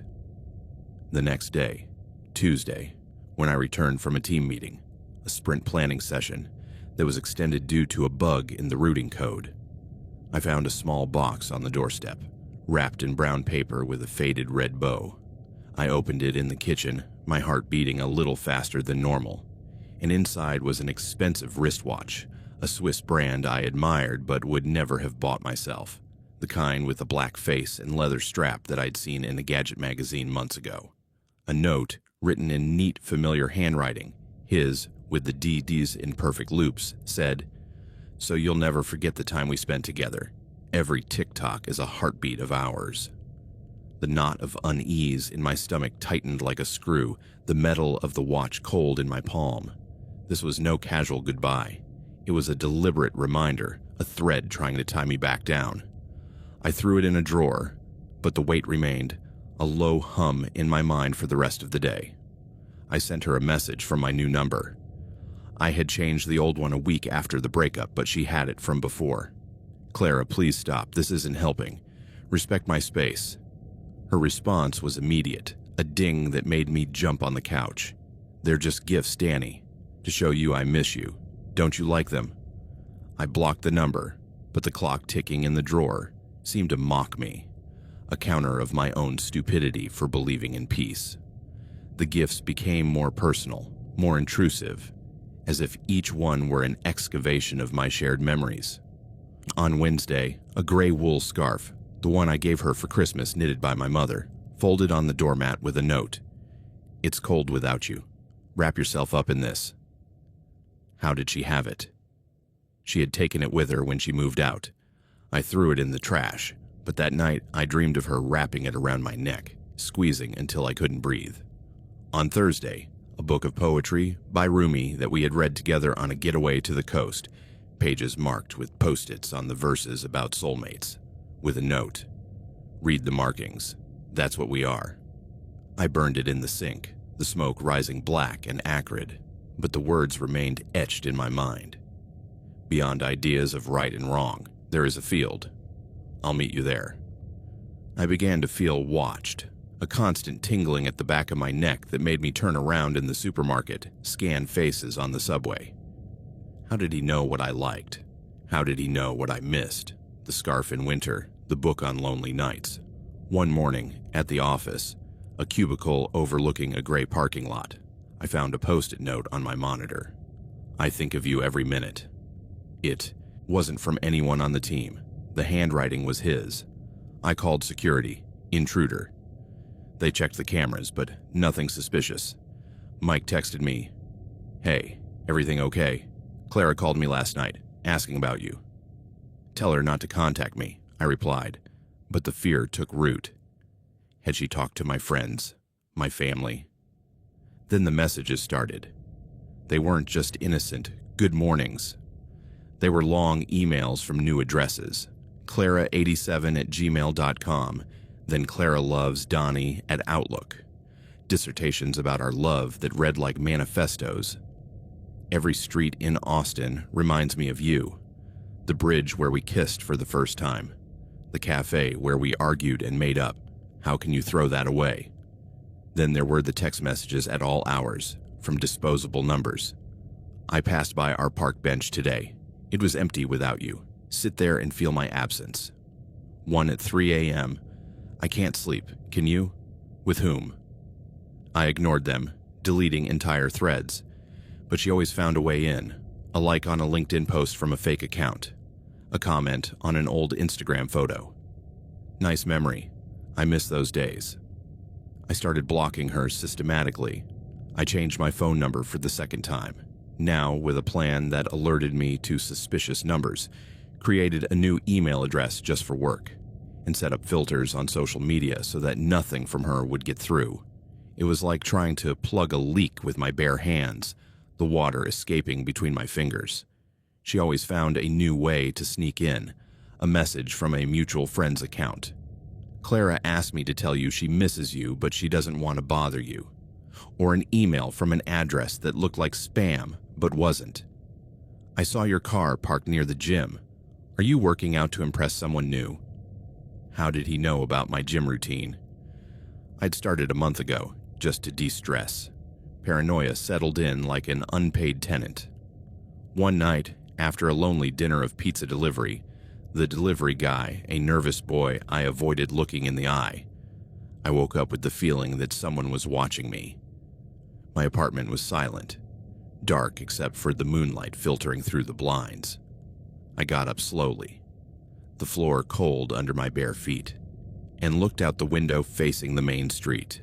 Below, parked right in front of my building under a flickering streetlight, was Clara's car, her old green Subaru, with the scratch on the passenger door from an accident we had together.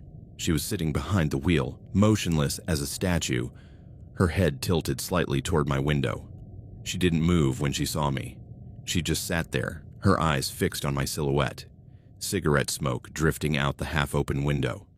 My heart pounded in my ears, a dull thud that drowned out the distant traffic. How long had she been there? Had she seen me change before bed, come home from work, dropping my keys on the table with a clink? I stood frozen, the half-open curtain in my hand, debating, should I go down and confront her, call the police? Finally, I turned off the living room light and sat on the floor, my back to the window, the phone in my hand ready to dial 911. Hours passed.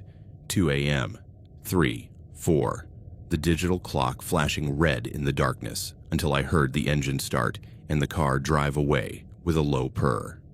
At dawn, I went downstairs. The Subaru was gone, but there was a note under the wiper on my car's windshield. Good night, Danny. Sweet dreams. I went to the police the next day, the envelope with the note in a Ziploc bag, my heart still racing. The officer on duty, a tired guy named Ramirez with a gray mustache, took my statement. Harassment. Possible violation of privacy. He reviewed my evidence, photos of the gifts, screenshots of messages, the block log. This is serious, Mr. Cruz, but as long as there's no direct threat or physical contact, there's little we can do. It's your word against hers. I suggest a restraining order. I filled it out on the spot, signing with a trembling hand, and Ramirez said, "We'll serve it tomorrow. In the meantime, change your routines. Don't go out alone at night." I left with the paper in my pocket, a fragile talisman, and called Mike. "I need you to come over. I'm not okay." I changed my routines like a fugitive.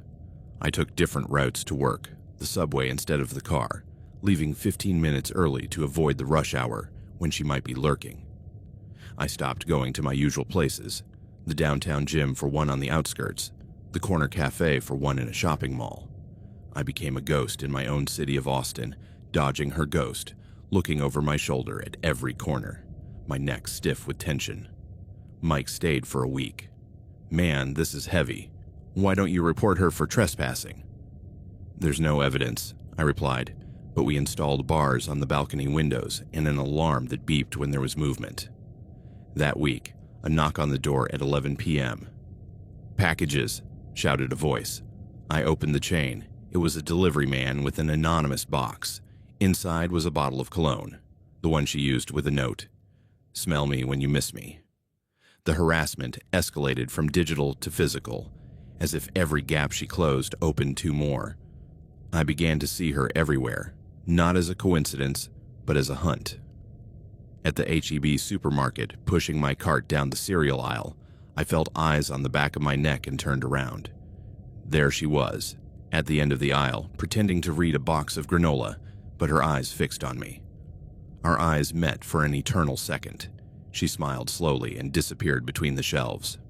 I ran to the checkout, paying with trembling hands, the cashier asking, "Everything okay, sir?"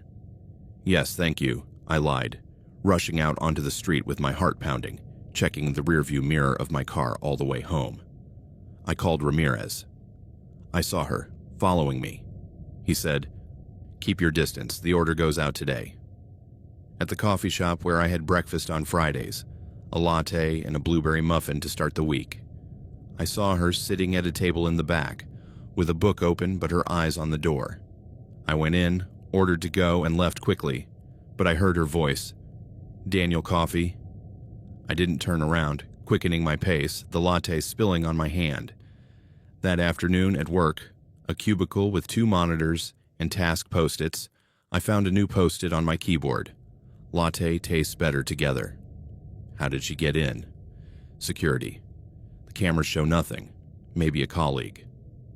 But no one admitted to it. She never got too close.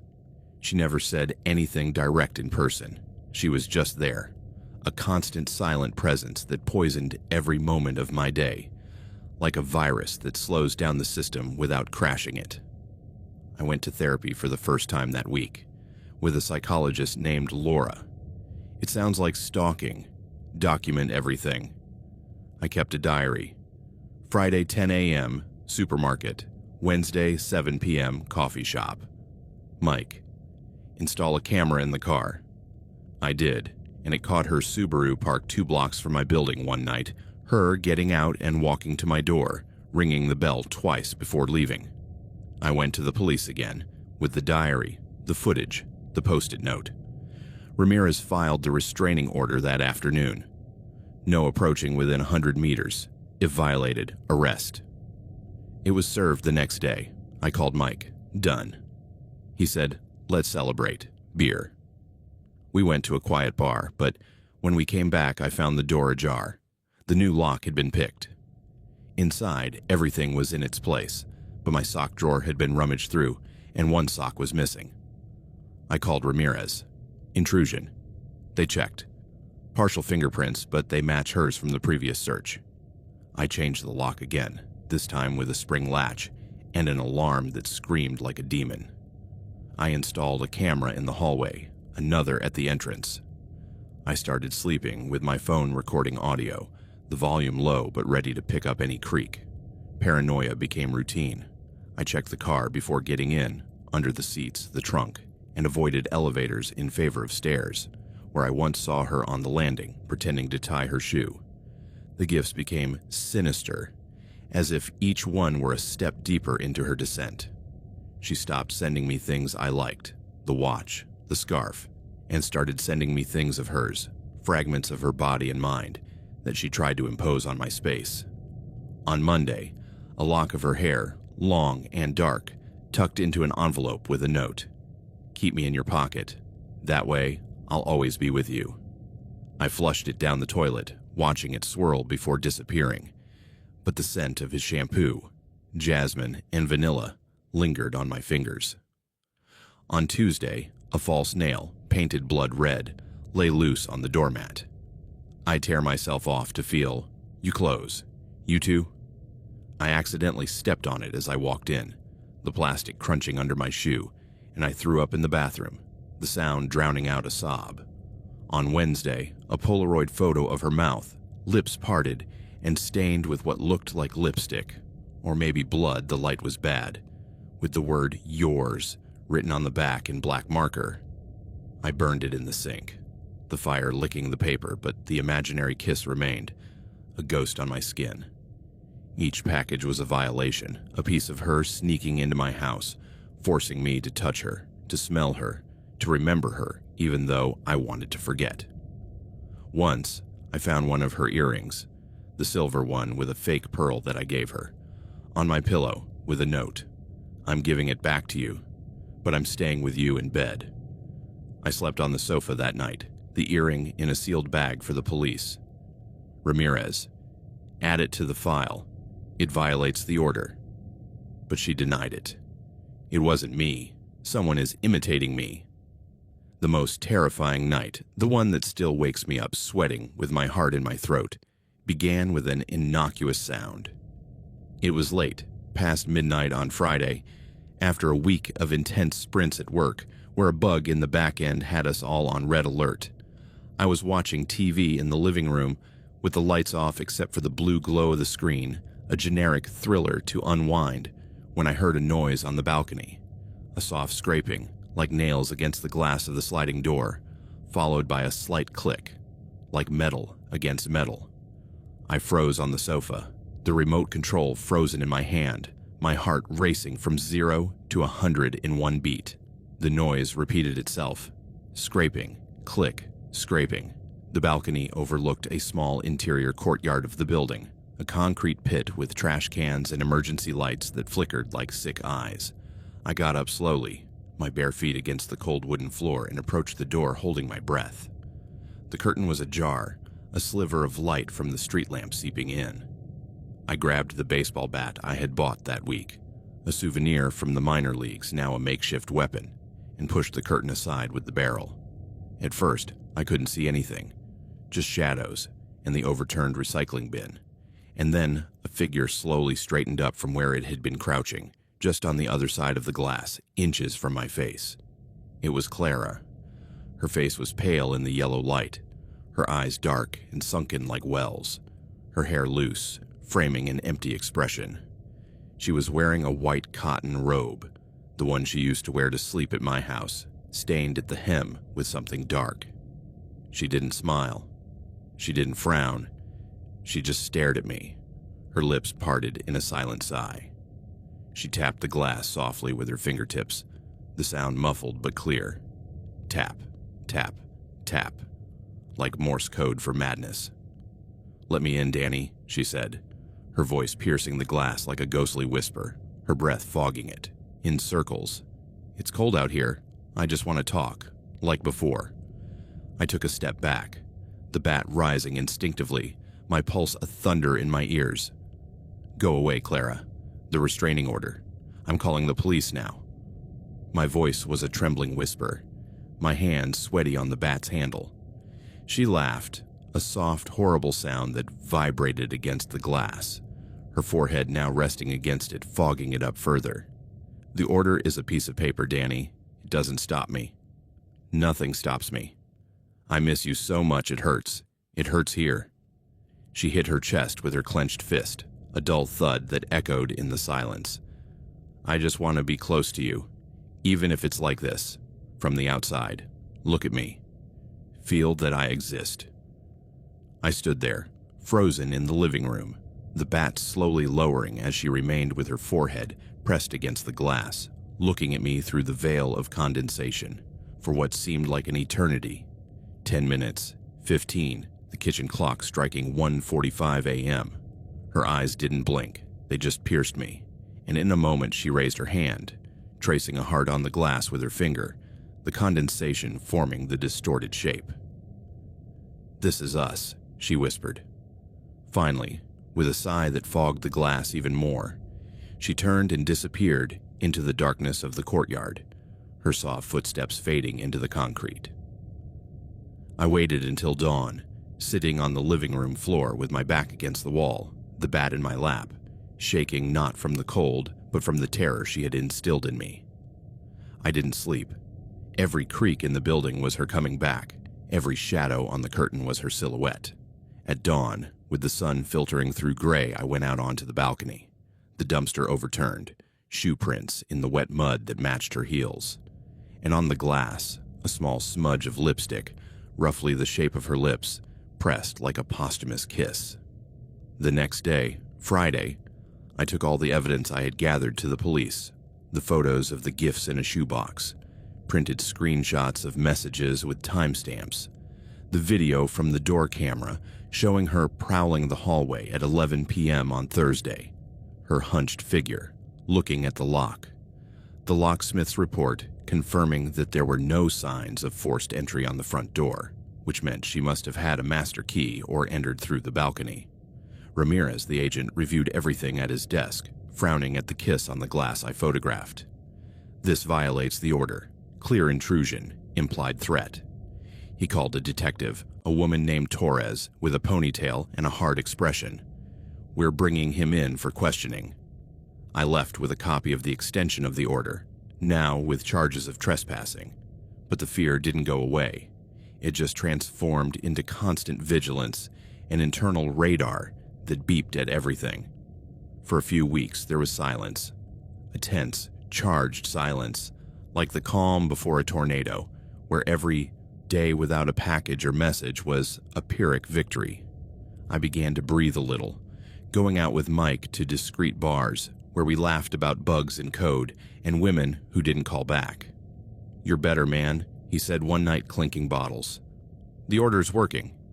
At work, a successful sprint earned me a bonus, and I celebrated with a solo dinner at an Italian restaurant, the first step toward normality. Maybe Clara had gotten tired, or the therapy her lawyer mentioned in an intercepted email had calmed her down. Maybe the ghost had vanished. Then the box arrived. It was a Wednesday afternoon, on my way back from a meeting with a client downtown, traffic on I-35 a river of metal, and I found it on my doorstep. A plain cardboard box, no return address, the size of a shoe, with a strange, dense weight, as if it contained something wet. My heart skipped a beat, but I opened it in the kitchen with a pair of scissors, the cardboard tearing under the fluorescent light, my pulse pounding in my temples. The smell was the first thing I noticed. A rancid, cloying sweetness, like cheap perfume mixed with something organic decomposing, like dead flowers in stagnant water. Inside, on a bed of brown-stained sawdust, there was an empty perfume bottle, the brand she used. Chloe, the jasmine one she gave me on our anniversary. The cap loose, and the glass clouded with sticky residue. A handmade rag doll, crude but detailed, with dark hair sewn from synthetic strands, and a red dress that resembled the one I bought her for her birthday. The neckline embroidered with black thread. The doll had a long, rusty pin stuck in its heart, fake blood, red ink, dripping onto the sawdust.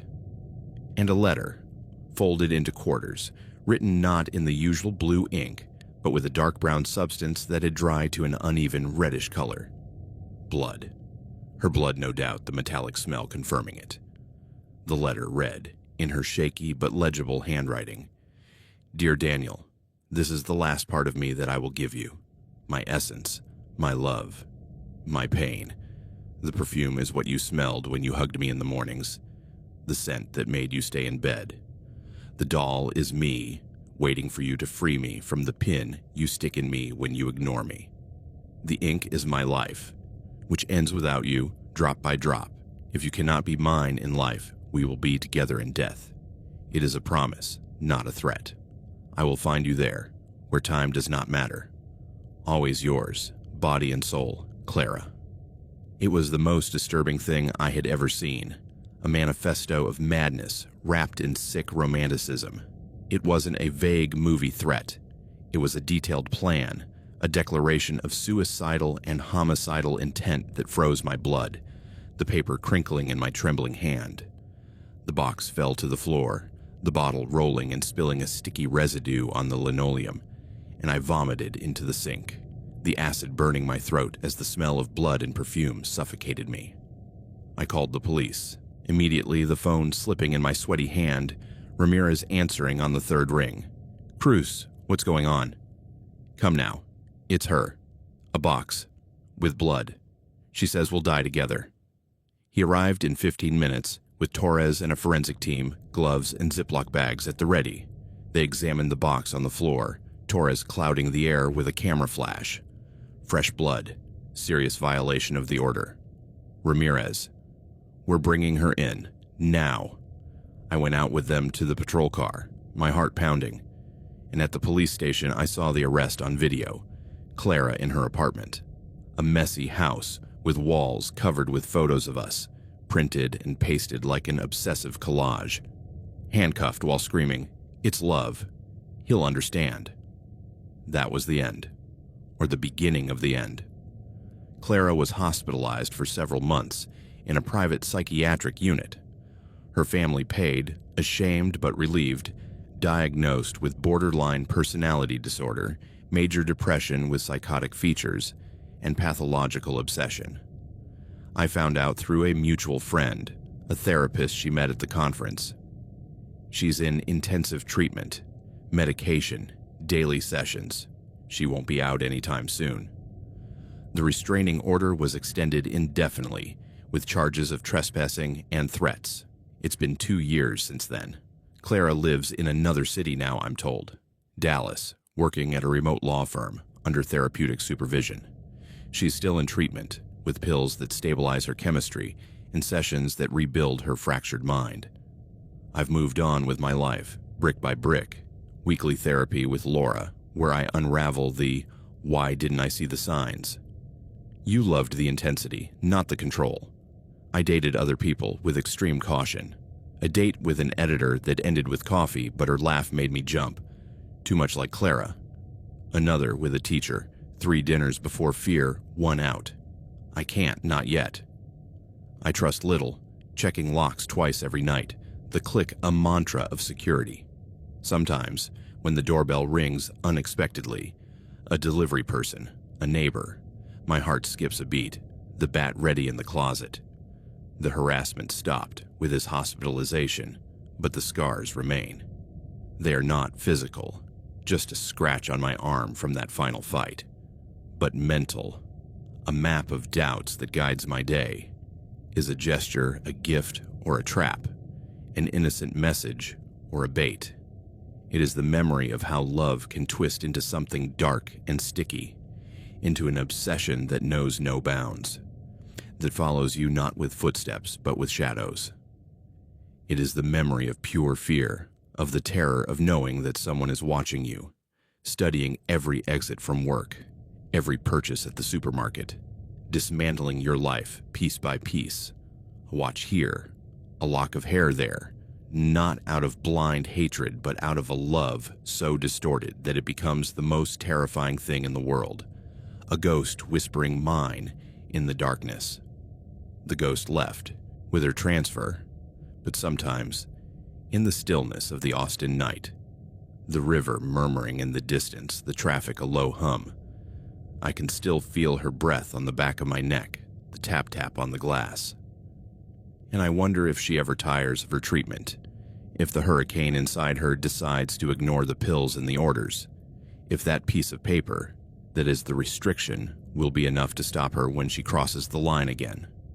Because now I know that the most real monsters don't live under the bed or in abandoned houses in movies.